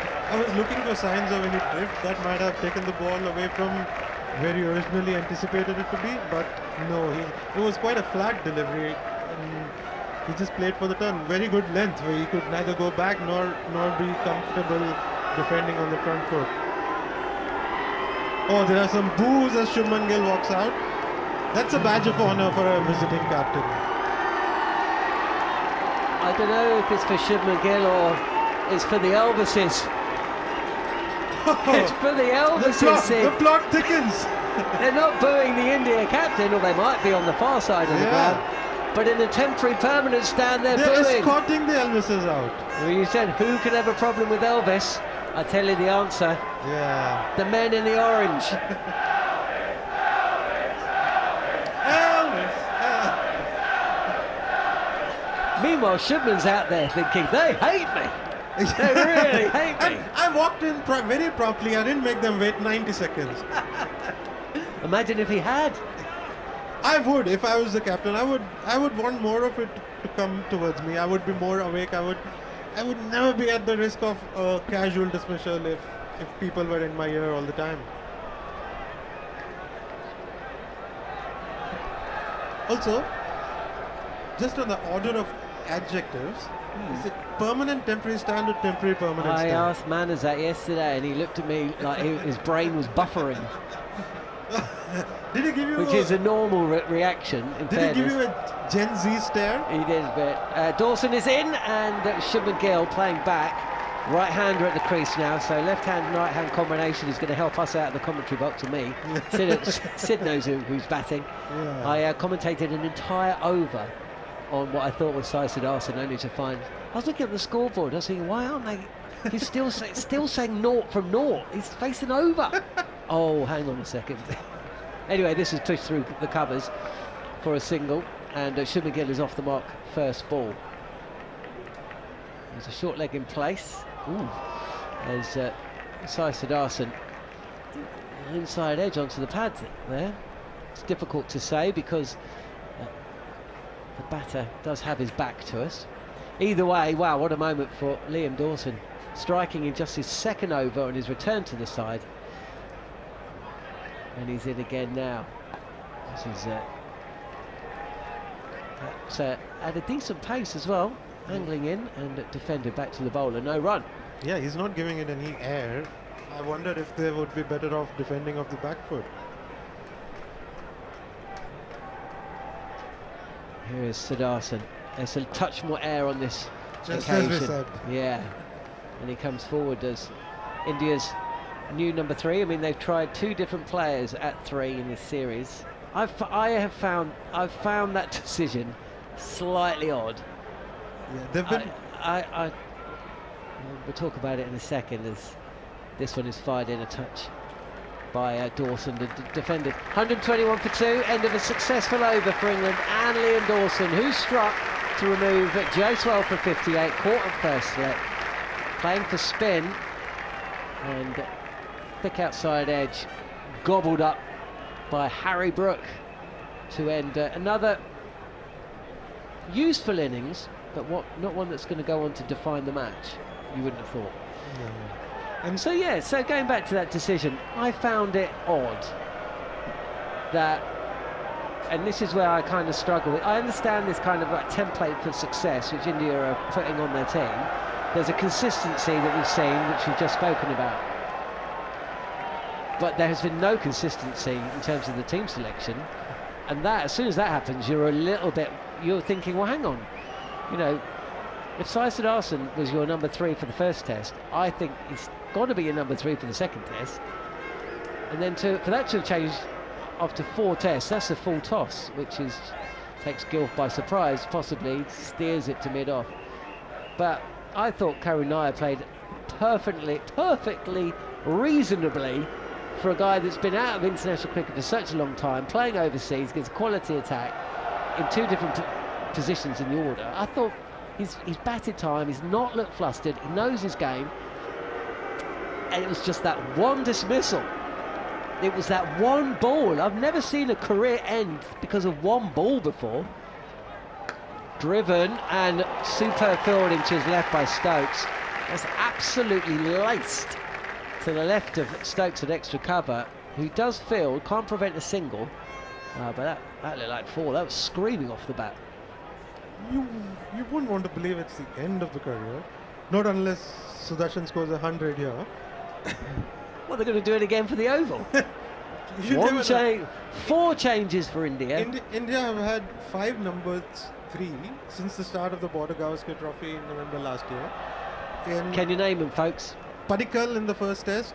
Oh, yeah.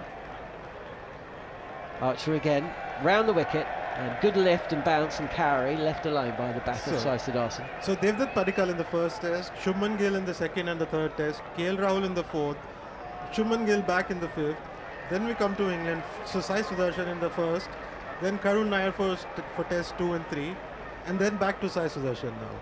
So this one spot is something that is not yet been nailed by anybody, and Karun Nair is not exactly a spring chicken, so perhaps they have an eye on the future.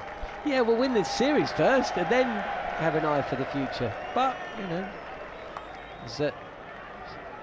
Sudarshan, again, he wants to rotate the strike. I like his approach. He's not waiting to see if the ball passes the fielder. He's 2 paces down the track, even when it's going straight at him. And it does go straight at him. It's Wokes at backward point. Yeah, non-strikers is a good place to face Archer from. Yeah, well, that is true, but he hasn't just been Archer. He's been quite keen to push the run scoring. I suspect the team selection was not that straightforward. I think when they came to the ground this morning, they had 2 different combinations in mind. Here is Archer, and again, that's good lift. Left alone, but kind of a ball playing at this delivery. Quite light, does Sai Siddharthan. Say that again, you think the decision was made today? Yeah, I suspect they had... Even with all that visualization that was going on the covers yesterday. I was coming to it. I think yesterday they had decided that Washington Sundar would not be playing, and one of Thakur or Sundar will be playing based on the conditions. And then they turn up this morning, they see it's overcast, it's been under the covers for a long time, so they feel they might need a seamer, but they also saw cracks on the pitch and a dry pitch. Archer again, and defended again, and Archer kind of throws his hands out in frustration.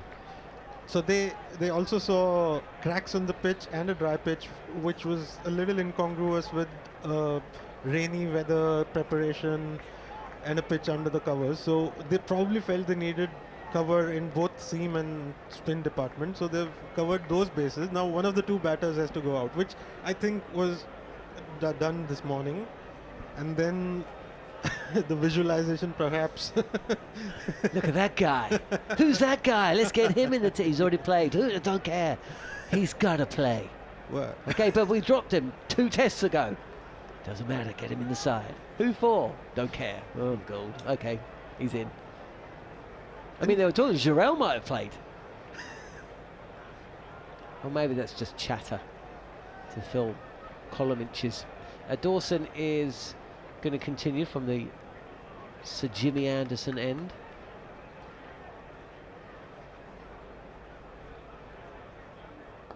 And defended up the crease by the right-handed Shubman Gill, who's got a slip.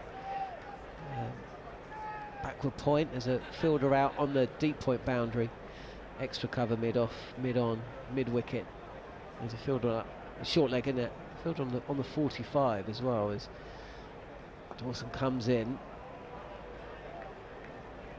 holding round the wicket, and Shubman Gill, who had a disappointing test, didn't he? I do think that we've just seen. I think we'll look back at this series, I think Shubman Gill will look back at this series in a few years to come, and he'll think, you know what, I would have played that test series a lot differently if I'd had a year under my belt as a skipper. Absolutely. Comes forward and hits it back to the bowler, no run. Absolutely. If he had that year under his belt, perhaps those casual dismissals would not have repeated themselves in the second innings at Headingley. Yeah, and there was pressure. You could see that this is a touch more flight from Dawson. And again, big step down the track from Gill. And the next time his fast bowlers are on a rampage and the ball goes out of shape, he won't be that quick to get it changed. Yeah, but that's true. Leg slip in place now. Short leg's been taken out. And he comes forward again. Does the Indian skipper. Other than that, he has been very good, very solid. He's not, he's not come with this idea that I have a magic wand and I will upset the apple cart and things will go my way. He's just continued what was going on. Touch faster and always had a chance. I mean, it would have been a ridiculous grab if the fielder had taken it. The ball is going to be fielded by Bryden Cast just in front of us here, down at fine leg. But it looked like Shubman Gill was on the sweep there, and it's almost nutmegged the leg slip fielder. And sweeping the flatter and the quicker ball, which was a little surprising. It was fired, and even on the replay it looks quick. Yeah, it was quick. It was one of those that when the fielder's at short leg, it didn't even come off the bat. Yes, it did, and it fell well short of the leg slip. Yeah, one of those, if you are joining us, you see them a lot at short leg more than leg slip, where the ball is clipped very quickly to the fielder, and unless his hands are unless the ball goes exactly into his hands, there's not enough time for the fielder to react, really. Runs given, though, and it's Archer to continue, and this is, again, a shorter length delivery. It's not a bouncer. I wouldn't even say it's necessarily that short a delivery, but he's getting good lift and bounce. And Sai Siddharthan, who's 13 from 46, is trying to just get the ball down into the ground and through backward point and gully, and it manages it. It's one of the shorter boundaries, and it probably reach it, but it has been slow, hasn't it? Been a lot of threes today, where on any of the other tests, certainly the first two tests, they would have gone for 4. Yeah, you would easily add 15 on top of this on the earlier test matches. Archer again, and again Siddharthan, this time trying to play on the front foot rather than the back, but aiming for the same part of the field, and this time picks out backward point rather than gully. 124 for 2.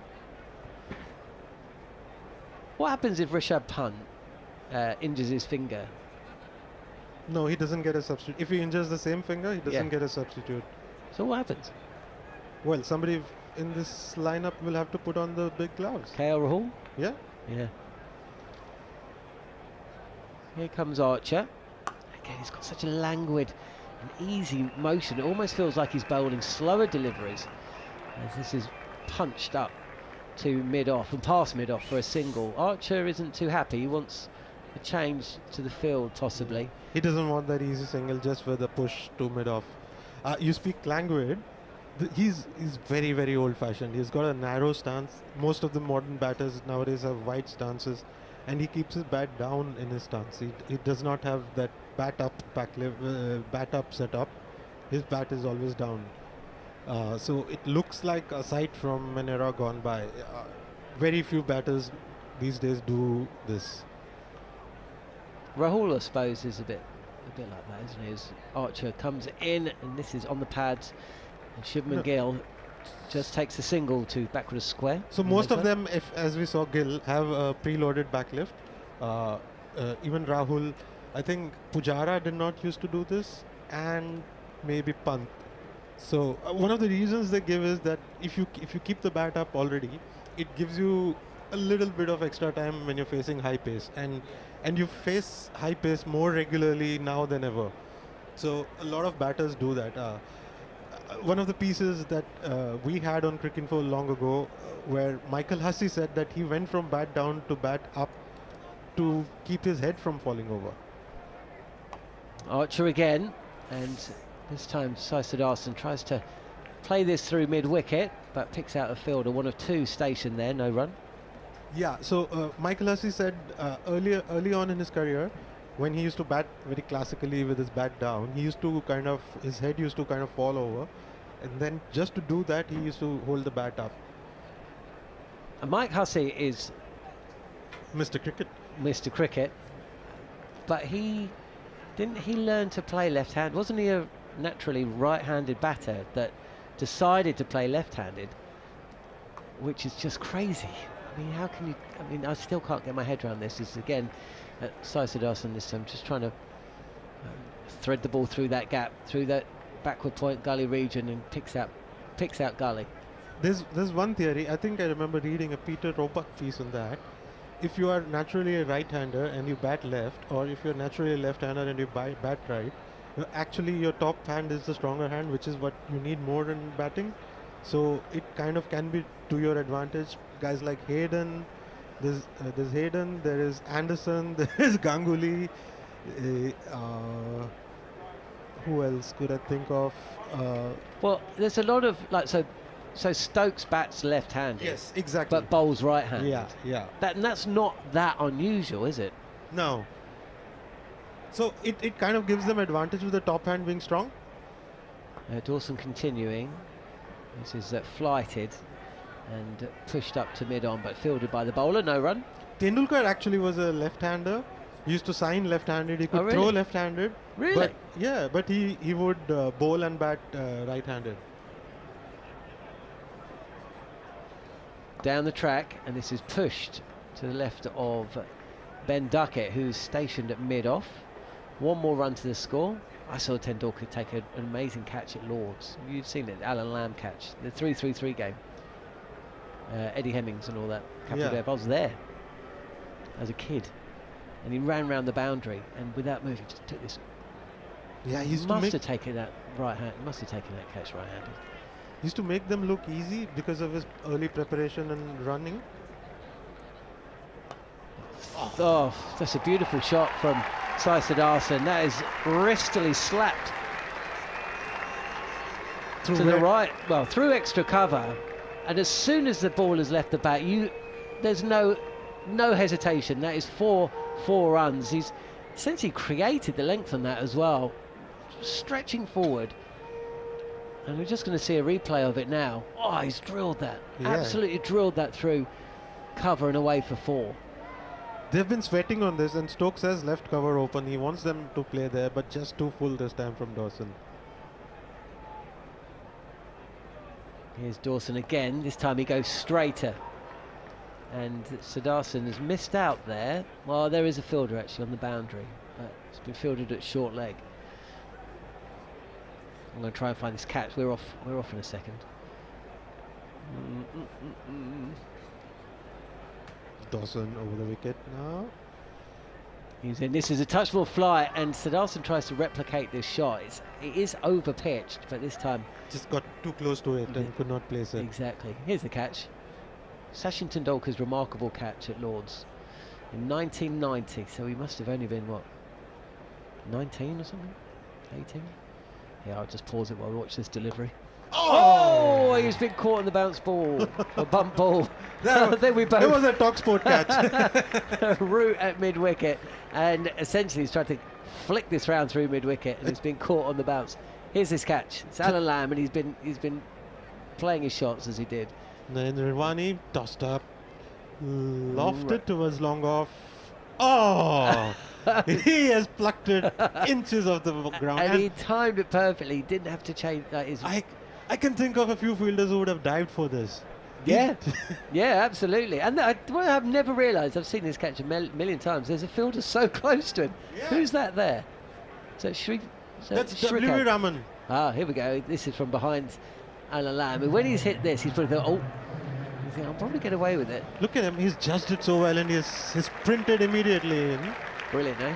Yeah, and he didn't dive. That's brilliant. There we go.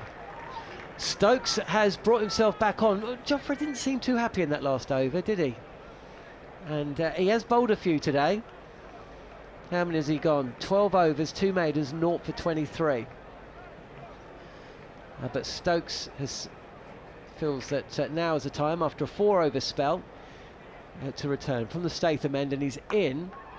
And he's bowling to Shubman Gill, who first ball just drops us into the offside and comes through for a quick single. I don't want to put the jinx on him, but Gill is looking really good. Well, look, it's I feel exactly the same.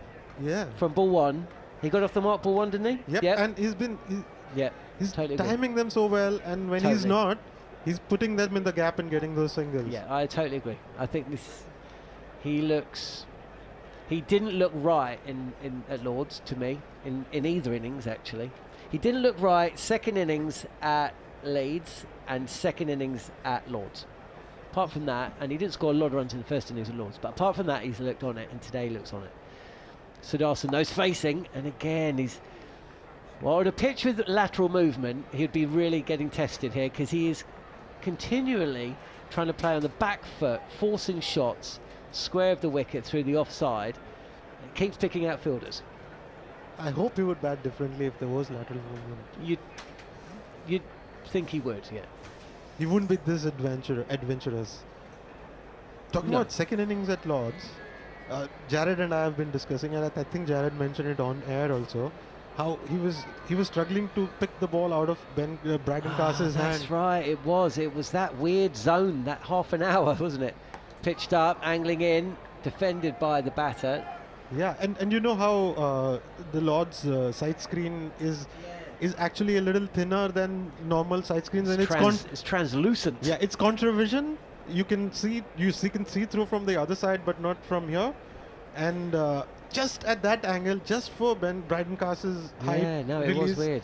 there was some glare in that side screen. They tried something similar to, who was it? It was to Siddharth. Was it Siddharth?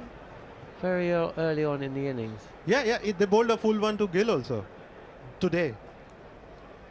Stokes again, and gets round and trying to push this through mid-wicket, but it goes square. It's fielded. But the strange thing with it all is, I've seen every Lord's Test for a long, long time. I've never ever seen that be a problem. It was very, very strange. And it was just for about half an hour. And just for Cass's Just height. for cars. It was just then. And credit to them that they saw an opportunity there and they went really full. Capitalise, yeah. They went really full instead of just bowling good length. In that spell there was 63% full balls, which you do not see unless it's reversing. Here comes Stokes again, and this is pushed to point. Fielder runs in, but single's been taken. It ticks along. Two batters with scores, 46 to Rahul, 58 to Jaiswal, but both have gone. A wicket for Dawson on his return, and also one for Chris Wokes.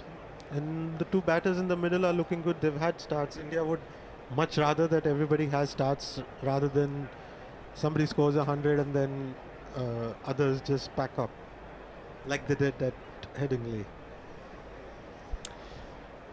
Yeah, it seems like a long time ago that we were in Leeds, doesn't it? Your first comm stint for us here at talkSPORT now. Left alone. And that is the end of the over. Shiv McGill 7 not out. Sai Sudarshan is 19. We've had Elvises, we've had a wicket. Beer snakes, Tigers, mongooses. Mongai. But for now, I hope it's not, Headingley is not that fresh in this team's mind, because it is in mine, because otherwise if they had just batted better for half an hour, they would have been 2-1 up instead of being 2-1 down. I think the scars have run deep. Thank you, Sid. You'll be back for the evening session. Neil Manthorp and Steve Harmison about to come in, with Liam Dawson about to continue bowling from this Sir Jimmy Anderson end.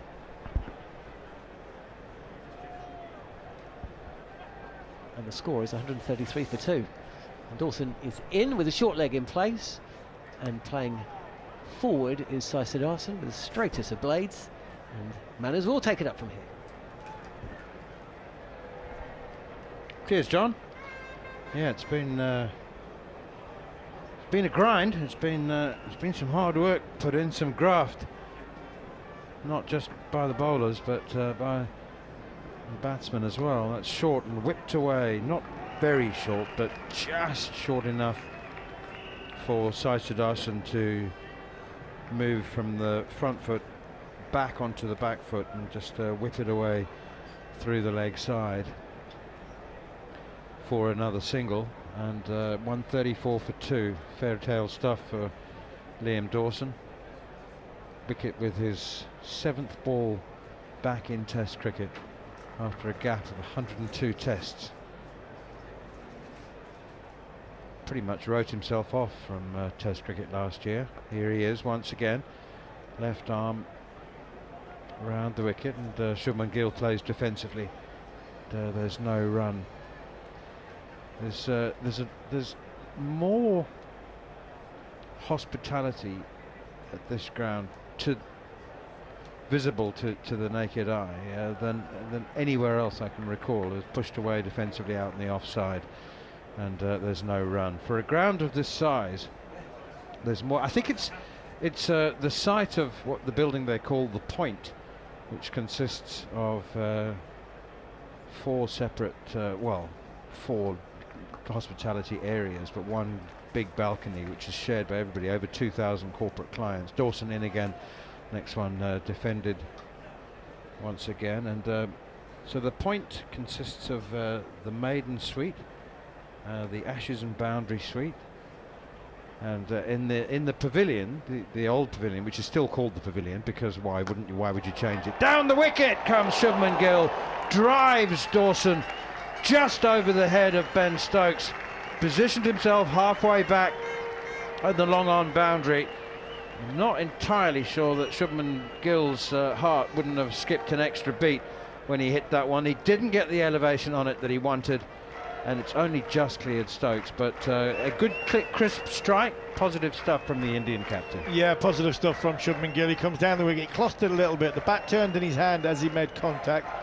Ben Stokes, World Cup style 2019 against South Africa at the Oval. He's gone to try and reverse hand it, didn't quite get it. He was nowhere near it really, just seen it again, but a quick step down the wicket from Gill. He's got a thickish quarter, or a third of the bat, but he's got enough on it to get over the England captain, and it was a 1 bounce 4. There's not many boxes here when it comes to the hospitality point of view. There's 1, 2, 3, 4. There's 11 on the top floor. I think there's 1 big lounge on the right hand, 2 big lounges on the right hand side in the main pavilion, 2 lounges on the left hand side. I think Bumble's in the one up top on the left hand side. So there's 4 mini ones which probably have about 40 people in, and then of the hotel ones, there's I think the is it Corinthian suite, I think it is, which has got about 400-500 people in it on the right hand side. Stokes in again, and that's defended by Sai Sudarshan. 138 for 2 it remains. In the pavilion there's the Lancaster suite and the boardroom, which made me laugh. Yeah, they've got the boardroom, which is not done by... Was it the original boardroom? I think it was the original boardroom, yes. So I think it's Bumble's room for 2 days. Bumble, it's like have a pint with Bumble sort of thing. They have I don't think it's like a big corporate expensive one. I think a little bit more of a cheaper and cheerful one, but Bumble's involved in that one. Here is Stokes around the wicket, and it's a bouncer, and it's a harmless one. If Bumble had a pint with everybody who wanted to have a pint with him, they'd have to carry him round in a chair like the Pope. Yeah, I'd have a go at that. I'd have a go at that. Yeah, could I be on the next chair? Yeah. But by the way, for those who are asking, that's the reason he's not in the commentary box for this Test match. No, I think there's some gimmick to it, because I worked here last year. We're actually in Mike. I called him Dave for about 2 days, and it was actually the 3rd day where he went, "Oh, Dave's not Dave, it's Mike." And we're actually in his room now. He's the PA announcer. He wears a lovely shirt. Mike Peters he's called, really top man. And I got in trouble. Bouncer again from Stokes. He hasn't set the short ball field, so that he hasn't got a scattering of catchers on the leg side, but he's bowled 2 bouncers in a row. I should ring him because he needed telly to work, because it's his room. But he's been in work last year. And there's the boxes on the bottom end. They're all corporate. They're corporate boxes. That's in the Hilton Garden. In the Hilton Garden. Yeah. The ones above, they're hotel rooms, so they're private. But it looks like, see, just visually, it looks like loads of boxes. Suites. Yeah. But they're all bedrooms. And plenty of people on the balconies enjoying the cricket. It's down the leg side, and there's an appeal, and there's not an appeal because Jamie Smith has dropped it down the leg side, but it didn't sound woody. It just sounded like there was a deflection, but it sounded like either maybe the bat flicked the pad, or maybe the ball just flicked the pad on its way through. And there's it's a big nick, I think. Oh, is it really? Is it? He's shelled it. I don't think he's dropped it. I think it's hit him. I mean, he has dropped it, but it's hit Jamie Smith, and it's hit him hard. It's a couple of times now that the ball's gone to Jamie Smith and he shelled it, but he got a good piece of that. Did Sudarshan. Here's Stokes once again, and that's blocked defensively down the leg side. So a chance then for Sai Sudarshan on 20. India 139 for 2. Well, he'll be very disappointed about that. I know mentioned this on many occasions. He doesn't keep regularly in red ball cricket for Surrey. In fact, he doesn't keep in red ball cricket for Surrey. Ben Foakes has that job. So Ollie Pope second. yeah, right. Here's Stokes again outside the off stump, left alone by Sudarshan, and there's no run. 139 for 2. So how does he get the work in? I think the honest answer is he doesn't. This is, well, you could arguably turn around and say, well, England have got 3 players who get the work in Test match cricket. You know, Crawley doesn't exactly play and score a great deal of runs for Kent. Bashir should go to Northampton because Doesn't play for anyone. Because the way you describe Northampton is perfectly the ones that are sort of unloved, unappreciated. So Shoaib Bashir might be there next year. Stokes again. Sudarshan plays it defensively on the leg side. Stokes does his own fielding. And Smith does the batting for Surrey, but does not do the keeping. It is amazing. At the end of the over, a 12th man, or at least a substitute, comes running on. One from the Indian dressing room, one from the England change room. It looks a bit. It looks. He looks. I don't know who the England substitute fielder is, but he reminds me a little bit of Tawanda Moyeye, the Kent batsman. Yeah. He runs short in stature. He runs like Rian. Rian, yeah, bustles on. Got another 100 this week. I see that. Not 100. Did you see the scorecard? There were 300s and no Yeah, other double figure scores. It was crazy, isn't it? So you get in, you cash in. Yeah, he's done it. He's been brilliant this year. Rian Ahmed has got, I think that's four championship hundreds now for Rian. So good on him. Good on him. You know, and you don't get much to do with him from a bowling point of view. Not because anything other than it hasn't been conducive down at Leicester for him to bowl leg spin. So reinvented himself as a batter, and good for him. So Liam Dawson to continue with his left arm spin from the Jimmy Anderson end. It used to be known as the Warwick Road end, and no, Stretford end, wasn't it? Used to be. It's Dawson in, played away defensively by Shubman Gill on the offside, and there's no run. We're at what used to be called the Warwick Road end. That was the Stretford end. Now the Brian Statham end and the Jimmy Anderson end. As Dawson is in once again, and forward comes Shubman Gill, pushing it out to extra cover, and there's no run.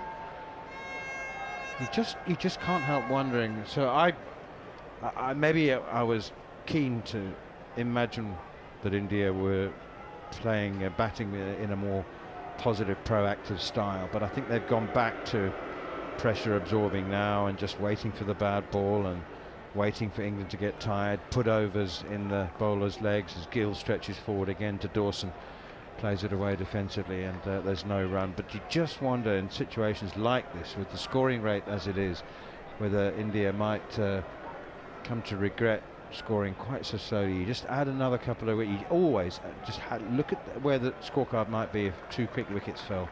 Pushed away by Gill up towards mid-on. Ben Stokes allows it to trickle to him in a tease, a bit like Ravi Jadeja. Challenge him. Come on then. Come on. Let's chance my arm. Shubman Gill 12. Sai Sudarshan on 20. Given a chance on 20. Dropped down the leg side by Jamie Smith. Are we confident? Are we 100% confident about that? Yeah.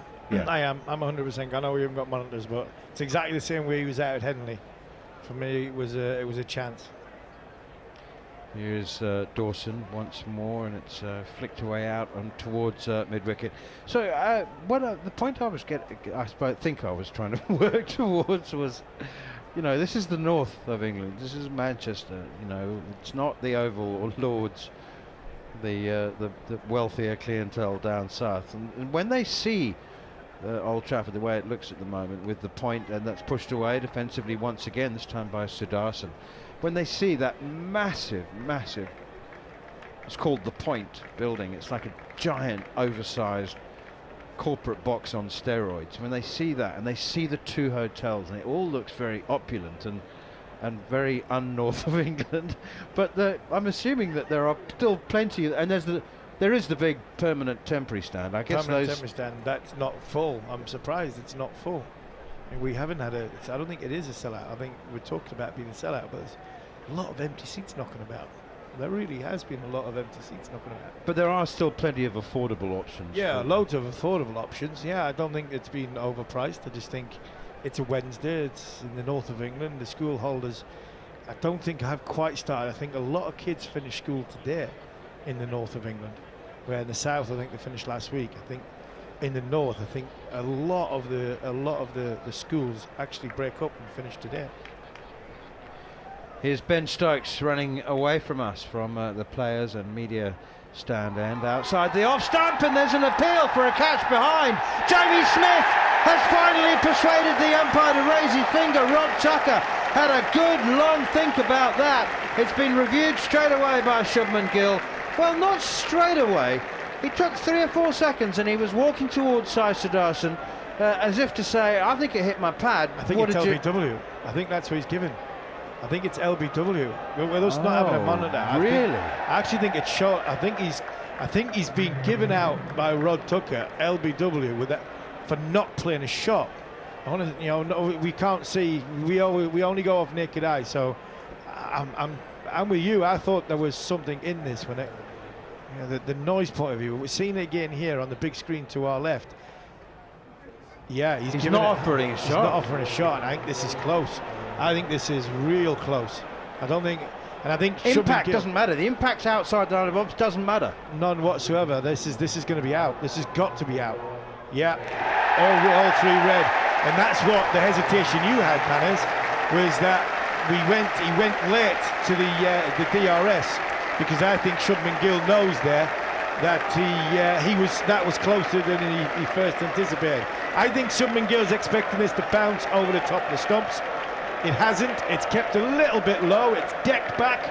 It's probably pitched, or it has pitched just outside, so 4th stump. It's nipped back. It's hit Shubman Gill in line. It was 3 reds. I was expecting there for an LBW, which is left, which is shoulder, arms and left. You'd expect it to be pitching in line.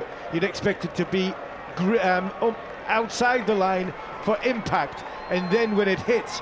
But Shubman Gill knew that was closer than he could give it credit for. That's why he was late going to DRS. And what it was 3 reds. It was red on impact, it was red on where it pitched, red on impact, and red on hit. And it pitched. It hit halfway up between middle and off stump. A huge boost there for the England captain, and one I think the India captain will live to regret. Second Test match in a row that might be affected by a batter's decision to leave the ball alone. The Karen Nayer's leaving Bryden Cast at Lord's, that changed the course of the innings on the 4th evening, and now the prolific Shubman Gill has failed for the 3rd innings in a row. 12 off 23 balls, LBW to Ben Stokes. Just a massive error in judgment, unless, as you say, he's left it on length. I think he's left it on length, and so it hasn't bounced as much. He thinks it's going over. Obviously we can't see it again, but I'd like to see it again. I think he's leaving this on length. He's leaving it because he expects this to bounce over the top of the stumps. Right, new batsman is Rishabh Pant, and Ben Stokes immediately starts playing the ego game. He's put a man out at deep square leg straight away. I love that. I think Rishabh Pant is just quietly a man after Ben Stokes' own heart, isn't he? He is, but I think what he's also got is he's got his 2 tallest fielders at mid-on and mid-off. So he's saying to Pant, right, I've got deep square covered. I'm comfortable with that. So if I bowl you a bouncer and you want to take it on, you can hit it. If you want to try and ramp me, you can hit it. And if you want to come down the wicket and try and belt me over my head, well, I've got your 2 tallest fielders standing next to me. Here is Stokes then, bowling to Rishabh Pant, and first he looked for the Yorker straight up, and it's turned away very nicely by Pant behind square on the leg side to Ollie Pope, who's out there on the boundary, and so Rishabh Pant is immediately off the mark, and there's a big smile on Stokes' face as he stands right next to Rishabh Pant at the non-striker's end, having completed that completed that single, and he's I don't know what he said to him, but Pant smiled back, so I think it's just good-natured, whatever it was. And from what we have heard on the stump microphones of the banter between Stokes and Rishabh Pant, it has been good-natured. It's been respectful, it's been cheeky, and they've both made each other smile. 3 slips and a gully, and a short leg in now, as well as Stokes bowls another bouncer to Siddharthan, who sways out of the way of it. Lets that one go through to Jamie Smith. Well, Smith will be hoping that Siddharthan doesn't cash in on the error. He dropped him down the leg side. It was also off the bowling of Ben Stokes. Siddharthan hasn't scored since then. Dropped on 20, still on 20. 2 overs ago. 141 for 3.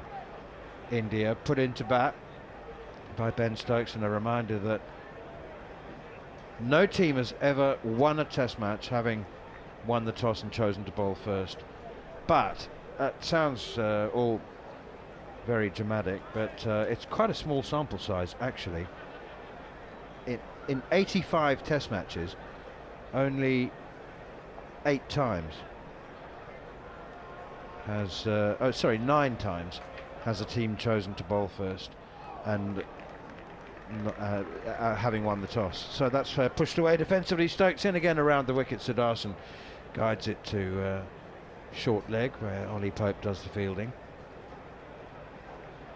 I don't think that's the kind of statistic that would interest Stokes or anyone else. I don't think it does. I don't think they're interested in the modern day game. I think the game has changed so much in the last sort of 5 or 10 years that them stats are quite obsolete. I think there are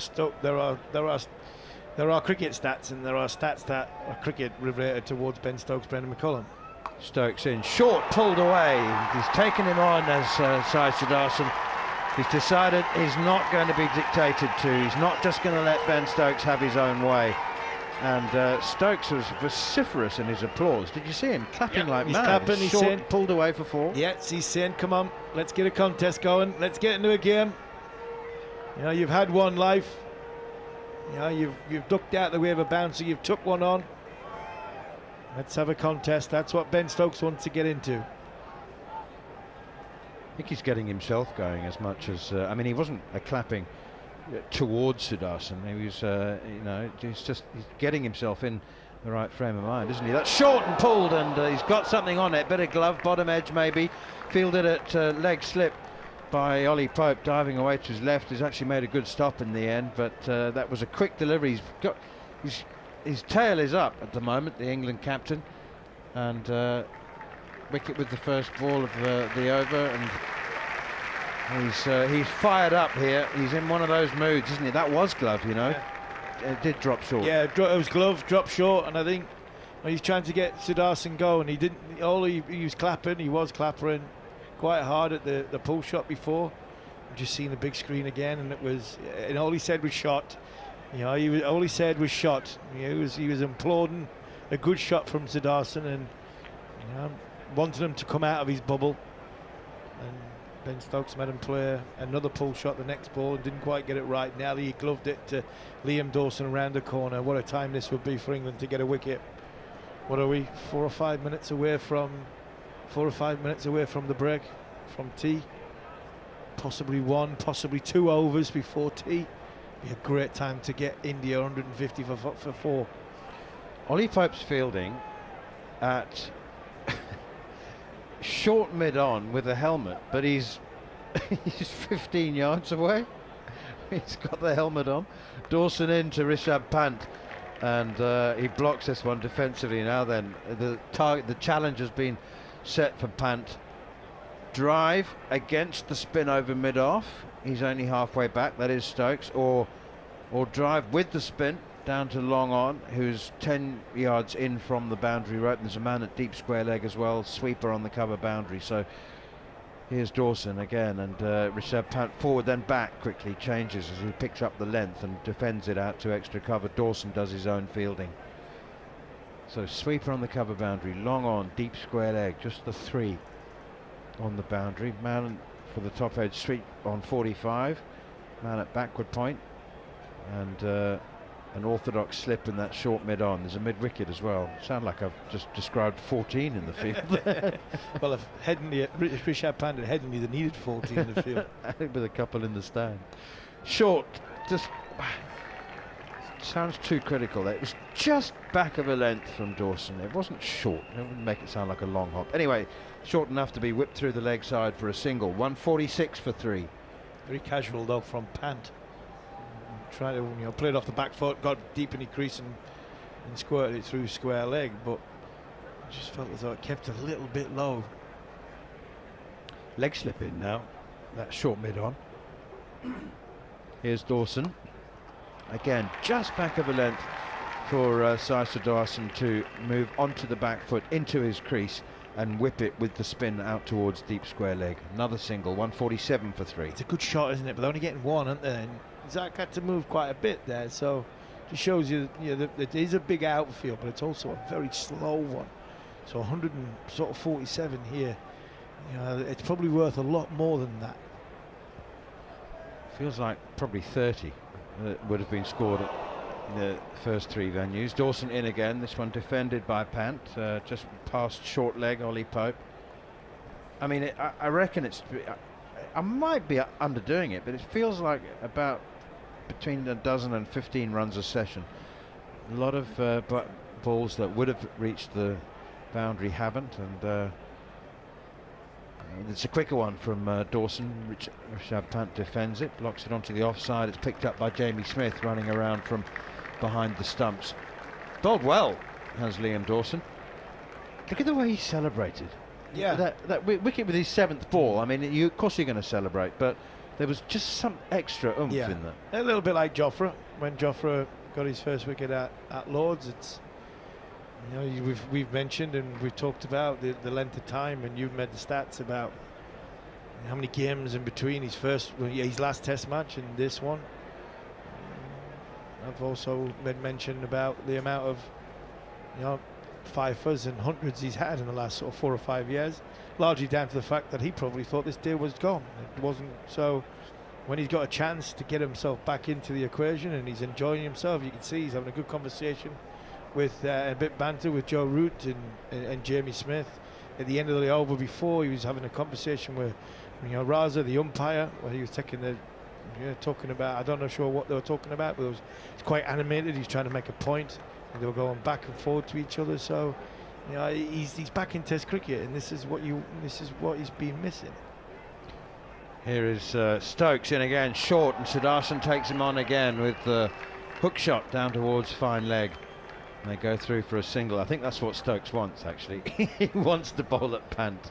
Yeah, I think he wants that, but he also wants Sudarshan to keep playing this way. So if I'm Ben Stokes, keep going like this, keep going go at Pant this way as well.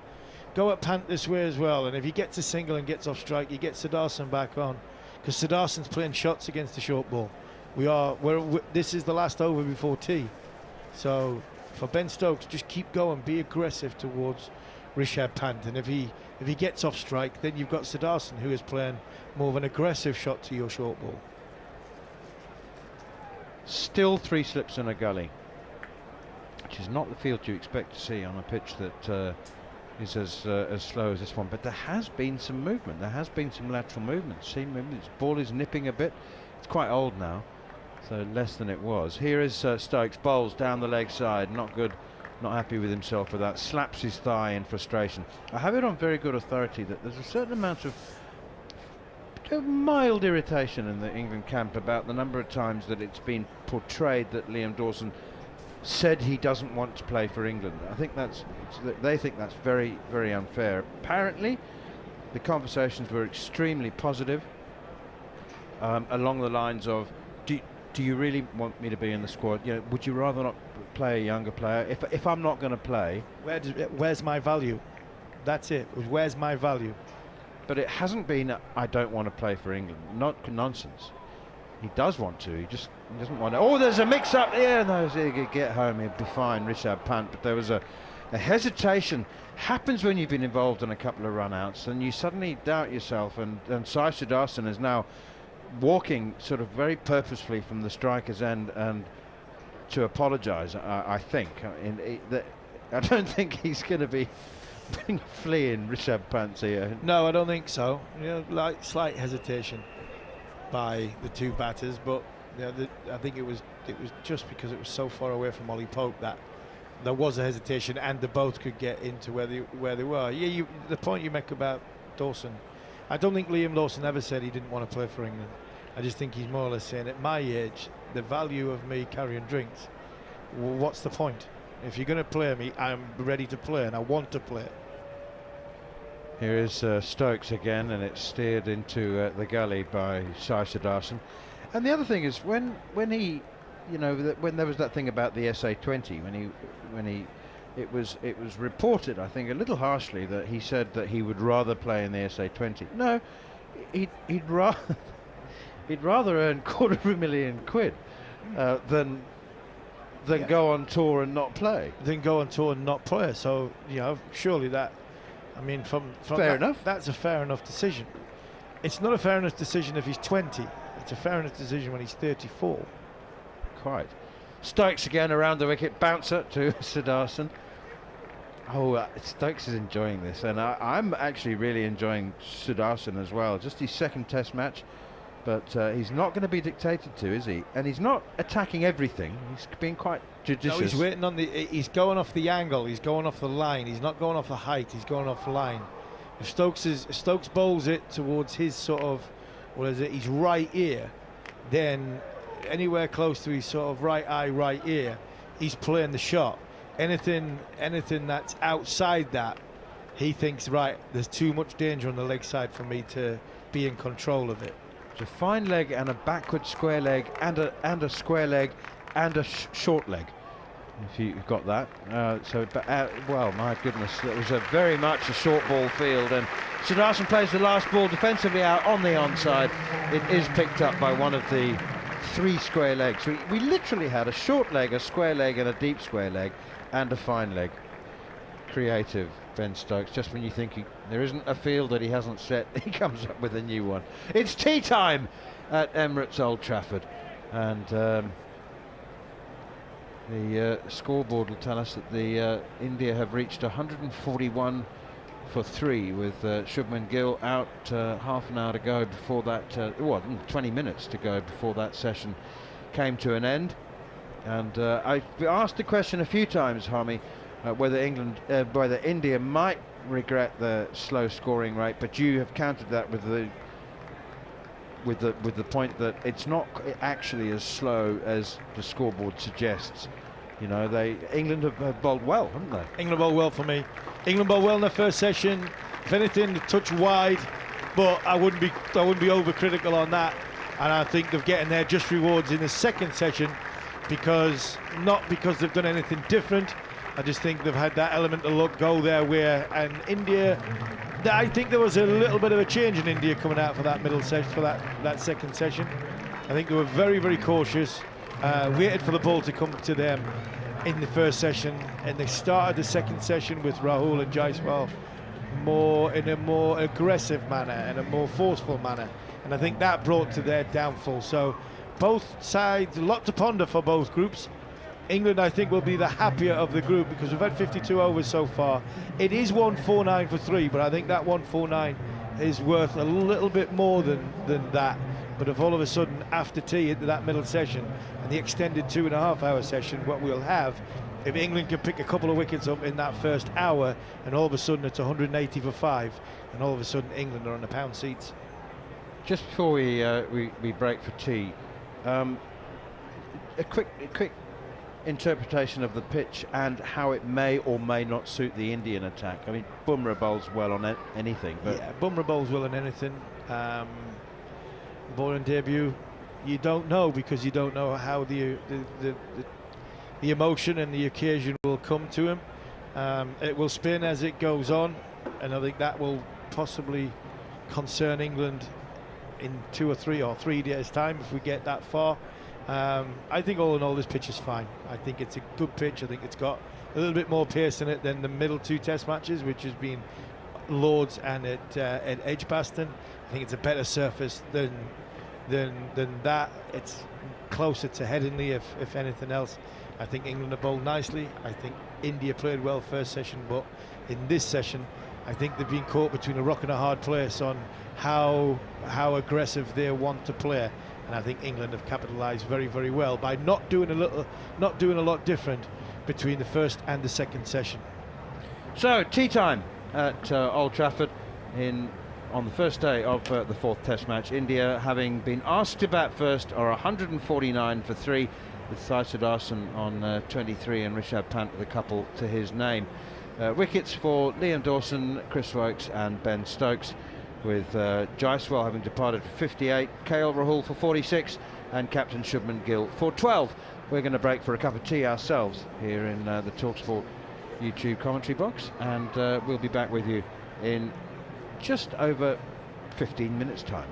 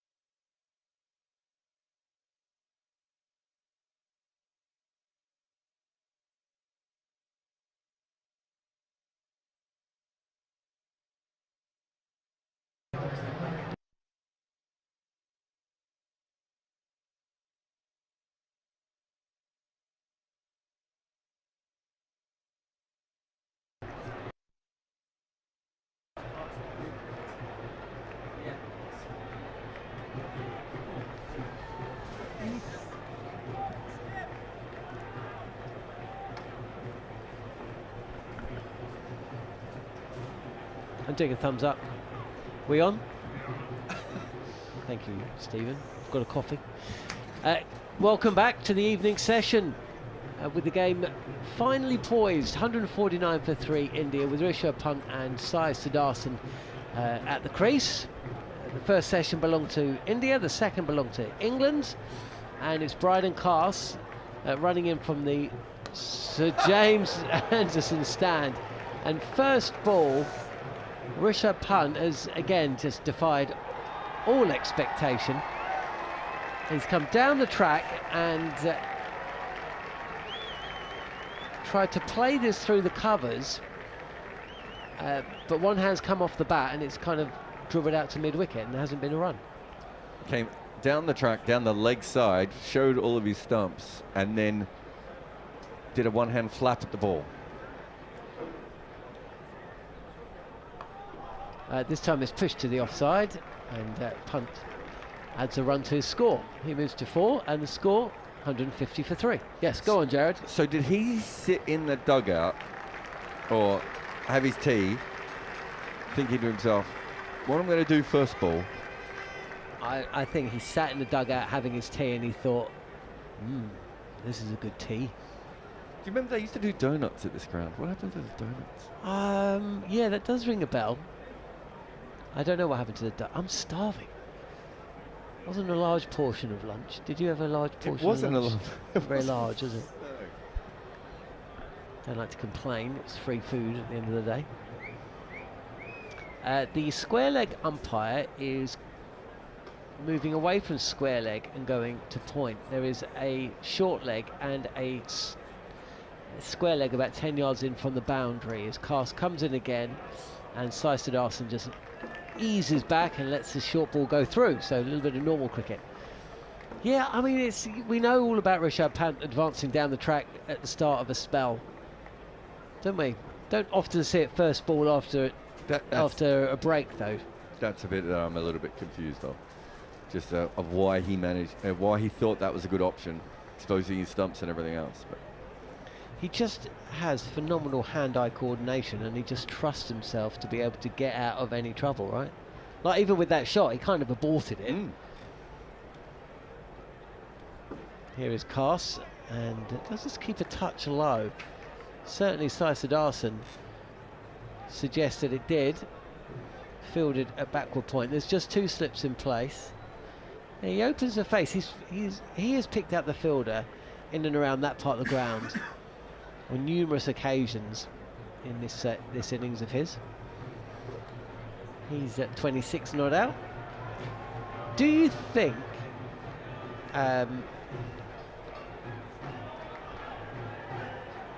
it's the England have bowled well today and the pitch is slow, and there's certainly 7 or 8 shots that on the other grounds would have reached the boundary that didn't, so therefore the run scoring has been difficult today? But do you just feel that England are absolutely delighted with the way that India go about their cricket? They feel always in the game because they just don't score quickly enough. Short, and Siddharthan gets out the way. I mean, that will change now. Pant's in there, and Siddharthan showed towards the back end of that session he was going to try and take it on a little bit more. yeah, I mean, I think that if you don't score quickly against England, they believe they're eventually going to get you out. You know, it's almost like they work on a wicket per hour basis, right? And as long as they keep doing that and they can control the game a little bit, I think there is an element of that. But is that not what happened at Edgbaston, and it just got away from them? So yeah, and they were down. They were 5 down, weren't they? With not that many on the board at Edgbaston as well. 220 odd for 5, were they? I'm not sure. As again this time, Siddharthan gets up on his toes and tries to guide this through backward point, gully, and picks out the fielder. 211 for 5 at Edgbaston, and then Shubman Gill and Ravindra Jadeja put on 200 for the 6th wicket, and India win that game. But you know, if you're relying on a 6th wicket partnership of 200 to win a game, more often than not you're going to get into trouble. no, but the point being is that's a very good example of just if they can stay on top and not give away those wickets, it doesn't really matter what their speed is at that point, does it? Because they can make so many runs.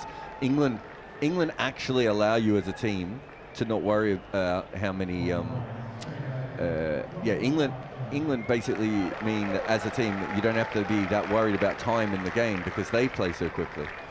So it's different than other sides. Yeah, and I'm not sure what India could do. It always feels like the batters are playing their own game.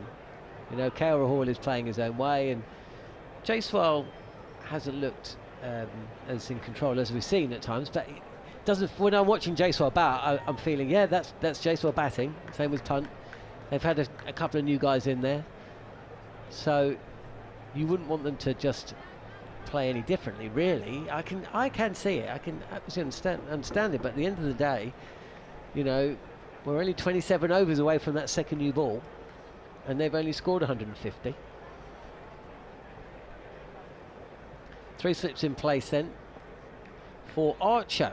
He's yet to pick up a wicket. Oof, what's that from Rishabh Pant? Short delivery, and it's almost like a duck pull. Yeah, I wonder if it just got big on him.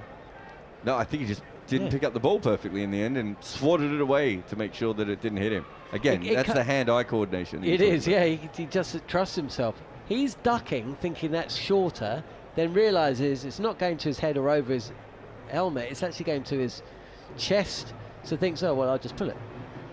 I just saw him and Rod Tucker having a laugh as well, where I think he was saying to Rod Tucker, was that not above the head? And Rod Tucker was like, no.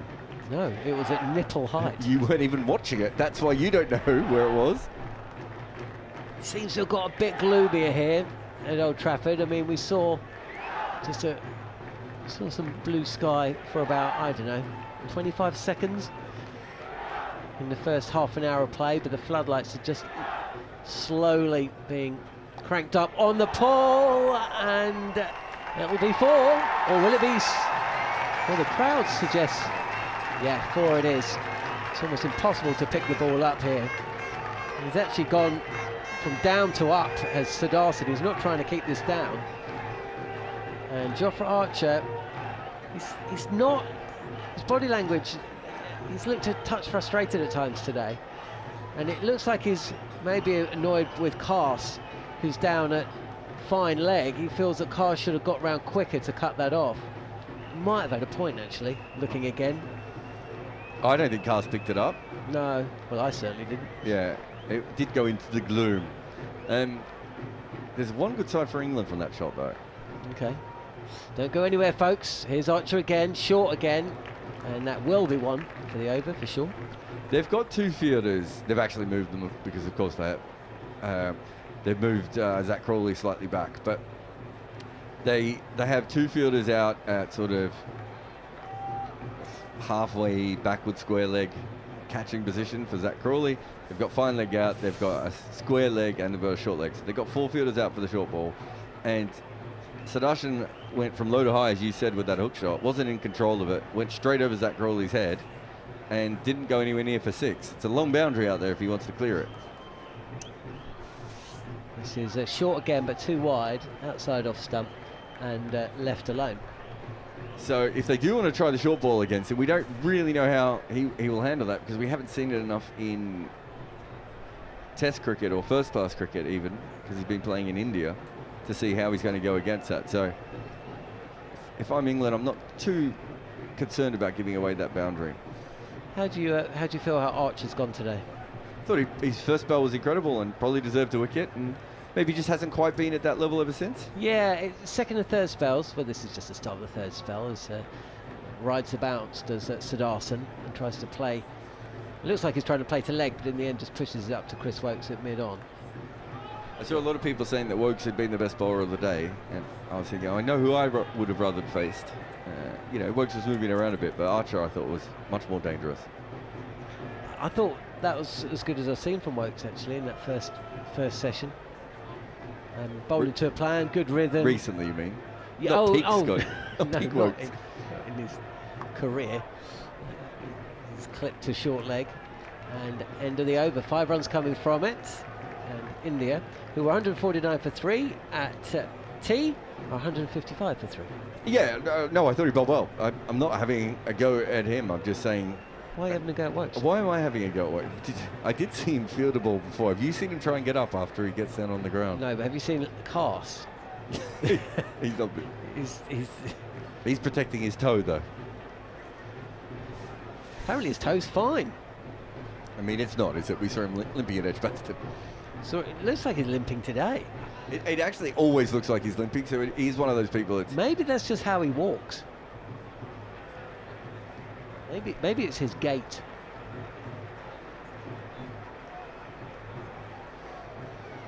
Right. Coss. Limp or not? Ooh, pushing. Rishabh Pant. I mean, he's not known for... It's a funny one, isn't he? He's known for his foot movement in terms of running down the track with his eyes closed, bat in one hand, whooping and wailing and thrashing at the ball. But when it comes to actually moving in the crease, he doesn't do a lot of it. No, he can be quite still at times when he's not falling over, playing a shot over his shoulder, right?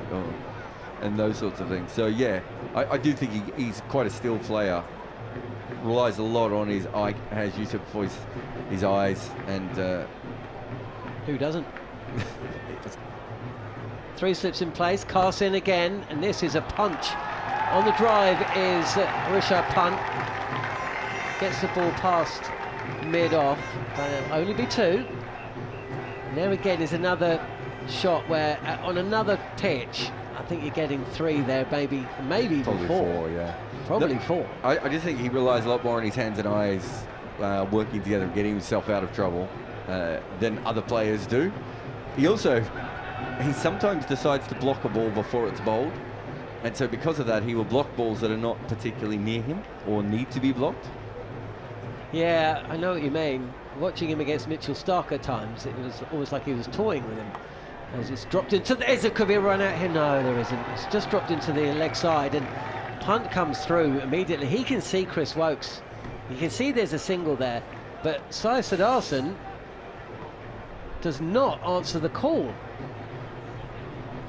And just for a second there, it looks like we're going to have two batters in the middle of the pitch, but Punt continues through, and in the end, there is a single there. It's hard running with someone who's not a particularly good runner between the wicket, and Rishabh Pant isn't. He gets confused quite a lot. He takes off when he doesn't need to and everything. And I think in that case, Siddharthan just thought he got it wrong, and then that's what caused the issue. It wasn't actually that Rishabh Pant did anything wrong. He hit the ball into the gap and he took a single. Drums beating here at Old Trafford as Bryden Cast continues. And the pressure really on India as Sai Siddharthan, who's 30 not out, that pushes this back up the track, no run. How do you feel he's gone about things? I mean, it was dropped on 20 down the leg side by Jamie Smith. Yeah, he's batted very slow. He's not really tried to play. That hook shot would be one of the biggest shots he's played, right? But I just think he needs to get himself in, and that's what he's been trying to do. He's been in for 87 deliveries now, either side of the tea break, of course. Oh, that's an authoritative shot. He's only going to pick up one to square leg, but it's timed and pulled powerfully. He's trying to hit that through mid-wicket. It goes squarer. He moves to 31. Yeah, so that's just showing that he's just feeling a little bit more comfortable now. Lights are on, and it is quite dark, so this is a good time to bowl. They really need to get past this next half an hour, I'd say, here, India. Do you think we're going to have a problem with the light? I mean, the floodlights are fully never happened here before. fully on. Have we ever had a problem with the light here before? They're fully on, and it's still pretty bleak. As Rishabh Pant eases forward and tries to push this towards cover point, picks out point, and that's the end of the over. 159 for 3 then, if India have added 10 runs to the score. What's your feeling then? What would be a par score here, first innings? I have no idea, because this wicket hasn't given us that many clues right at the moment. So I'm still very confused. I think India would be happy with something around 350, but would England be massively unhappy with that? I think 350 would be a decent score, just because look how it's very, very dark. 350 is 425 on another pitch. If you're batting You're going to have to bat for 100 over. Well, you're going to have to bat for maybe 110, 120 overs to get 350 here. So I don't think it's a pitch that's going to suit England's natural stroke players. So Archer is in, and this time Siddhartha's beating past the outside edge, playing defensively, playing forward as well. I wonder if there's been enough discussion. It's probably a piece for someone like me or Monga to go out and ask batters what they feel. Last over, it was a completely different field for Siddhartha. Jofra Archer's just coming into bowl, and Ben Stokes has completely changed it. There was a short leg, 2 catching fielders about 50 feet away from the batter, and now we have a deep square leg and a fine leg in, and he's bowling up with a 3rd slip in place. And it's Archer again, and this is just clipped to Wokes at mid-wicket. 50 Jez says Jarrod looks a bit tired. It's funny watching him yawn without opening his mouth. I don't think Jarrod looks tired. Is that an invisible yawn? I don't know. I didn't quite get it. I was hoping you would. There is a bit of rain forecast for tomorrow. But we were expecting to be lots of rain. It feels like it could rain here. I don't think it looks out okay on that side, which is usually where it comes from. Continuing around the wicket, and Jofra Archer drops short, and Sai Siddharthan again looks very comfortable on the pull, and this time he pulls it in front of square on the leg side. No one out there. Yeah, much better with the pull shot than he has been with the hook shot. That hook shot before was a little bit ropey, whereas the last 2 pulls, one straight to the fielder and this one for 4, being very different. Yeah, do you remember? The rain comes from this over this side, and the reason I remember that is because that is where we spent the entire Ashes Test match looking. 2 full days, wasn't it? 2 full days. Pitched up and blocked. Old school block from one of the new school, Sai Siddharthan. I wanted to see Nitish Reddy play here. I enjoy watching him play at Lord's. And then it's a shame that injury has robbed India of a guy that I think his bowling could have been useful, but it was his batting really. This is too short really from Archer, and Sai Siddharthan ducks underneath it and does what he normally does, just fixes his gloves. And what's Archer moaning about now? Archer went is it down. to the batter or is it to the slip cord? No, it was to Sai Siddharthan. I think he's trying to get under his skin a little bit, maybe get him to play one of those short balls. And then Rod Tucker came down and said, actually mate, you're running on the pitch. So don't do that. It wasn't an official warning, but it was, you're very close to running on the pitch. Here is Archer again with 3 slips. Ghali, backward point, and this is left alone. It's not going to improve Archer's mood much. End of the over, and India have moved along 163 for 3. He's getting movement away from Siddharthan, isn't he? Off the seam. Because they're going for the short pitch bowling, not all in on that field, but certainly that is part of the plan.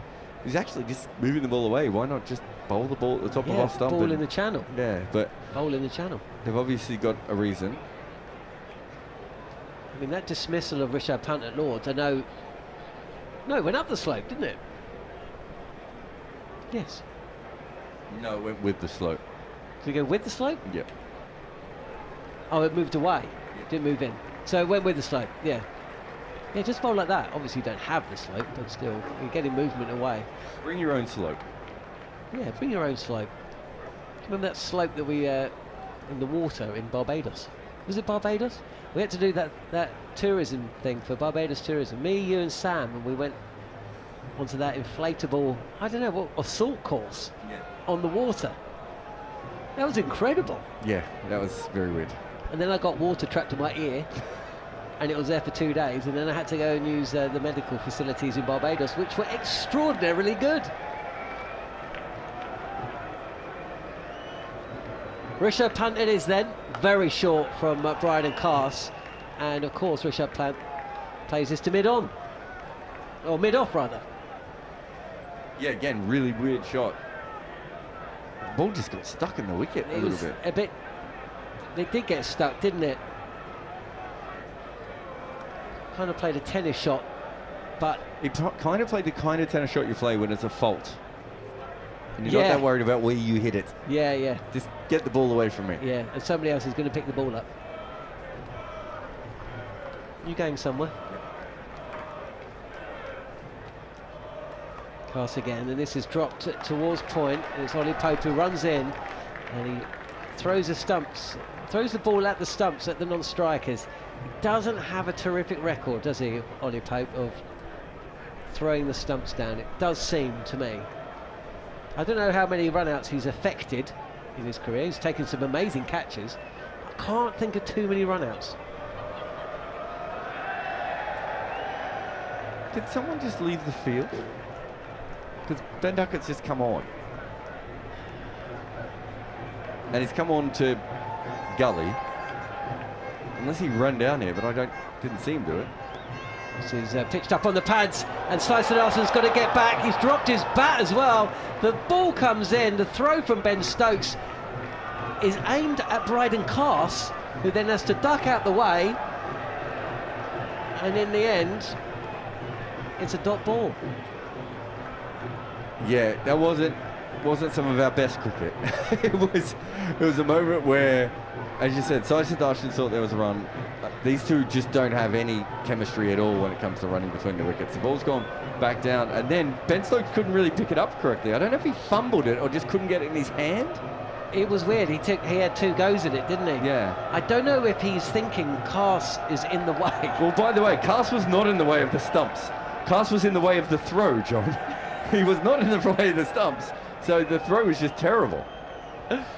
Here is Cass, short delivery, defended back to the bowler by Slyson-Arsson. So there's not a lot of runs being scored. India have moved on to 164 for 3.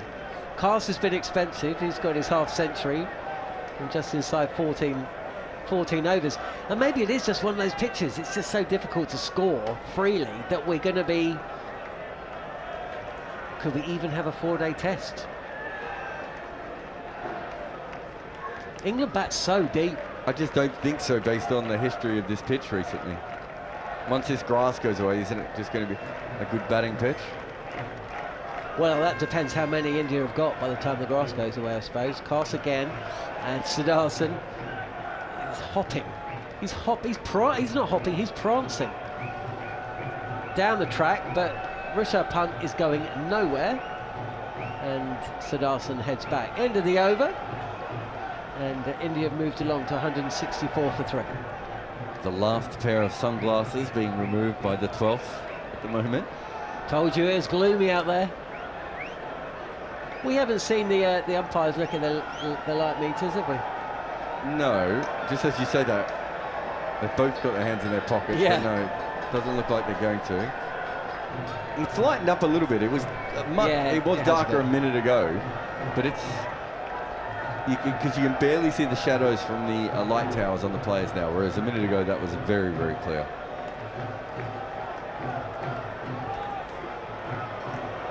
Archer continuing, and it's on the pads, and Rishabh Pant, who somewhat disappointingly hasn't charged Jofra Archer. Didn't go down too well, but didn't actually work out that well for Rishabh in the end. Did you see the Elvises being escorted out, by the way? I know a single Elvis, an Elvi, as they're known, was taken. Did they take out more than one Elvis? Oh yeah, no, they took them all out. All 6 of them. They were escorted off of the temporary stand.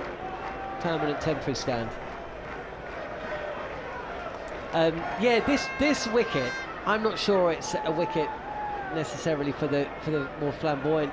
This is on the pads, full delivery from Archer, and Slyson, who seems to have faced the majority of deliveries recently, just eases forward and clips this down to deep backwards square leg for another couple of runs. He moves to 37.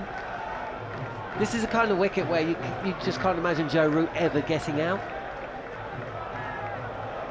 Joe Root actually won the game, didn't he, for Sri Lanka last year? It was quite interesting. in fact, it was a very similar pitch.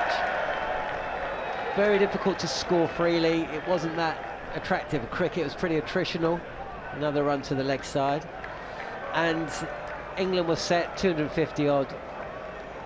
I think they won by 5 wickets and Joe Root saw them home, but it took forever. And when I left the ground, it was maybe just coincidence, but I walked past 2 or 3 separate groups of people who were essentially moaning about how boring it was.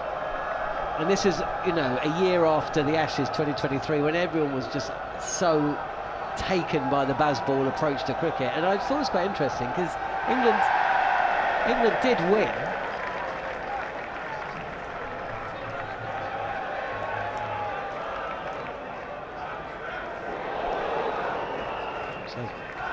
Short ball there. It's going to be a wide, in fact. It was well over Rishabh Pant's head. Good work by Smith to take that. One-handed? Yeah, one-handed.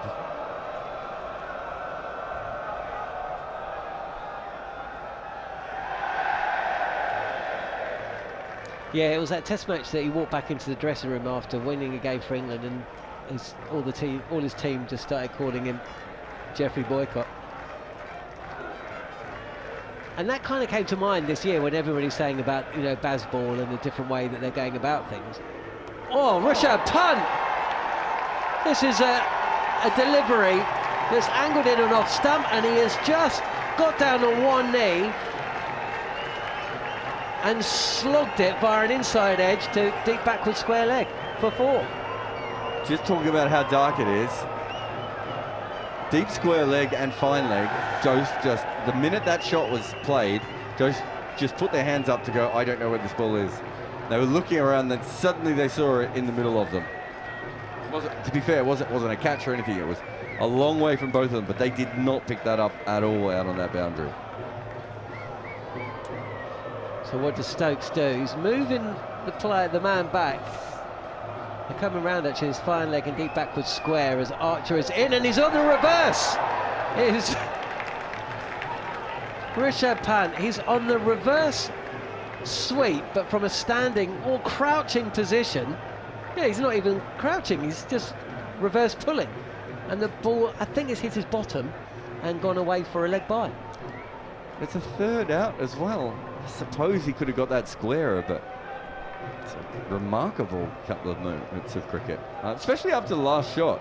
He's now practicing a different shot, which again the field is set for. Not really sure what's happening with him there. It's Saisadhasan, short and on the body, just raises the bat above his head and whips round, snaps round to follow the arc of the ball through to the keeper, Smith.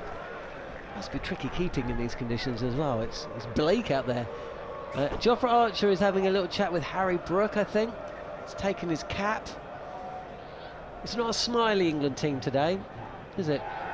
Well, Harry Brook was sprinting before, wasn't he? Yeah, that's right, he was. Well, he usually smiles, come what may. So yeah, they have a little bit more fun. But no, it's not really a smiley day, is it? Lights on, no. With the gloom. No, it's not a smiley day. You know, we've had a ridiculous test match not that long ago. Seems like England and India are a bit like, oh, do we have to do it again? Okay. Ooh, down the leg side. There's a shout for caught behind. I thought he was going to walk then. It did look like Rishabh Pant was turning to walk, but the slip cordon didn't go up at all. No, he's missed it by a mile. Yeah. But yeah, Cass obviously saw whatever I saw as well. But just because the way he started walking off, I was like, oh no, he's leaving. But it was a wild ball. Cass has bowled some interesting deliveries today for a test match bowler. I just caught your reaction to that delivery on our YouTube stream. Someone asked, I want to explain this after this ball. There's something that we do, and there's a reason that it exists. Pass again, and Rishabh Pant will take a single to square leg. Quite often when you do the now that we stream and video a lot of these, you see us doing things like giving a 4 or putting our finger up or whatever, and people think that we're doing it like fans, but we're actually doing it to give you more information so that if you haven't picked it up, we know that something has happened. Yeah, it does. It's not like your uncle on the sofa who puts his finger up every time the ball hits the pads. I know I do have an uncle like that, and you know who you are, Gary. Gary. I brought 2 friends up to the box. At Lord's. And one of them screamed, didn't he? And I turned around, I thought we were being attacked in the box. I nearly attacked him. I'd messaged him before. I was like, "You haven't been drinking, have you?" "No." "Okay, well, I'll believe you." Go downstairs. Oh no. Here is Cars, and this is just ran down the ground to point, no run. But you said that it was the sober one who screamed, wasn't it? It was, but it was. So I went down to get them, realised I'd made a massive error, but I thought, well, and I warned them. I said, you cannot, talk essentially. So we get in the lift, go up to the Lord's, to our room, and I get them into our room, and I'm like, okay, so they're in our room, and then there was Stokes got somebody LBW. Was it your day? It wasn't even LBW. I think it was just. But it was given though, and then it was over. Was it the one that was overturned? I can't remember, but there was a DRS involved with it. I remember that. Cross again, and there's kind of a half shout for a leg before wicket. It's gone fine. Down to the boundary. We'll just have to wait and see. It is leg byes. He did get quite far across his stumps, did Siddharthan. I think actually it was hit in line with leg stump, but the angle was always taking it away. Nobody joined in. And India move on to 175 for 3. Siddharthan 179 for 3. Siddharthan 38 and Pant 15. So yeah, Ben Stokes gets the LBW, and he just goes, yes! The bottom, the right back of the behind box. Like, he Manthorp. couldn't have shouted any louder, and he was the sober one. Soberish.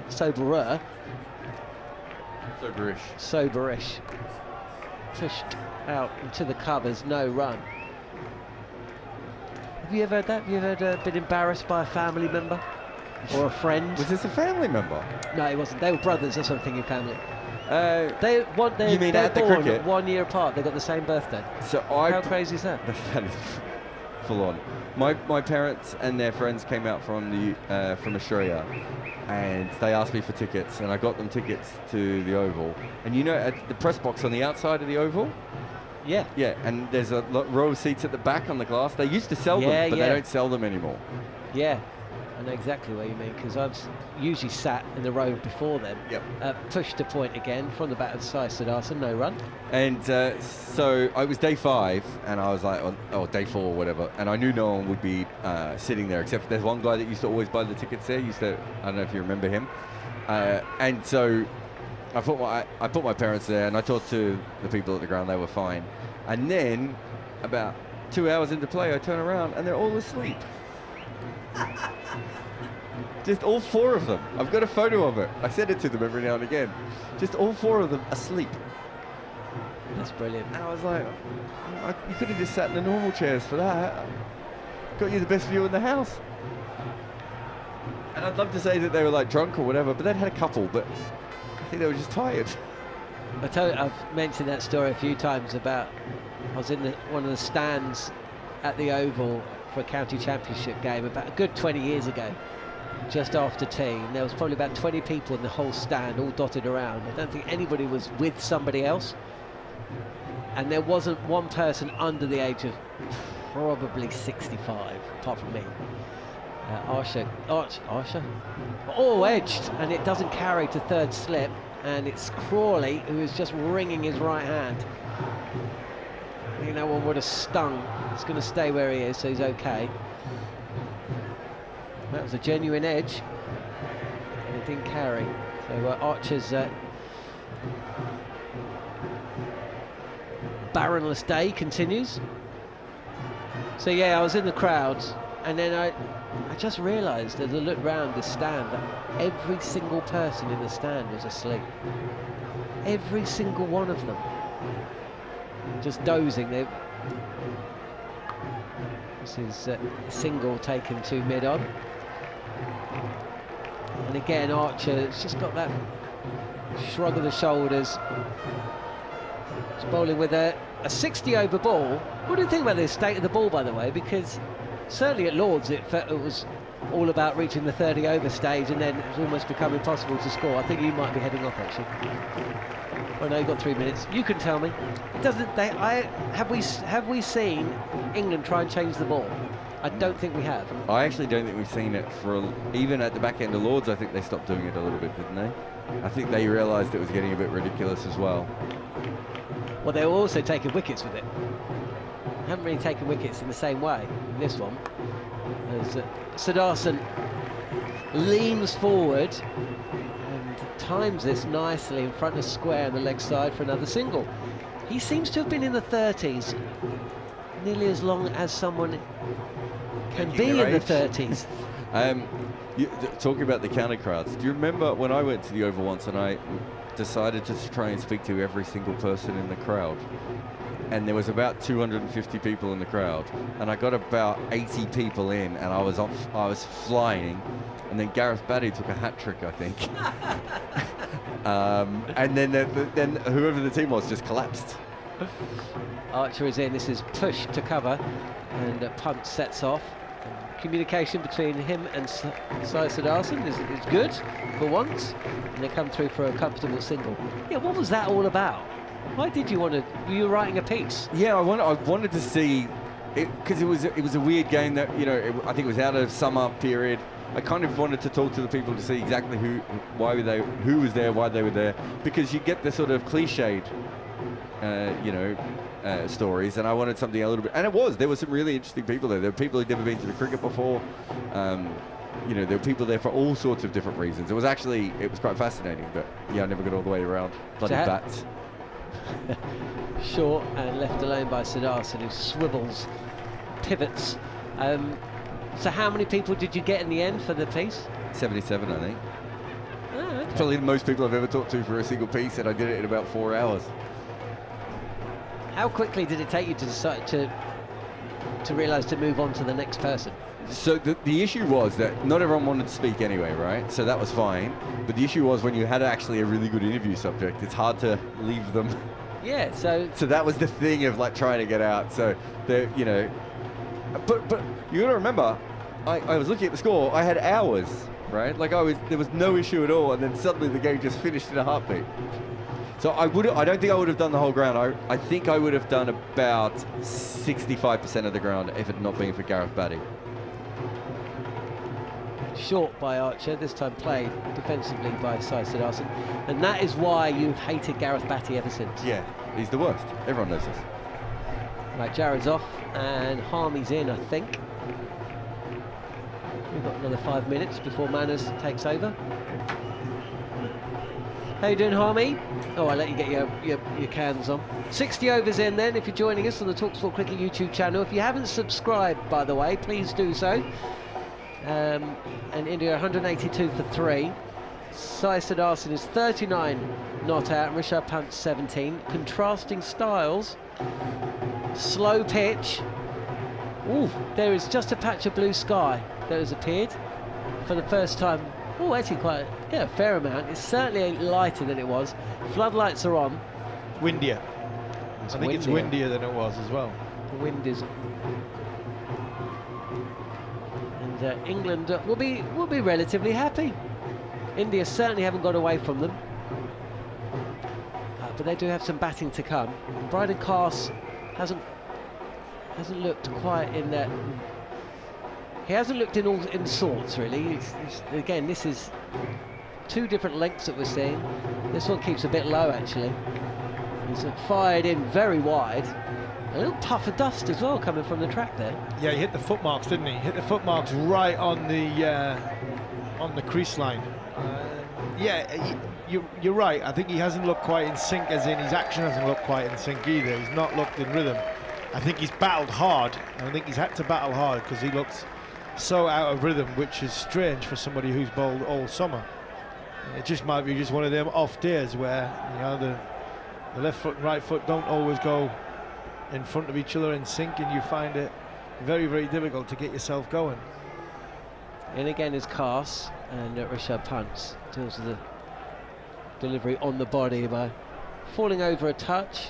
He moves to the offside to try and push this past the lone mid-wicket fielder, but In the end, it just goes straight to him. Seen a lot of that in this innings. A lot of shots being played to the fielders. I don't know why that would be. Maybe I'm just imagining things. Defensive shots. There's a lot of attacking shots at Lord's played to fielders. Nitish Reddy played a lot of shots to more attacking shots to fielders. These have been a lot more defensive shots. Got bowlers who got the angles right. Here he comes again. Does Brydon Cast. It's a pick-up. Straight pull from Rishabh Pant, and it goes for 6 over long on.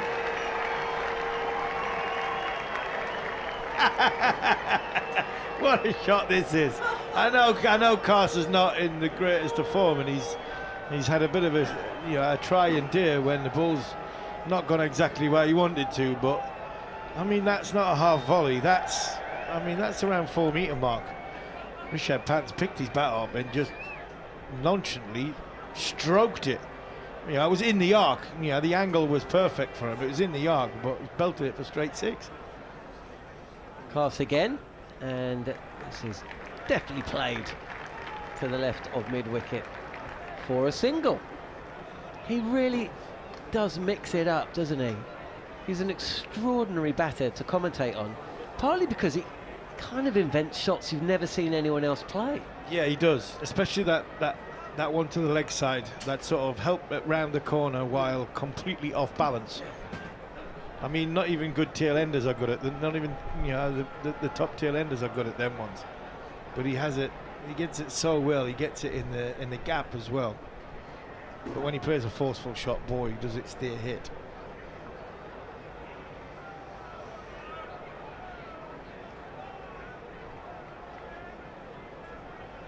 Cast lengths today, 20% good length, 65% back of a length or short. As Siddharthan again, he's just pushed this straight to Chris Wokes at mid-wicket, and then it's just haired off. Rishabh Pant is watching the ball, watching the fielder, and again the two are coming down the track and having a chat about not running each other out, and in and amongst all this, it was a no ball. Oh yeah, the 65% sort of back of a length or short. I mean, one thing I'll be critical of Brydon Cast, it's been either or. It's been something or nothing. It's not been short as in bouncer getting it above the head. Cast again, back of a length again, and ridden by Siddharthan. Pushed to Ollie Pope, who's a very deep, well, he's kind of halfway between the square leg umpire and the boundary at square leg. So another run. Siddharthan, Gary Morgan has sent me the so that has finally moved to 40. He reached 30 after 82 balls, and finally he has reached 40 after facing another 27. So he's not going quite as slowly as I was making out. So apologies to Sai Siddharthan.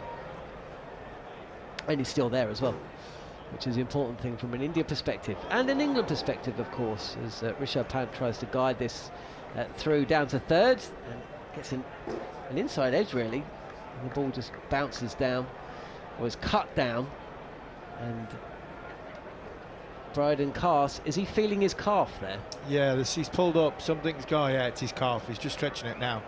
He's just having a stretch now. Well, that's no good either, is it? Just fatigue, that's got to be fatigue, that's all that is. It's just, and that could be just a bit of cramp. It really could be a bit of cramp. He's put a shift in here, has Brydon Cast, over the course of 3 full test matches and 3/4 of a day. I think it might be time for him to take his jumper and Ben Stokes possibly think about Liam Dawson against Rishabh Pant, or even Ben himself, as Chris Wokes takes over from a Jimmy Anderson end. Good afternoon, Manners. Been told that Jimmy Anderson, I've been told that I got it wrong. Apparently the Jimmy Anderson end is the old pavilion end. Oh, is it? Apparently, yeah. Oh, it is, yeah. There's a sign there underneath the clock. And the Brian Statham The end is the one we're commentating from. That's punched away off the back foot by Sudarshan. It was a lovely shot. Gee, he's really coming into his own now, the number 3. He's I thought he looked good at Headingley, and he was thrown in at the deep end on debut, bat number 3. Good chase that by Ollie Pope, by the way. Yeah, it's the witching hour now, isn't it? As we enter the final hour and 40 minutes, it's where fast bowlers always have to dig deep, and they start looking at the scoreboard saying, how many am I going to have to bowl before the new ball? I've got 28 overs after this one, so there's a long way to go before that second new ball becomes available. Here's Woakes again, and this one is chopped down hard into the ground by Sudarshan. This time Ollie Pope doesn't have to chase anywhere, just allows that to bounce in front of him. Run rate has hovered around 3 and over, but has not consistently. We've had long periods. I think you and John had half an hour with 2 runs scored on air in the afternoon session. Yeah, it's tough, but England have bowled nicely. But while you've got Pant there, I don't think there's going to be many half an hour sessions with only 2 runs scored. Yep, Pant 24 off 31. Sai Sudarshan 42 from 111 balls. Here is Woakes again. Sudarshan clips it away nicely off his pads out towards deep square leg. Again, just a single. Do you think there's been more in the pitch, given that Yashasvi Jaiswal, for example, played and missed at 12 balls, and KL Rahul played and missed at half a dozen? Do you think it's another new ball pitch? I don't think it's as new ball pitch as what some of the others have been, but I certainly think over the course of this test match, when we get to the end of it, we've had an excellent test match. I think we'll say there's been something there for both bat and ball. I think you can score on this pitch comfortably. I don't think there's any demons in it, but I think there's something there for the bowler. 2 slips in a gully as Woakes is in once more, just maybe slightly too straight, and Rishabh Pant tucks it off his pads out to Jofra Archer, who runs around from mid-on. So any chance at all that, I mean, the bounce gets uneven, doesn't it, at Old Trafford? Yeah, but that's not until sort of day 4, day 5, and I would say that was the old Old Trafford, not the new Old Trafford facing this way, and that was a lot harder. It was cracked there. I mean, from a football's point of view, it was torture as a bowler going into day 4 and day 5. Here's Woakes again. Sudarshan plays inside the line of it as arms go up in the air from Ben Duckett in the gully, but so it was just hard and abrasive. Yeah. So you got reverse swing, massive reverse swing. By this time in a contest of back in the day, I'm going to keep harping back into my day, but my overs would have been done until the next new ball. I've getting it roughed up for Simon and for Andrew to come on and bowl for the next 10-15 overs. Here's Woakes again. Sudarshan plays defensively and just knocks it out on the onside. There's no run. India playing a test match at Old Trafford for the 10th time. Lost 4, drawn 5, never won, but then they'd never won at Edgbaston either, and I put that record right. The Point hospitality area is it looks peculiar because it's basically sort of 3 floors, but you only see glass windows for the middle and the top floor, and everybody seems to be watching on the balcony. And it looks slightly misshaped, but there's massive dining areas. There is. It's one big floor. It's one big floor. That's one big room, and I don't think there's anything above it. I think that's one. Isn't there like a mezzanine? No, I don't think there's a mezzanine level. I think it's just one whole big room. I think that there's something underneath it, and then there's the one big massive room. I've never actually been in there, but I was told that there were sort of various mezzanine levels, but it must be. So, I mean, it's architecturally, it's a bit of a waste of space. It is a waste of space, yeah. Now there must be a mezzanine level because there's fire exits at the side there. Yeah. I've never been in there. You obviously didn't pay attention when you've been in there. No, I was on the hospitality thing, so by the time I got to the point, I was probably drunk. Right, it is. You were quite right. Liam Dawson returns to the attack now, and a very, very clear method of attack for Rishabh Pant. A bowling method of attack. We don't know what Pant's method of attack will be. He immediately goes onto the back foot and punches it out to the sweeper. Ollie Pope on the cover bound. No, Jacob Bethel. It's Jacob Bethel. Bryden Cars has just gone off. Bethel's been on and off, but he's itching for a game. He's not played much cricket this summer. He's hardly played any cricket this summer, on it. And when you've got a player, this will always be my argument. When you've got a player who, you talk about being one of your next best. Here's Dawson again, defended by Siddharthan. And your the next potential superstar, who hasn't got a professional 100, surely you'd have him going trying to find it and getting that professional 100. Because at the minute, all they're doing is seem to be waiting for that 100 to start. Oh, there's a quicker one from Dawson, and Siddharthan backs away and tries to cut it, and it's scuttled on and kept a bit low. And just momentarily, I think his heart would have been in his mouth, as that one didn't turn enough to trouble the stumps, but Jamie Smith grabbed it, kept his eye on it well, did keep low. Bowls a good quicker one, Liam Dawson. Anyway, long on. The field actually hasn't changed. There's a deep square leg as well, long on. A man sweeping on the cover boundary. This one is defended by Siddharthan. Also man at backward point, Chris Works, and behind square on the leg side as well for the sweep, Jofra Archer. This orthodox mid-wicket. Ben Stokes is quite deep at mid-off, but less than halfway back, so he wants to go over the top. That'll be the place against the spin. Turned away, off his pads once again by Siddharthan. He's bowled very tidily as Liam Dawson, and he hasn't got bags of wickets this year for Hampshire. He did in the last 2 seasons.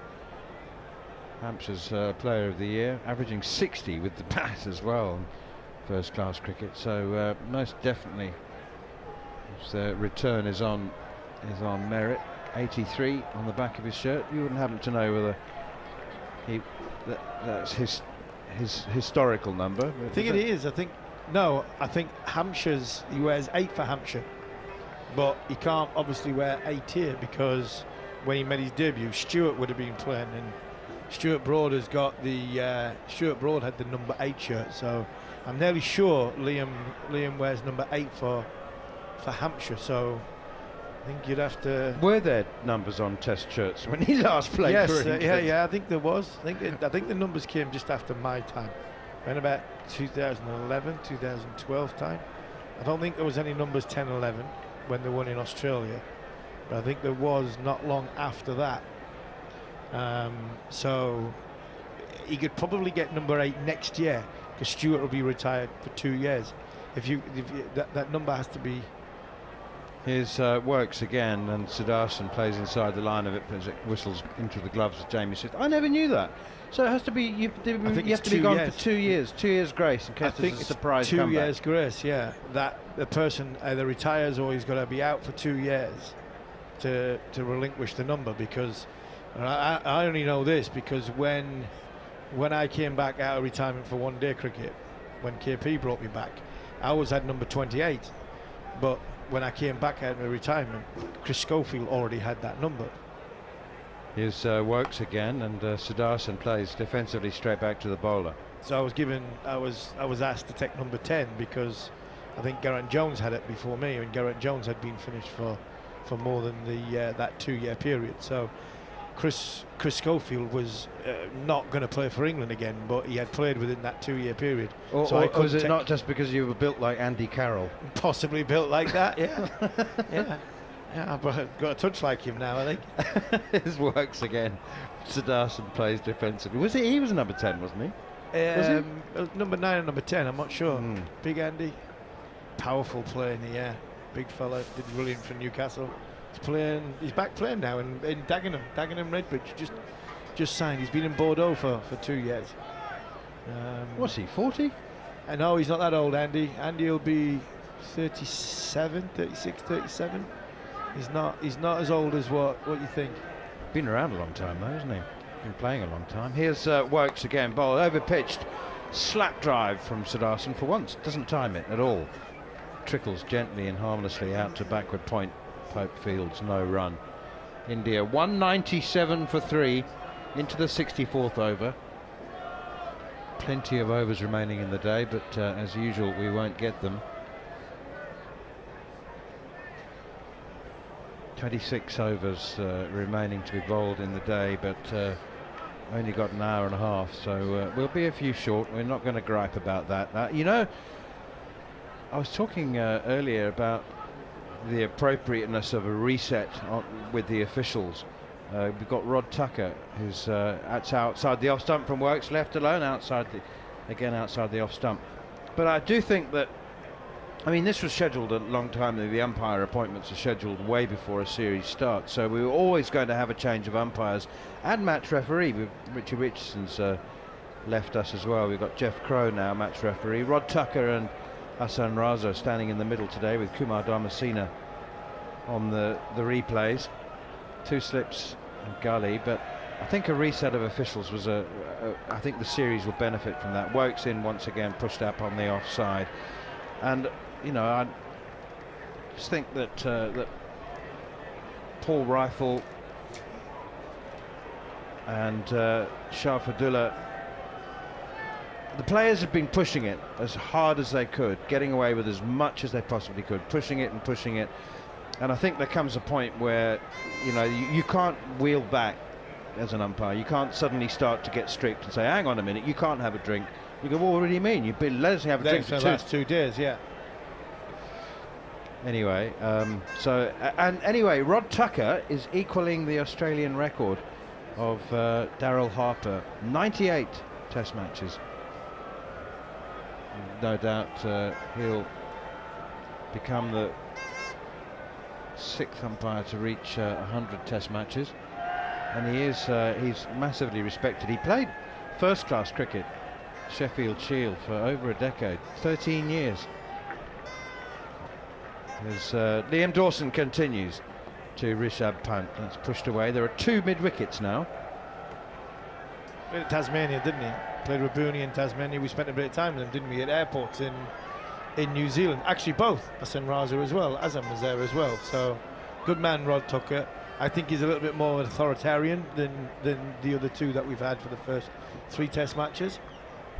Dawson in again, and that's pushed up on the offside. You wouldn't.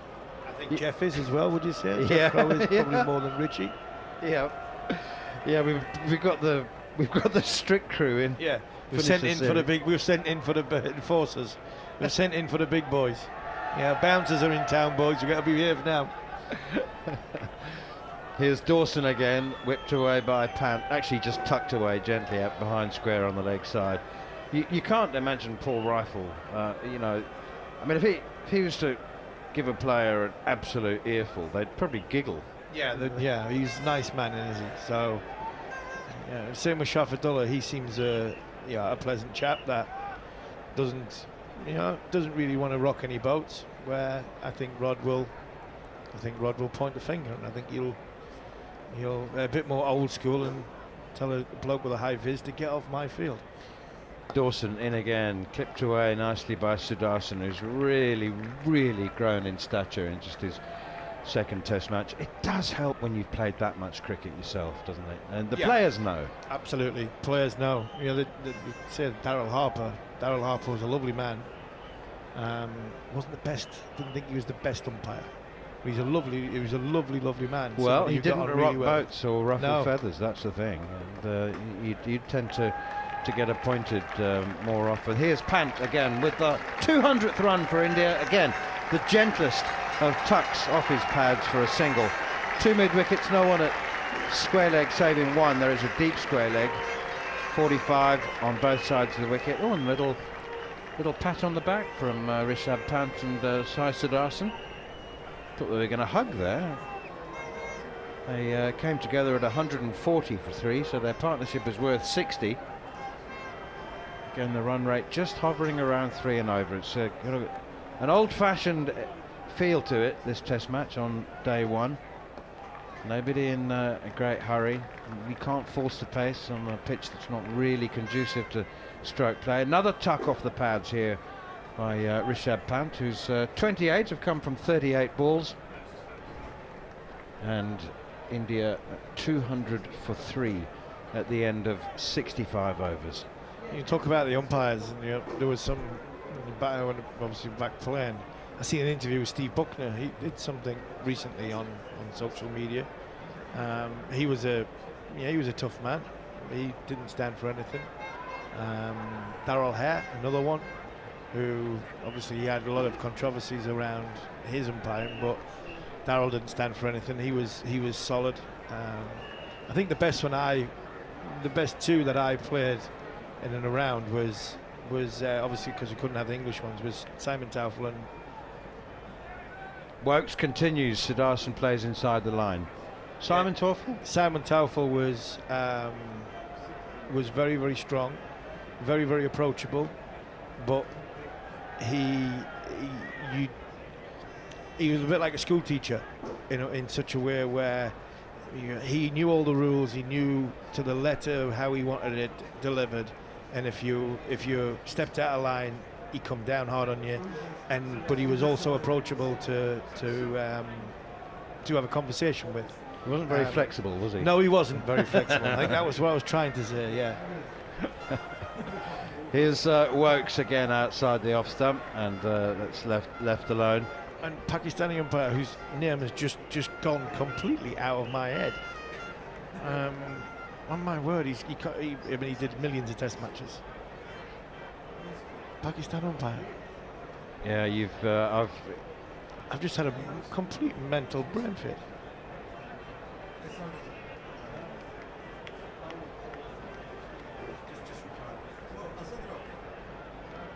Not Asad Rauf. Aleem Dar. Aleem Dar, yeah. Aleem Dar. Aleem Dar. We got there eventually. Here's Wokes once again, and that's driven straight back down the wicket. Very decent club cricketer, actually, Aleem Dar, and a great practicer. He would have stood in the nets. Yeah, he did. Yeah, he was a pain in the backside. Aleem, go. He's like, the first thing you come, are you still bowling no balls? No, I'm not, but leave me alone. You come and stand there and when you... It was one of them ones where if somebody was winding you up, if KP was winding us up and I got to bowl at him, the odd ball would be bowled from about 18 yards just to sort of slip one in with an older ball. And you'd come back and you'd be like, you're miles over the line. I'm trying to hit him. Here's Wokes once again, and it's 2 straight clipped away past Jafra Archer at mid-on. England have gone funky now with this old ball. The soft dukes, and it's 66th over. They've got 2 forward points. 2 men at cover point. Well, they did have for Sai Siddharthan. They've changed now for Rishabh Pant. They've got a man at deep square leg, mid-wicket, mid-on, mid-off. They do have a cover point. Zach Crawley's just a little bit in front of point. Ben Duckett's a kind of deep backward point, maybe or on the line of a gully, deep gully, and the 2 slips. Missing someone. No, I'm not. That's it. Just the 2 slips, deep gully, 2 on either side, leg and off. This one is tucked away by Rishabh Pant. Gosh, he's behaving himself. He played a couple of naughty shots early on, didn't he? But he's well within himself now. He is. I think he's just giving England the run around, really. I think it's typical Rishabh Pant style. He on the field's up, takes a few risks, runs down the wicket, belts somebody over the top. Picks one up off the leg side, a little scoop or a ramp shot, and all of a sudden he gets a field like we had there, a 5-4 field, and then now there's plenty of gaps for him just to milk it and say to the England bowlers, right, you're going to have to come back to me. Gully and 2 catching points as Siddharthan comes forward to Wokes. He's got the line right there, Wokes, bowling just a little bit too straight. The over comes to an end. Chris Wokes, as I said, I suppose that he wants to have Siddharthan driving outside off stump really, but he's been a little bit too straight for that. over comes to an end. 66 gone. India 203 for 3. Change alongside me for the next half an hour or so. It'll be Siddharth Monga from ESPN Cricket Info, and now a regular and popular voice on the talkSPORT commentary channel as well. Don't forget to drop us a line in the message panel below the talkSPORT Cricket YouTube page. Tell us, particularly if you were interested, if you're listening in an exotic destination. Any listeners in East Timor, we'd love to hear from you now that you're an official member of the ICC, the latest associate member. I don't suppose, Sid, you've been to East Timor? No. Liam Dawson in, pushed out in the offside. Can you imagine how difficult it must be to get to? You'd have to fly, I guess you'd start by flying to Australia, and then, I don't know, Fiji, and then a boat? Tell you what, speaking of weird places, I think there's a new league starting in Cayman Islands. Well, they've got a T20 competition, haven't they? Max 60? Yeah, that's it. That's driven out towards extra cover. David Warner is their star. Yeah, They've gone through for 2. Yeah. So, last year I found myself in Cayman Islands without any plans, and I spent the whole day in just the airport just to avoid the hurricane that was hitting Barbados, and I had to get out to US. So the only flight available was through Cayman Islands, and we actually flew into the hurricane. Forward comes Rishabh Pant playing defensively. So you literally ended up in the Cayman Islands by accident? Yeah, it was almost accident because American Airlines cancelled the flight, the direct flight to US. Then I had to take this roundabout way. Spent the whole day in the airport in Cayman Islands, which was getting evacuated because the hurricane was now closer to Cayman Islands, and ours was the last flight out of the country when the country was going into lockdown. Just about made out of it. It wasn't during the time of the Max 60 then, the T20 competition? No, obviously not. Here's Liam Dawson again, quicker one, and it's defended by Rishabh Pant. Very watchful, very respectful. You get the feeling that Rishabh Pant's like one of those fireworks that you're not sure whether it's still alight or not, and then you're worried about walking up to check it in case it blows up in your face. Here is Rishabh Pant on strike now. Dawson in, short, pulled away over mid-wicket for 4. It is alight. It is alight. It does blow in his face. The moment he goes a touch shot, it blows away. It wasn't 4 actually. It was a very, very good diving stop. I think. Did Zach Crawley stop that? I think the third umpire might be having a look at that. Kumar Dharmasena. I think Pant and Sudarshan are as surprised as we are because they didn't run the third.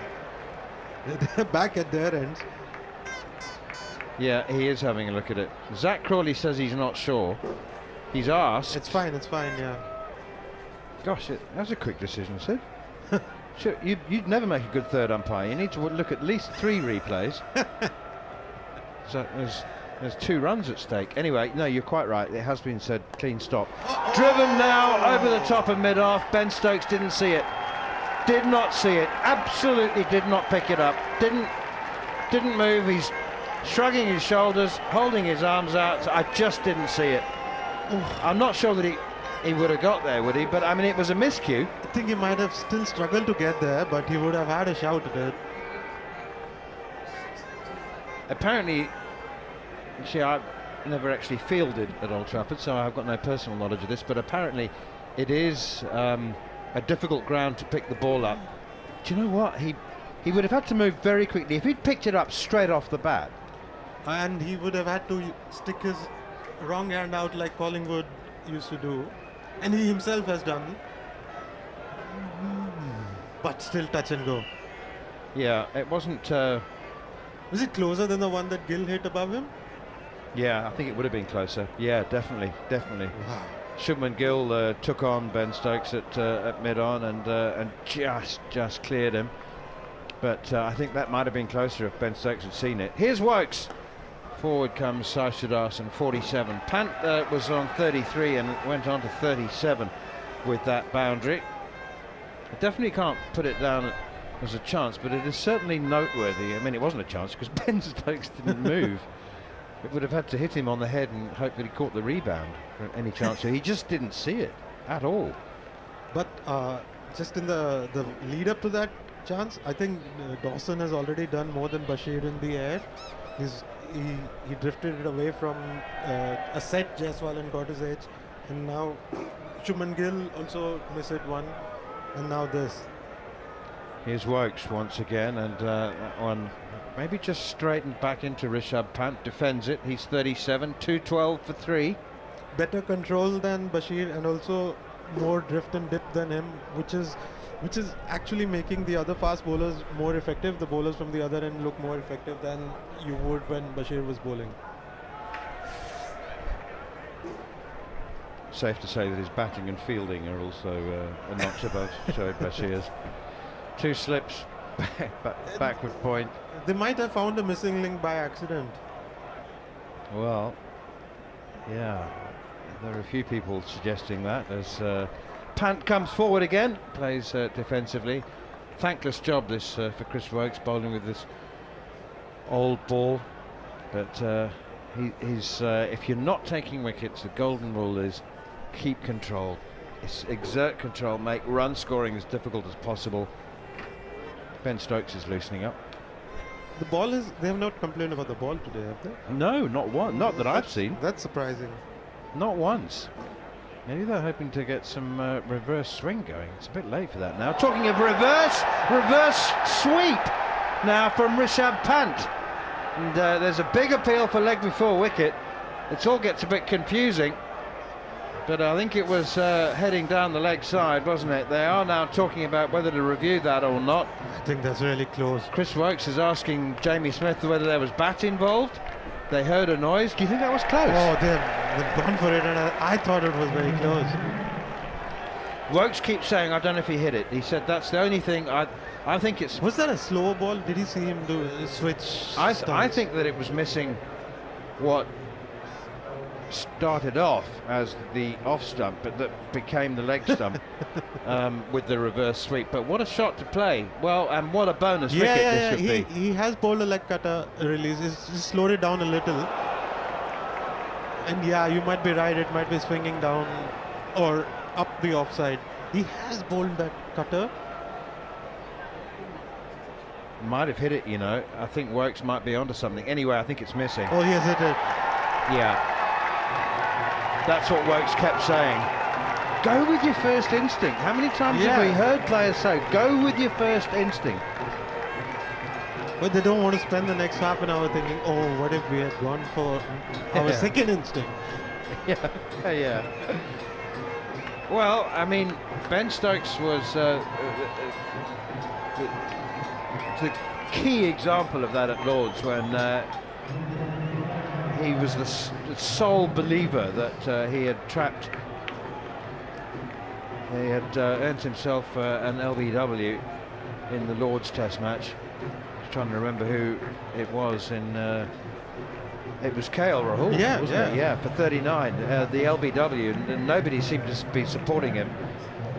It was a really good ball, and he alone felt that it had stayed a touch low and it was not going over. Yeah, but all of us, everybody else thought it was a bit too high. It's drinks here at Old Trafford, and on a day of hard graft for all concerned. Much like, I mean, what days haven't been? We haven't had too many whiz-bang 5 and over days of cricket throughout the whole series. I mean, most days have been pretty hard fought, old-fashioned attritional Test cricket, and this one is no exception as the England team gather round to have their drinks. Except for that partnership between Smith and Brook, which went at a high rate. Otherwise, maybe India had it a little easy in Leeds, but otherwise both teams have had to dig in. England have had to give up baseball tactics. They fought it out at Lord's. So it's the pitches, especially at Lord's, and here also there is just enough to keep the bowler interested, and it's a little slow, so you can't actually impose yourself on the bowlers. So it has kept things more interesting here. Was there ever a chance? I think I know the answer to this, but I'd rather you say it. Was there ever a chance of Kuldeep Yadav playing in this Test match? He would have had to play, I assume, in place of Shardul Thakur. Or Sundar, one of them. But I don't think after they tasted success with Washington Sundar up in Birmingham, they felt, okay, we can rely on him to get us wickets. And the other thing was, the other thing they feel is, against this England batting lineup, they really don't need to go out pricing out wickets, because they will have a dip at some point themselves. So we need more of control bowlers than something magical happening.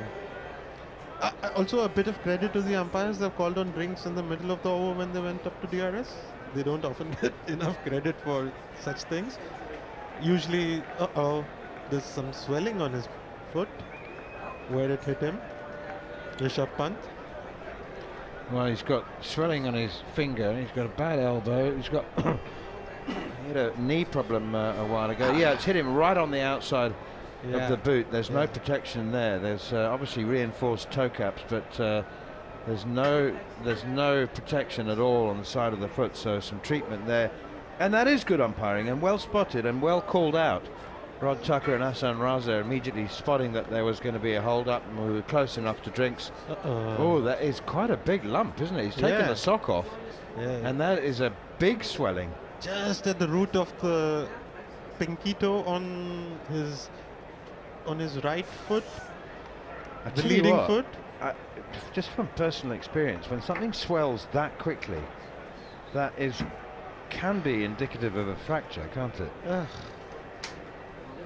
Do you know what I mean? He looks in really bad pain. It's like an egg. Yeah. Looks in really bad pain. That's not good at all. Let's remind listeners that this is a new injury. He can get a wicket-keeping substitution for this. Of course, yeah. Well, Dhruv Jurel is a very, very fine replacement, and he did spend most of both of England's innings at Lord's keeping wicket.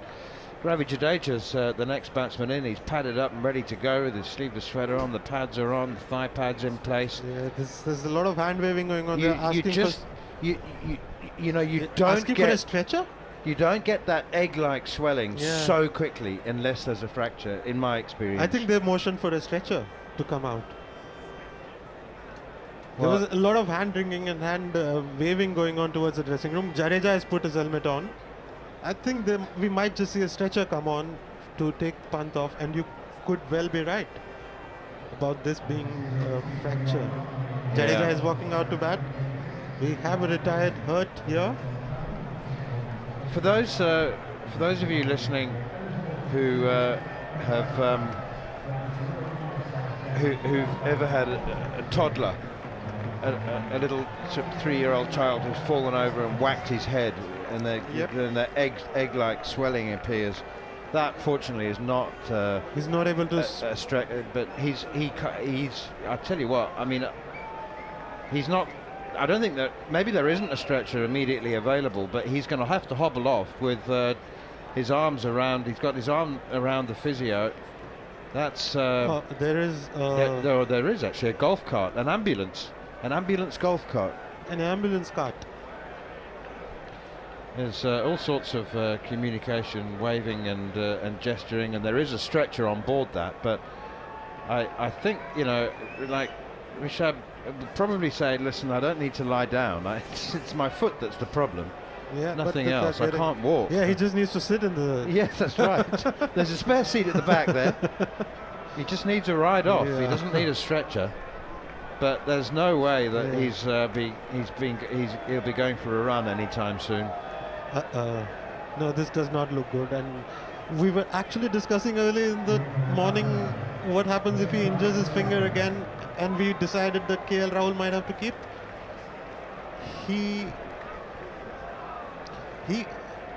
I don't know if this is a fracture. I don't know if he can continue batting.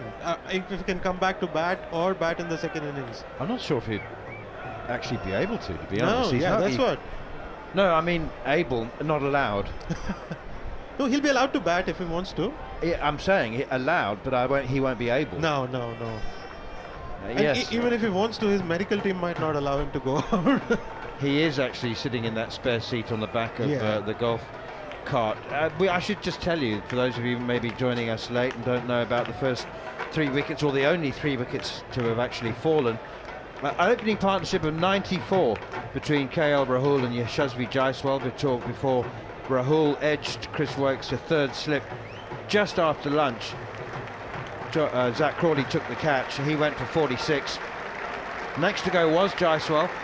Caught it slip by Harry Brook off Liam Dawson for 58. And Shubman Gill, LBW to Ben Stokes. No shot offered for 12. We've just seen another close-up of his sockless foot and that massive swelling. And as soon as I saw that and how quickly it appeared, I feared the worst. And so Jadeja is out in the middle now, and poor old Rishabh Pant. I mean, that does hurt. I can't remember the name of the bones in your foot, but I've fractured a few. Yeah. And just a timely reminder, we've been joking about balls going soft in this series, and this one, dear listeners, was slightly slower ball. He ran his fingers on it, and we've been saying soft ball, but it can still inflict this kind of damage. Relative. Yeah. All things relative. It's still an extreme sport. And soft is it's not how the ball feels when it hits you on the vulnerable part of the foot direct, without any of the pace being taken off it. So Jadeja faces his first ball, leaves it alone outside the off stump. Reinforcement in the slip cordon now. Joe Root's warming up, and I wouldn't be surprised if he did get a little bowl actually. Get through some overs before that second new ball becomes available. He's at first slip, and he's not limbering up like a man offering his services. He's limbering up like a man who's been demanding his services. Yeah, that's right. Harry Brooks second slip, Zach Crawley third, Ben Duckett in the gully. We've got a cover pointer mid off, a mid on, and a mid wicket. Here is Wokes again outside the off stump. I think it's Jacob Bethel fielding at mid-on. He's trying to work out who's off the field. There's been a succession of England players going off for a variety of different reasons, but the over does eventually come to an end. Definitely the longest over in the match, but that's because we had a drinks break in the middle of it. Sai Sudarsan has been excellent today. 48 not out. He was given a life on 20, dropped down the leg side by Jamie Smith off the bowling of Ben Stokes, but I always say the best players make the best of their whatever good fortune comes their way. Is Joe Root? I think he's bowling right now. Yeah, well, and why not? I mean, there's just two left-handers at the crease and 5. Yeah, there have been 2 left-handers at the crease for a while. I'm surprised it's taken so long. Well, of course, you would want your main spinner to have a go first. And he did create that miss hit in the last over. Joe Root's in. There's an appeal for leg before wicket immediately. Sai Sudarsan, I think that was sliding down, was it? Perhaps? It looked a little high as well. Don't think it's turned enough to straighten at all. Hassan Raza says not out, just a gentle shake of the head. Slip and a leg slip in place as Root's in once again, and slap drive through extra cover. Wonderful shot, terrific way for Sai Sudarsan to get to his half century. A maiden 50 in his second test match, and quite possibly certainly one of the shots of his innings. Excellent whippage. You see this amount of whippage in shots on the leg side, but he creates that gap with the whip of the wrist to send it into the gap. 134 balls for his 50, so he's had to work very hard. But it doesn't feel like he's been inactive. He's played the situation. He's played the ball on its merits. He was certainly cautious, as you would be. Yeah. After an inauspicious maiden Test match, first debut Test match, and he's been given another chance. He's seen how Karen Nair wasn't able to take his chances in the first 3 Test matches, and he's had a bloody-minded determination about him today. And observers who were bullish about him, despite not a great average in first-class cricket, always used to.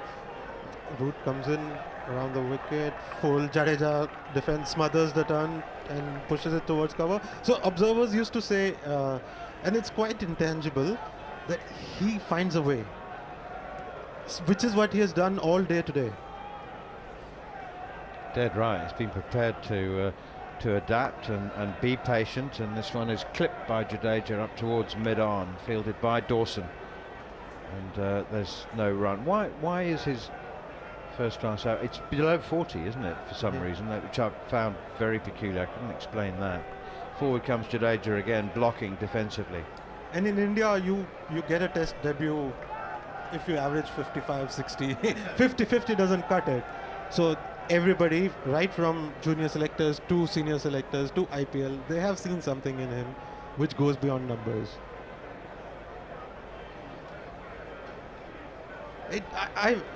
It's quite a bold call in India to give a debut to somebody who's not averaging 40 in first-class cricket. Everybody I've spoken to, coaches, his colleagues in Tamil Nadu, they all say this guy finds a way to score runs. He knows how to score runs, which is all he has done today. They've tried to bowl short at him. They've tried to bowl down the leg side at him. He has somehow found a way, and his strike rate might not be that great right now, but he has. It's only bound to improve as he goes on. And India, who have tried 6 number 3s in the last 9 tests, might have found one.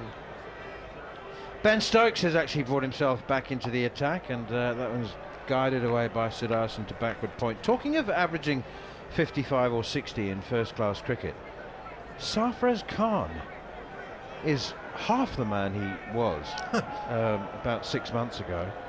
He's lost almost 20 kilos. That's not healthy, right? To lose to do so that much quickly. Yeah. No. And his weight was never the reason for him not being in the side. That was my question. Yeah, no, it wasn't. Okay. I always got the impression it was. Here's Stokes again, clipped away by Sudarshan through square leg. Jacob Bethel fields. To their credit, Indian selectors have always looked at cricket fitness more than just being able to run, lift weights, everything. The issue with Sarfraz, from what I gather, is that they consider him a very good player of spin, but not so good against high pace. I won't be surprised come the home series that he's part of the squad again. Yeah, I was told that he also lacked a bit of modesty, humility.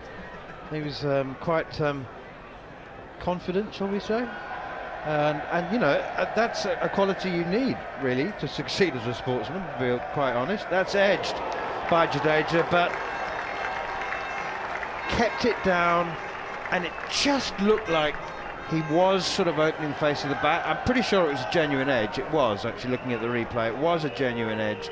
But again, soft hands. It's gone between second slip and gully. Nobody on the third man boundary. He's off the mark with 4. India 2 for 3.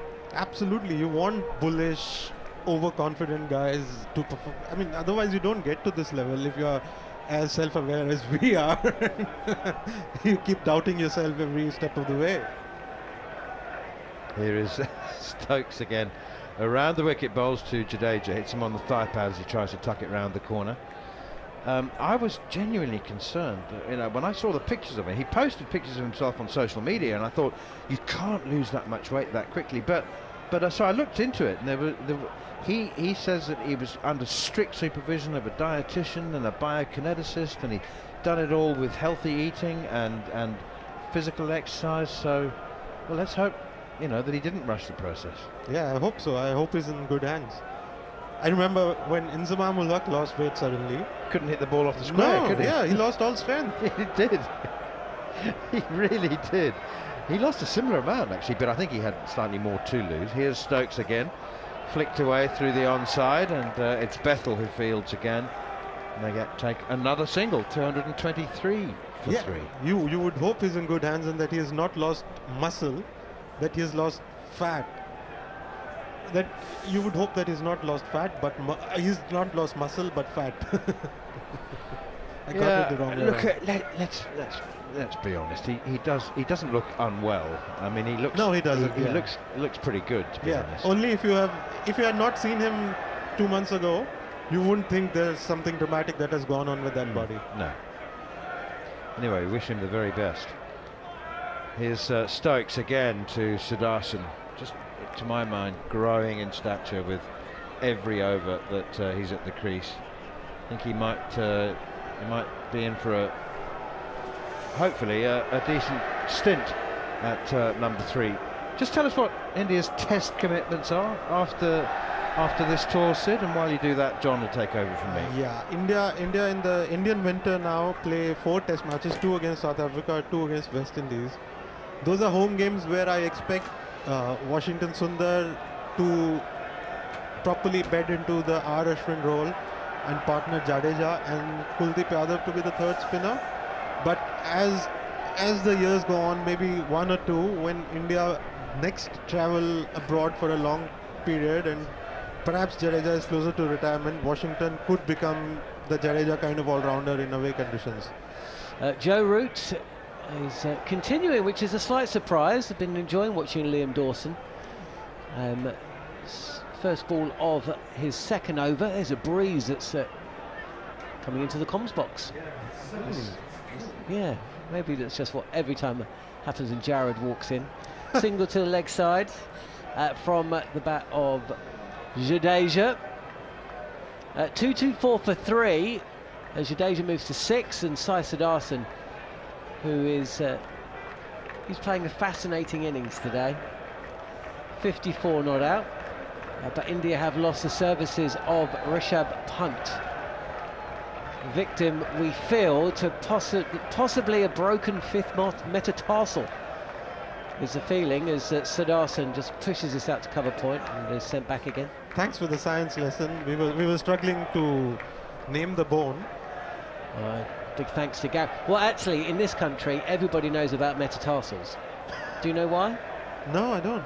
Wayne Rooney broke one about a month before the 2004 Euros. That was like 2004, single to the leg side again. That's like tennis elbow in India. Well, is it? Who suffered from that? Tendulkar. For a long period. Of course, yes. And Steve Smith has suffered from tennis elbow as well, hasn't he? And Graham Smith, didn't he? Isn't it called carpal tunnel syndrome? Oh, but I prefer tennis elbow. Me too. Is there something different? Oh, that's hand. Okay. This is a bit of flight from Root. I have my brother-in-law, you've got to go, but my brother-in-law, my sister-in-law both play either the cello or the violin, and they suffer from carpal tunnel syndrome. No, I don't have to go. Left alone by Jadeja, but safely through to the keeper. End of the over. Over number 71, India 225 for 3. I don't have to go. We have time. Oh, good. Yeah. We can talk about cello playing. I mean, Jarrod can talk about cello playing. I think his sons have played the cello, I think. Well, they're certainly learning how to play the cello. I'm not sure they've kind of nailed it, age 10 and 12, but you never know. You never know. There might be geniuses like him. There might be. Drummers do struggle with feet and knee injuries. Oh yeah, we can see that. Either way, Rishabh Pant is off the field. 37 not out, or 37 for he's retired out. Oof. Sai Sudarshan has come very close to inside edging the ball onto his off stump there. Stokes, who's bowling from the Statham end, and he's tried to run this down again through the slip cord. He's got an inside edge and he's chopped it down, not that far past off stump. Close to chopping on for the second time today. I think once was of Dawson. Yeah, that was a full-blooded cut, wasn't it? This was more defensively, and he seemed to. It was lack of bounce It's down the leg side, and you're always a little bit nervous when the keeper dives to his to his right and takes the catch, because Sudarshan was dropped there by Jamie Smith, and he was caught there by Jamie Smith at Headingley. In this instance, the ball has gone past the bat without touching it, so Sudarshan remains 55 not out. Stokes is still working at that dismissal, and I'm curious why he's removed the leg slip. Yeah, it's true. It is very true. And I always say, can you bowl for that dismissal? Can you, Sid? Stokes again, this time on off stump and defended, no run. It just seems like a very tricky dismissal to bowl for. I've been forbidden from using the J word, but Stokes can. I'm going for Juju. Stokes has got him twice down the leg side at Headingley. Nearly got him third time today. And his angle is a little strange. He bends, he moves, he falls away a little. So perhaps he can. He gets wide on the crease from around the wicket, and perhaps that angle can. Stokes again, and this is clipped nicely and firmly forward a square, and Sudarshan runs the first one quickly and then hurdles the ball.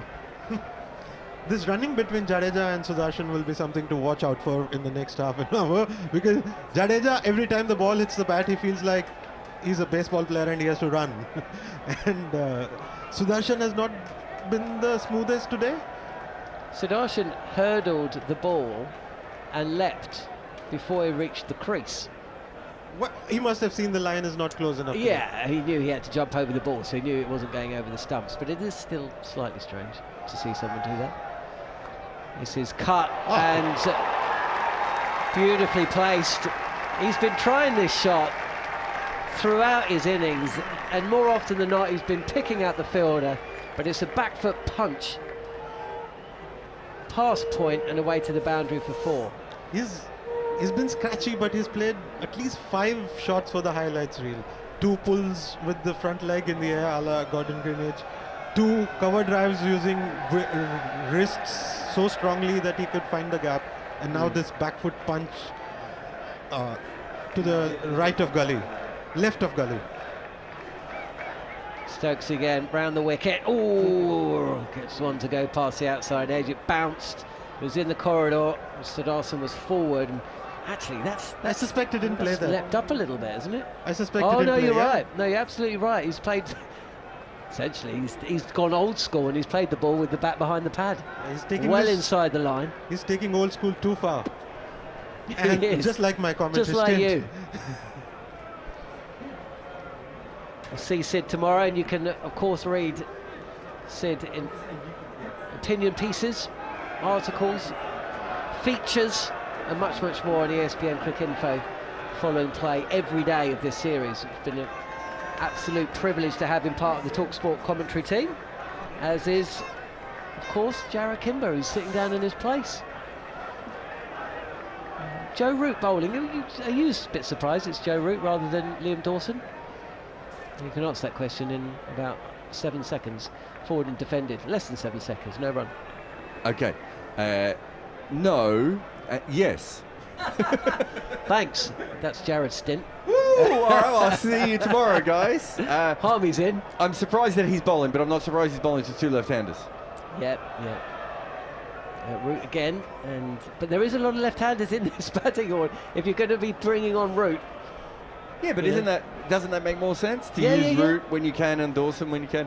Are they trying to rush through to the new ball as well? And That- maybe Dawson doesn't want to rush through? yeah, that bit I do get. Touch more flight, and so Jadeja just says, "Okay, thanks. It's gone above my eye line. There's no one back at long off or long on. I'm going to hit this straight and down the ground." He's kind of pulled it a bit, so he's got underneath it. Dog kicked it, Yeah, and, didn't he? It's like a golfer, but away for he 4. plays that a little bit down the ground sometimes. He's not always the prettiest player down the ground. Sometimes he's more effective, and that's all he was seeking there was, I just need to get this over Root's head, and it's 4. It was very, very straight. Here's Root again.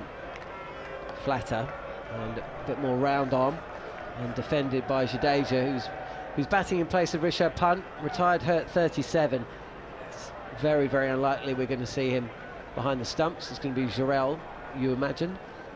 But will we see him bat again? Will we see him bat again in the series? It's a real concern. India have lost a few. This is hit back to Root, who fields. It's interesting that when he first got it on the foot, I was like, okay, so he's not going to keep again. And you think, well, okay, maybe that's not the worst thing. He did that last. And then when you realise how bad the injury is, you're like, well, he might not bat again. That is an issue. Again, this is fired in by Root and defended out to mid-wicket. Do you know, it reminded me a little bit. Well, there were two moments where when the camera zooms in on that big lump that's appeared, but also it was his reaction. You could just tell. It reminded me of Glenn McGrath in 2005. You know, when the person, when he steps on the cricket ball, and the look on his face is, he's in so much pain. Glenn McGrath went pasty white, didn't he? You thought he was actually going to be sick. And Rishabh Pant looked in real pain, and also the kind of pain where, you know, it's not going to go in 20 seconds. You've got to wait for the pain to subside, and the ramifications of that pain means something serious has happened, and it was all being played out on his face as the camera zoomed in on him. Sudarshan facing Ben Stokes, 61 not out, and this is blocked to point for no run. 235 for 3. So it was a terrible shot. It was a terrible shot, but it's Rishabh Pant. Okay. I mean, we've been saying all innings he's the kind of player that trusts his hand-eye coordination so well that even when he gets in the wrong position to hit a ball, he can change, and, you know, he will get himself out of trouble, and then he essentially has broken his foot. I don't remember saying he was going to kick it away. Exactly, that's it. Stokes is in and pushed to point, no run. By the way, how bad a review was it? What did they think they saw? Because there was always a chance he hit it, and it's hitting on off stump. Do we even see how much it was missing the stump spot? I'm assuming it's missing by. It would have been lucky to clip a fifth. It was a third. It was a. Oh, we've still got 3 reviews left to review, wasn't it? I just wasn't sure. I think maybe because he fell over a little bit, it put them off. A bit like how, you know, with the umpire didn't give Shubman Gill out straight away. I know he did, but he took his while, because sometimes you move afterwards and it puts you off a little bit. Continuing around the wicket to the left hand is Sudarshan, who covers up and defends, no run. I was watching it with Charlie Reynolds in the press box. We were saying to him, did we see this? This is miles outside off stump. In fairness, that position you're watching from with It's Charlie really good. is as good a position from a press box you'll find in the world. Me and Charlie are just hovering over the umpire's hat, aren't we? Yeah, it's glorious. And then I come here for the commentary. Because that makes sense. A little bit more third slip. We're perfectly positioned for the lofted on drive, and this wasn't a lofted on drive.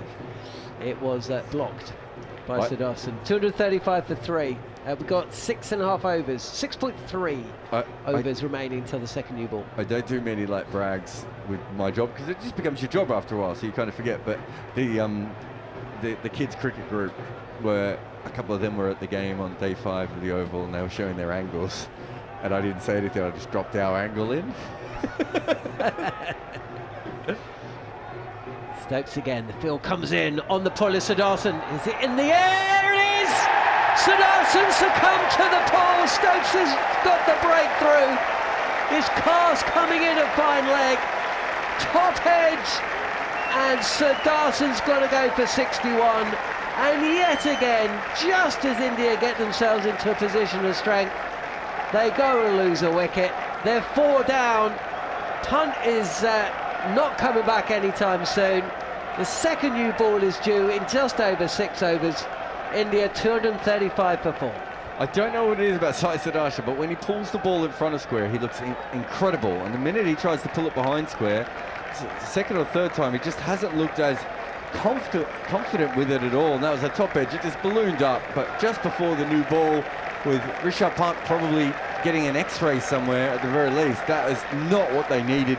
He had a bit of luck earlier in the day. He's been playing good, but do you remember we were on earlier and we were talking about the hook shot he played, and I said at the time I didn't really like it. That one was kind of it was more of a pull shot, but it was very similar to a hook shot again, and They've got him. I think they're just going to keep bowling short at him for the rest of their time now, when they're not bowling the ball 4 foot down leg side as well. That's the two modes of dismissal for Siddharthan: short or caught down the leg side by the keeper. Someone did actually point out today that the line that you want to bowl to Siddharthan is exactly the same that you want to bowl to Virat Kohli. The only difference is that one's a left-hander. Is that Jarrod Kimber who's walked out?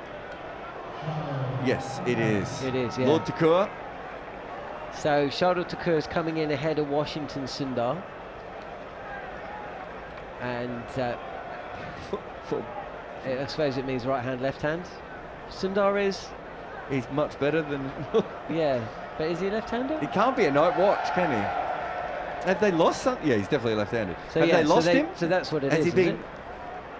isn't it? Was he in the toilets? Yeah, he might have been, because I cannot imagine. I would love to know what the cricket logic is here. There Just is right hand, left hand. It can't be right hand, left It's hand. the only thing I can think. Sure, that is the only thing. It's either that or he's in the toilet. Toilet. Thakur, first ball with 3 slips gully, backward point in place, and defends this Stokes delivery. Harmy's just tapped in the shoulder to say that Thakur averages 17 and Sundar averages 40. So it can't be right hand, left hand. I think me and Harmy, it has to be a toilet. Why do you... but really? Toilet ones happen more than you would think. Well, I can't remember the last time it happened. In a test match? Yeah. No, it's happened a couple of times. There was one that we've covered in the last year. I covered a game where it happened. Also, do you know there was a player that was timed out in Pakistan, and the press said he was asleep, but he wasn't asleep. He was in the toilet and he forgot to tell everyone. So it does happen. It happened to when I was working in the CPL. We had maybe it's a night watch. It's a bit early. It's a bit early. When did Akash Deep come out? Not this early. I mean, it would be a very, very early 45-minute night watch. And now Dawson's back. I was going to say, the sun hasn't even gone down, but I'm not sure the sun ever came up today. Here is Dawson, and Thakur playing back. No, sorry, it's Jadeja playing back. Pushes this up to long on for a single. He moves to 11. Now, one thing I will say is I've seen a lot of Shardul Thakur bat, and I think he averages more in Test cricket than he does in first-class cricket. And I've asked around, and everyone sort of gives me a similar answer, which is he's not very good playing against spin. Likes quick bowling. He's faced a lot of that in Test cricket all that much. And Washington Sundar is now on the balcony in full kit. He does look like someone who missed his chance to go in and bat. This is pushed up to mid-off by Thakur, who seems to be in line to play this shot very, very early. Oh, it kept a bit low, that's why. It wasn't ungainly prod. And Dawson is in again. Ooh, it's fired in on the pads. Thakur jabs it up to mid-wicket. Well, we'll find out, won't we? They've been quite honest, the Indians, haven't they, post-match? So if it was a case of Washington Sundar getting caught short, we will find out, you'd imagine. So Thakur is forward and places this out to short cover. No run. I mean, he had an underwhelming first test, didn't he? Thakur. He must have... Did he? Oh no, the India didn't play here, did they? They aborted. They haven't played here very much ever, have they? They've played... It's clipped to mid-wicket. They played in 2014? No, MS Dhoni, they lost heavily here. When MS Dhoni was yeah, that would captain. be 2014. 2014. Yeah, that's right. So I would have covered that one. Yeah, I think it was my first summer. Pushed into the covers, and Duckett runs in quickly but can't take the ball cleanly. And Jadeja is running to the danger end, and he's in comfortably enough, and Thakur's off the mark. I don't think they've played here since, though, have they? No, because they were supposed to play here in 2021. Yes. And then, of course, COVID and all of that. So they decided on the evening of the game, stroke the morning, because England turned up not to play, didn't they? And we all had to go home. I didn't, because I had that test off, so it was probably more annoying for the rest of you. It was annoying because it would have been a really interesting series. Oh, yeah. Jasprit Bumrah was fantastic. They also Shami gave up was playing, Siraj was to playing. really win that series. Exactly, right? Could they win the series? So it was a real deflating end because Stokes is in and this is cut. That's a glorious shot from Thakur. I think you might be right, he does prefer the pace. There's no one at third. So he moves to 5. 241 for 4. I think actually that series was better than this one up until that point. Yeah, no, it was a fantastic series. Because there's a lot of talk about, I was chatting with Harmy about this, well, this is up there, or, you know, pushing 2005. And it's like, have you not watched a lot of the batting here on these tracks? It's not been as enjoyable as that series. It's not been as enjoyable as the 2023 Ashes, let alone the 2005 Ashes. Not them doing down their own product, of course, it's being truthful. Left alone by Thakur and fielded by tumbling Jamie Smith, who's not had a perfect day today. He dropped a catch and also dropped one in the first over or two. The 2021 series, so I think I should know this, but there was a big documentary series just made on it in India, and they interviewed me for it. I can't remember if it was Sony or Star, and they were like, at the end of the interview, they were like, is there anything else you remember from that series? And I was like, well, I don't remember much because I was stoned most of that series because it's when I broke my arm. Oh, is that when you broke your arm? So I think I did the first test, and I came back for like the fourth. It was the fourth test, the Oval. Stokes, targeting the pads. It's pitched up, and there's a little bit of a leading edge from Thakur, who runs the first hard, fielded by backward point, comes back for 2. Yeah, wasn't that one of the? That was a rare occurrence where the Oval didn't host the final test. Yeah, exactly. Yeah. So I did the first test I did remotely. The second and third I was obviously supposed to do, and then the fourth I came back with my broken arm in a sling and everything. Yeah, skateboarding accident for any of those wondering. Leaving the Oval, in fact. Yeah, you were. You were on the way back from the Oval, weren't you? You were on your road. Ooh, he shapes to play, does Thakur, and then has a little dart, and then pretends that he didn't play a shot by tucking the bat behind the pad. But we've all seen you. 243 for 4. I was a bit disappointed to see Sudarshan go. I was enjoying watching him construct his innings because I was disappointed because I was 60% of the way through an article. 61% maybe. Yeah, but it was interesting.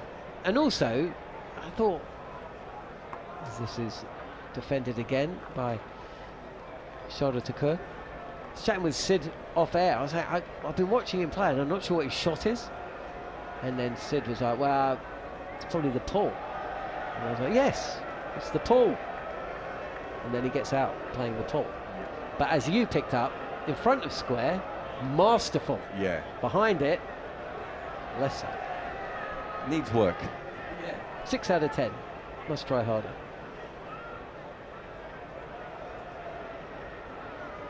Here is Stokes with that second new ball due. And again, good running from Jarrod Kimber. Jadeja was ball watching a touch. Steamed in because he knew he was running to the danger end. And he moves to 8. So he's going at a decent rate. 4 overs until the second new ball. And India find themselves 243 for 4. Are we any closer to knowing what a good score is? I asked you that question when... How much for India when I asked that question first time? They must have been... 20 for 2, maybe? Yeah, I don't know if they'd lost 2 wickets. Oh, had they? I can't remember. I can't remember. I still But 350 seemed like a long, long way away. I thought I said 375. No, you said 350. Did I? Okay. And I said, well, to get 350, they're probably going to have to bat to 110 overs. One thing I'll say for India is that Liam Dawson has actually got the ball to do a little bit on their surface. A couple have kept low as well. If I'm an Indian spinner, I am thinking to myself, this is not the worst. That's a good point, as Dawson continuing from the Jimmy Anderson end. And it's Thakur facing, who's 8 from 12, can't get the ball past Duckett at short cover. And Dawson, who's picked up 1 wicket on his return to Test cricket. It's in again.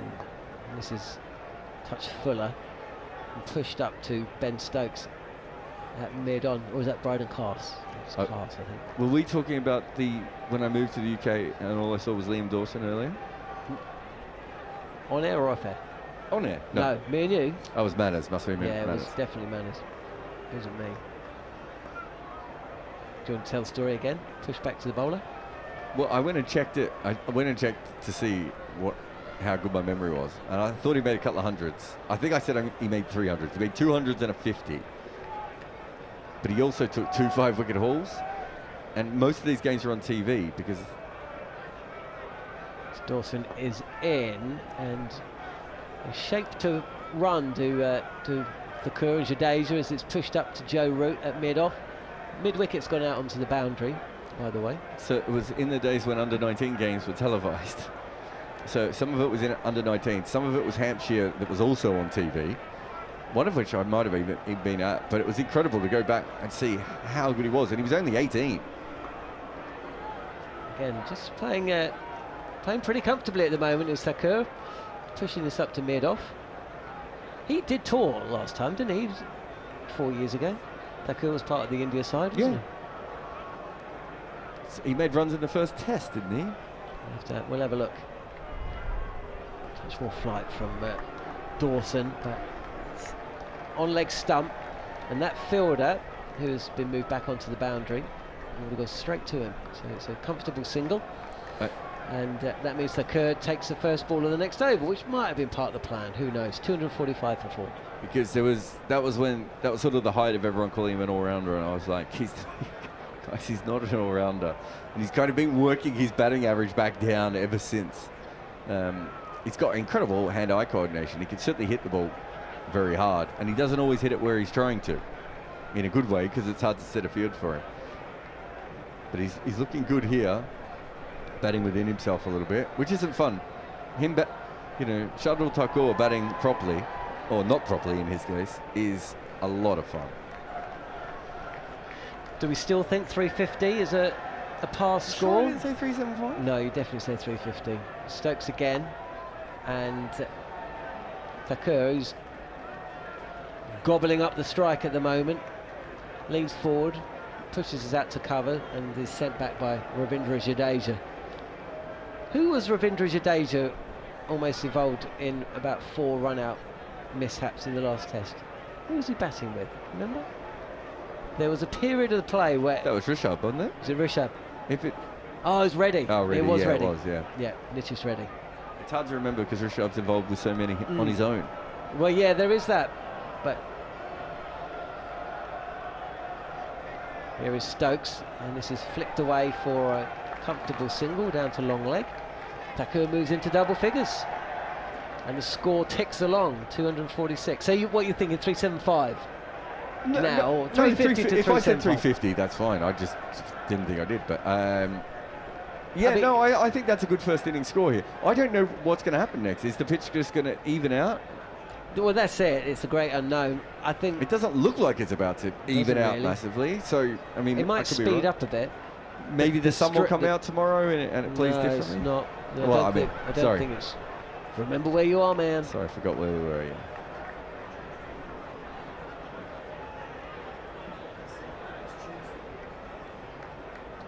Oh, Thursday looks all right now, actually.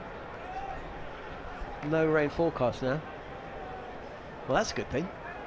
3 slips and a gully in place for Jadeja. Whoa, that's short, but it tells you everything, doesn't it? I don't think it's possible to bowl a shorter delivery. It is signalled a wide, and it got up high, but on other grounds that sails over the keeper. And did Smith collect that in front of his face? He did, but it was quite a weird one because what's happening here?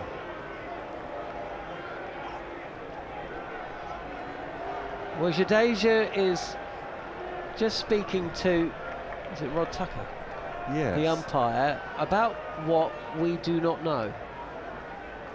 I think he went to get a trink and Rod Tucker went, there's still a ball to come in the over. There's 4 balls to come in the over. Oh, then I have no idea. Maybe he said that. And now Well, Jadeja's still going. I think he wants Is something it? from off field. Let me see if I can see anyone down here. I don't see anyone lined up ready to come on. But I thought that's what he was trying to get something. Rod Tucker was like, no. What could he want if it wasn't a drink? Well, he's been... Wow, I mean, maybe the edict has gone out after all the criticism. They're actually umpiring. Well, they're actually enforcing, you know, yeah, they're umpiring. They're in control. Stokes is in. It's a shame he didn't make Jadeja play there. This is way too wide of Jadeja, and it's left alone. Run rate for has actually increased, hasn't it? It was under 3 for much of the first 20 overs or so.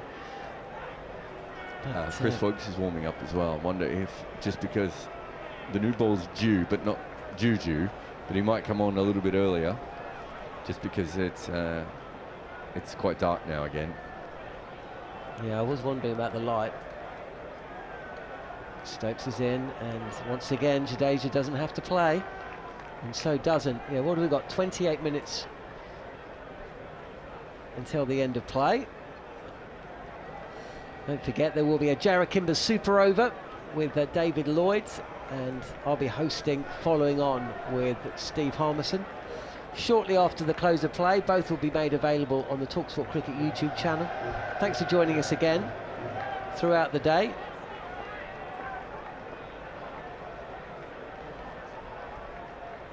Stokes continuing, and does force a shot. Wokes is in. Running in from mid-on. He collects cleanly, throws the ball at the stumps at the striker's end, but Thakur, I think he would have been home anyway, actually wraps him on the back of the calf. Maybe he'll use that as an excuse to get someone on the field. Just gingerly gets back to his position.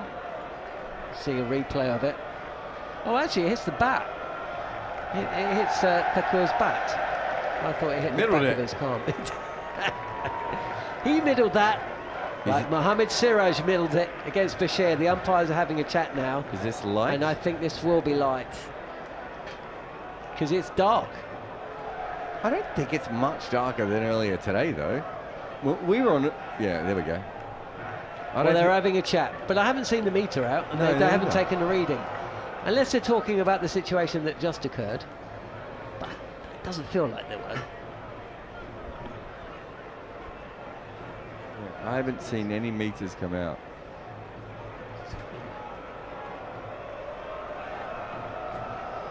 Last ball of the 78th over then, it's Thakur facing, and Stokes is in, and this is pushed to cover, and once again, oh no, actually it's going to be Stokes who beats Wokes to the ball. Picks it up right-handed, but by the time he does, Jadeja is safely home, and that is the end of the over. 2, 4, 9 for 4. And once again, Harmy, we are seeing a keen battle between these two sides. After you get your mic on, yeah, we are. It'll be the returning Neil Manthorp. Yeah, we are. We're seeing a good battle between these sides, and I think it's just tipping the edge now. I think Stokes is ticking alert. He's getting self-frustrated more himself than anything else. Probably because he didn't make Jadeja play as much as he wanted to in that couple of balls in that last over, and Jadeja's just trying to waste some time. He's having to go at the umpire again about the light.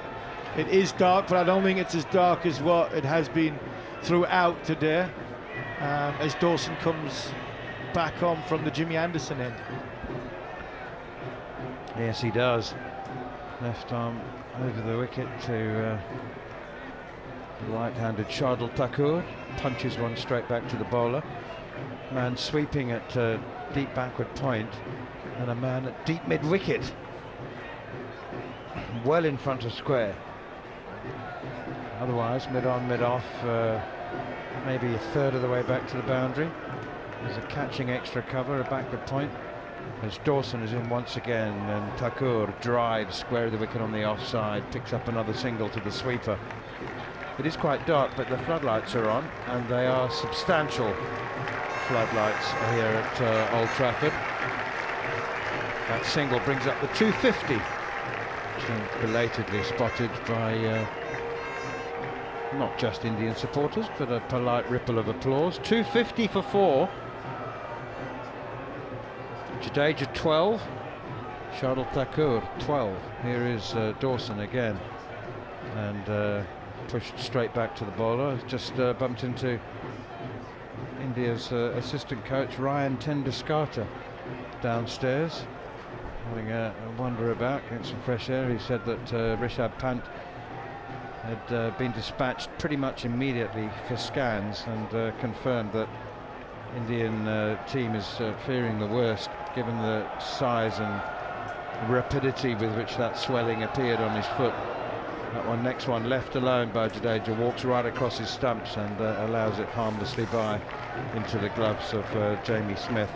Here's Dawson once more, quicker one, nice change of pace, bounce too. Don't often get very much. That's left alone though. So Dawson turns again. Could be all the outfielders. Forgot to mention that the fact that there's a leg slip and a slip. Harry Brook and Joe Root at slip and leg slip respectively, as Jadeja now plays defensively again out on the onside, and there's no run. He's bowled very, very tidily, as Liam Dawson. 13 overs, 1 for 39. Slotted straight back in. Yeah, exactly, man. That's exactly what we expected him to be bowling. He'd bowl his overs quickly. I mean, he's ran through them. He says over it in England are 3 down, but he's ran. Dawson's bowled 13 very, very quick overs. Joe Root's going to come, and again there's another little stoppage of play. Jadeja. This is the light meter coming out, and Jadeja's waited till Joe Root's about to bowl, and then he's decided that he wants something from the high vis. He wants a drink. I thought that the fourth umpire was bringing out the new ball. But you're quite right. It is the light meter. Please tell me why Rod Tucker was not in possession of a light meter already. So, I mean, you know, they're not particularly heavy or bulky or cumbersome. That's the kind of thing that an umpire could slip in to his overcoat along with the marbles, and yeah. It just seems as though whatever they don't need to take out, they won't take out. It'll make the game slow down even more. So, you know, for change of balls, and the light meter manufacturer's going to cop it this week. It's not the Duke ball. it is dark. I mean, let's be honest. You know, you can see 4 shadows being cast by all of the fielders. That means that artificial light's taken over from natural light. It is, but it's not dangerous. 2 spinners bowling. It's not dangerous. Sorry, it's not Joff Archer with a brand new ball. Could be next over, but for me, it's not. I think throughout this day, at sort of 2 o'clock, 3 o'clock this afternoon, it was darker than what it is now. They're just whinging because it's 6 o'clock. Here's Joe Root continuing. Back goes Shardul Thakur, the right-hander. We've had there are 5 left-handers in this Indian team, and Sai Sudarshan, one of them, has top scored with 61 today, just his 2nd Test match. 151 balls. That's driven.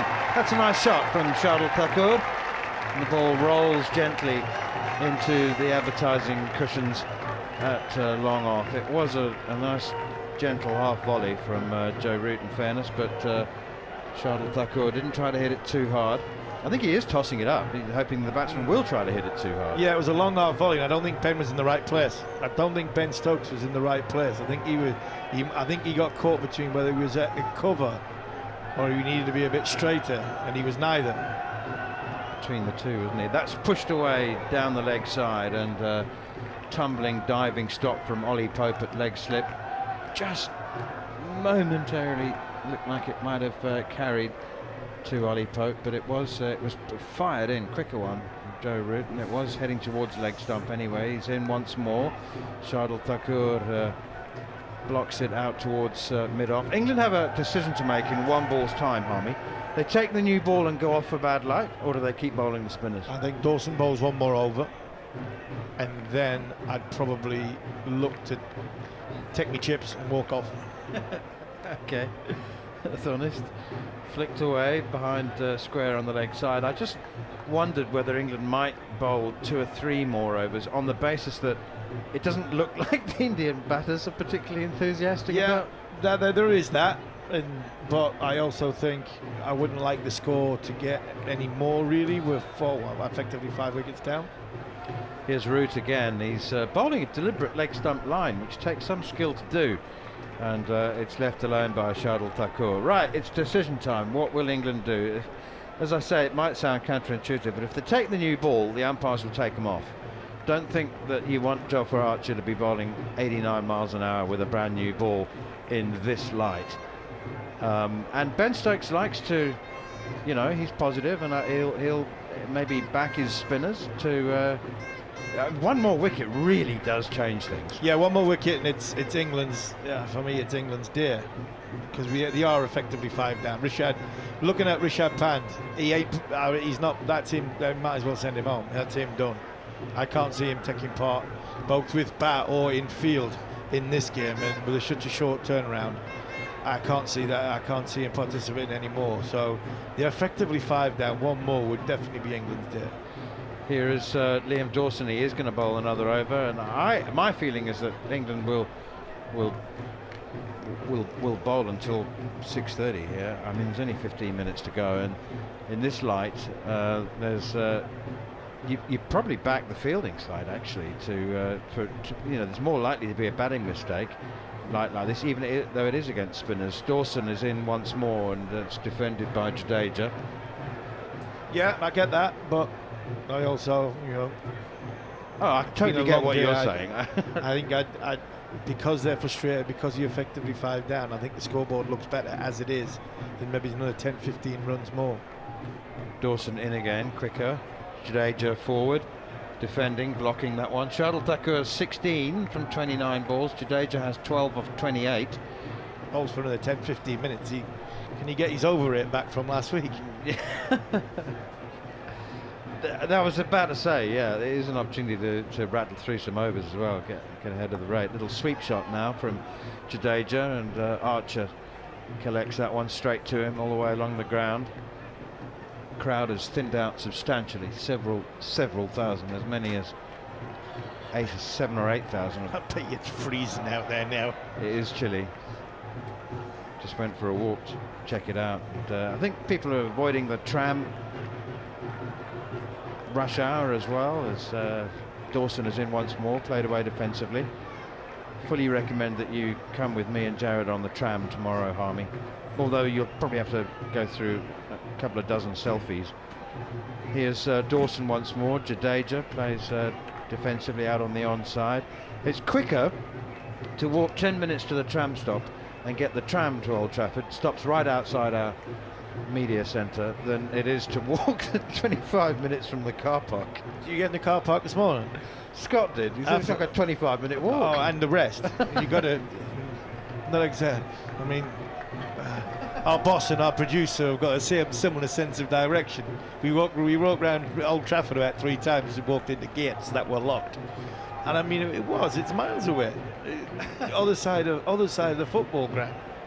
I got to the car park this morning. I thought, we can't possibly be parking here, but obviously we are. My car's going to sit there until this game's finished. I ain't going back to get it. No, we'll take the tram. It's fun. It's nice. It's a little bit of a history to it as well, as Joe Root begins a new over. It's punched off the back foot by Thakur to the cover sweeper. It was a nice wide delivery from Joe Root. There's several non-Mancunian residents who are now shivering in the stands thinking, why didn't I bring a second layer? Because it's been grey and overcast all day, but not as chilly as it is now that it's past 6 o'clock in the evening. Just gone 15:15. 13 minutes remain in the day's play. Joe Root in again, tucked away by Jadeja. I think you're right, Harmy. If England's plan is to take the new ball straight away tomorrow morning, then they might as well bring an end to proceedings now. I think I'd have one more over at Dawson, and then say, can we use the new ball? And if not, off we go. route in once again. Flighted, Shardul Thakur.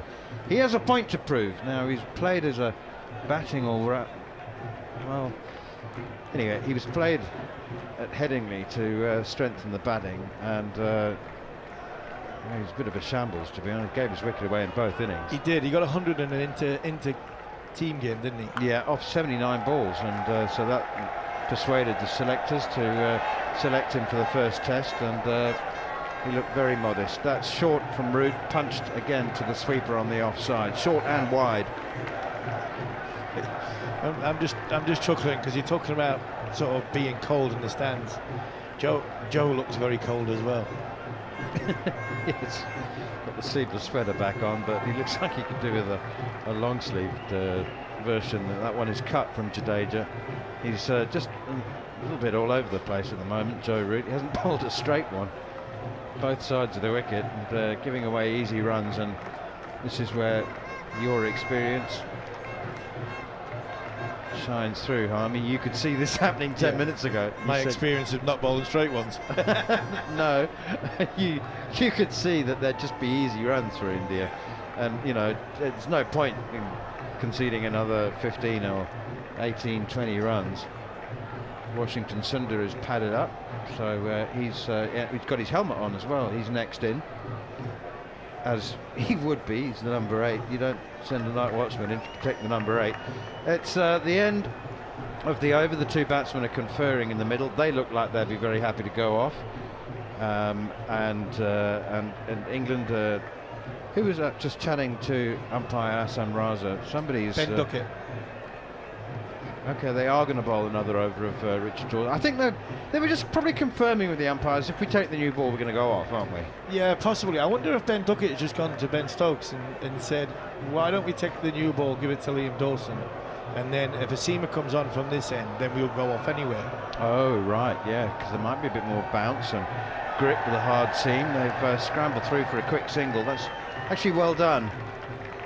Very well taken, that, by Ravi Jadeja. Just blocks it up towards mid-off, and that's the experience of Ravi Jadeja coming through. Single off the first ball of the over. See you later. Gloves off. He takes his gloves off anyway, but I think he might be trying to take his gloves off to the stay off for the foreseeable future. 11 minutes to go. You heard Ravi Shastri on the subject of Jadeja taking his gloves off. It really, really riles him. It's pushed away defensively on the onside. He says, you know, it compromises everything. And if it's 40 degrees in Chennai, okay, that you might be getting a bit sweaty. Take them off, that's fine. But it compromises your running, your turning, you know, and that he reckons that contributes to his very high run-out involvement during the course of his career. And it's not him that's run out usually. His gloves on his feet. Because he says you've got two things to worry about: carrying your gloves and your bat. Didn't do Graham Gooch much harm when he scored nearly 9,000 test runs. Pushed away by Shardul Thakur. It's easy runs now, just tucked away, just singles, and India are very happy to bank as many of them as they can. But if you do it consistently and you do it all the time, I mean, surely you get used to running with a bat in your hand and a pair of gloves in the other hand. So he's probably more used to running singles with a bat with the gloves off than he is when running with gloves on. It's true. Yeah, he does take them off all the time, doesn't he? You know, the other thing that peeves people is that you know, it's a few seconds. Oh, down the wicket goes Jadeja, and he's launched it over mid-on and down to the boundary for 4.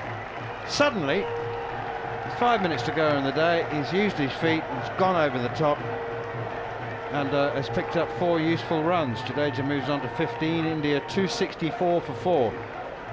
There are those 15. They were 249 when you said they should go off. Absolutely. Just brought the man up.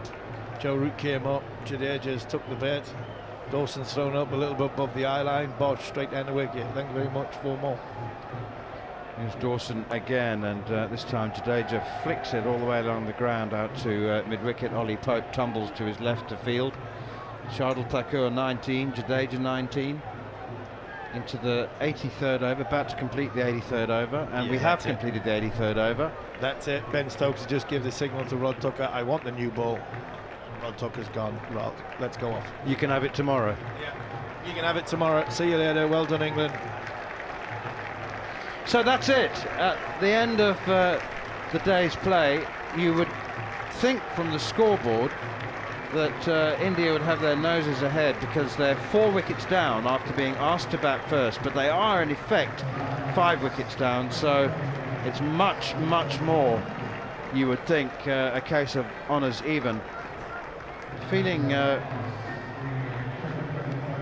in the Indian dressing room, Ryan Tenduskata, is that 350 is probably a good score, and they will back themselves, I think, to get them even without Rishabh Pant, because they've still got Washington Sundar to come, and if one of these two can go on and make 50 or 60, but they've got the new ball to contend with tomorrow, so that really the key perhaps lies in how well Wokes and Archer, presume it's them, who bowl with that new ball. Scoring rate of less than 3.2 and over, but conditions have never been easy throughout the course of the day, even when the balls got old. And the big news of the day, Harmy, amongst other storylines, is that the ball wasn't replaced at all, No. or even complained about. Not even complained about, not replaced, didn't even need a new one. It was a freezing cold day. Crowd, I think, have been entertained with some very, very good cricket. I think England have battled hard, they've worked hard, they've not let the game get away from them. Excellent first session without an element of luck, got their rewards in the second session. I think it's been a very, very good throwback to Test match cricket. I would have said honours even if Rishabh Pant is still at the wicket. It's India 4 down. I think England might just fancy themselves just to be ahead, At this point now, Ryan Tenduskata might be right. 350 I think, is a good score, because I think that would be worth nearly 400. But at the end of the day, this pitch is a good pitch, and I still think England, with Archer batting at number 11, they've got a great chance of putting on a bigger score than what India do, especially because I think the timings are everything in this game. And the new ball tomorrow morning, if England come and hit their straps with Archer and Wokes and get 2 wickets, all of a sudden 280 for 6, effectively 280 for 7, with a tail of averaging 7, 2 and 1, England will believe that they can bowl them out for less than 300. And just a final thought, Harmy, in a series in which India have consistently created chances and then failed to take them, there will be considerable frustration about a top 3 making 58, 46 and 61. They are really good starts, and with none of them able to go on to capitalise, those doubts kind of tend to resurface. Resurface, yes. We talked about this so many times in this series, that it's a team that's gone on. The team that's winning this series are the ones that have identified the moment and found a way to win. The team that has done all the running in this series, i.e. from new ball wickets and obviously volume of runs, are the ones that just look a little bit lost in belief to how they go about and win a contest. And I think today was a huge evidence towards that. England have sat in, they've stuck to their task very, very well on a surface which was very, very good. I don't think India have identified a moment throughout this 83 overs where they've felt, right, we've now got England where we want them, we're going to ram home the advantage, we're going to nail England into the ground and make sure, like at Edgbaston, there's no coming back. And that could come back to haunt them come lunchtime tomorrow. Ben Stokes, the pick of the bowlers for England, with 2 for 47, a wicket apiece to Liam Dawson on his return to Test cricket, and to Chris Wokes. But Yashasvi Jaiswal 58, KL Rahul 46 and Saishad Arson 61. Top 3 failed to progress. Rishabh Pant retired hurt with a badly swollen, we suspect, fractured foot after being hit by a full toss directly on it. He's gone for 37. But Jadeja and Shardul Thakur will resume on the second morning on 19 apiece, with India on 264 for 4. You can get a complete analysis and recap and review of the day's play, as always, on the Following On podcast, which will be presented by Jon Norman right here in just a couple of minutes' time.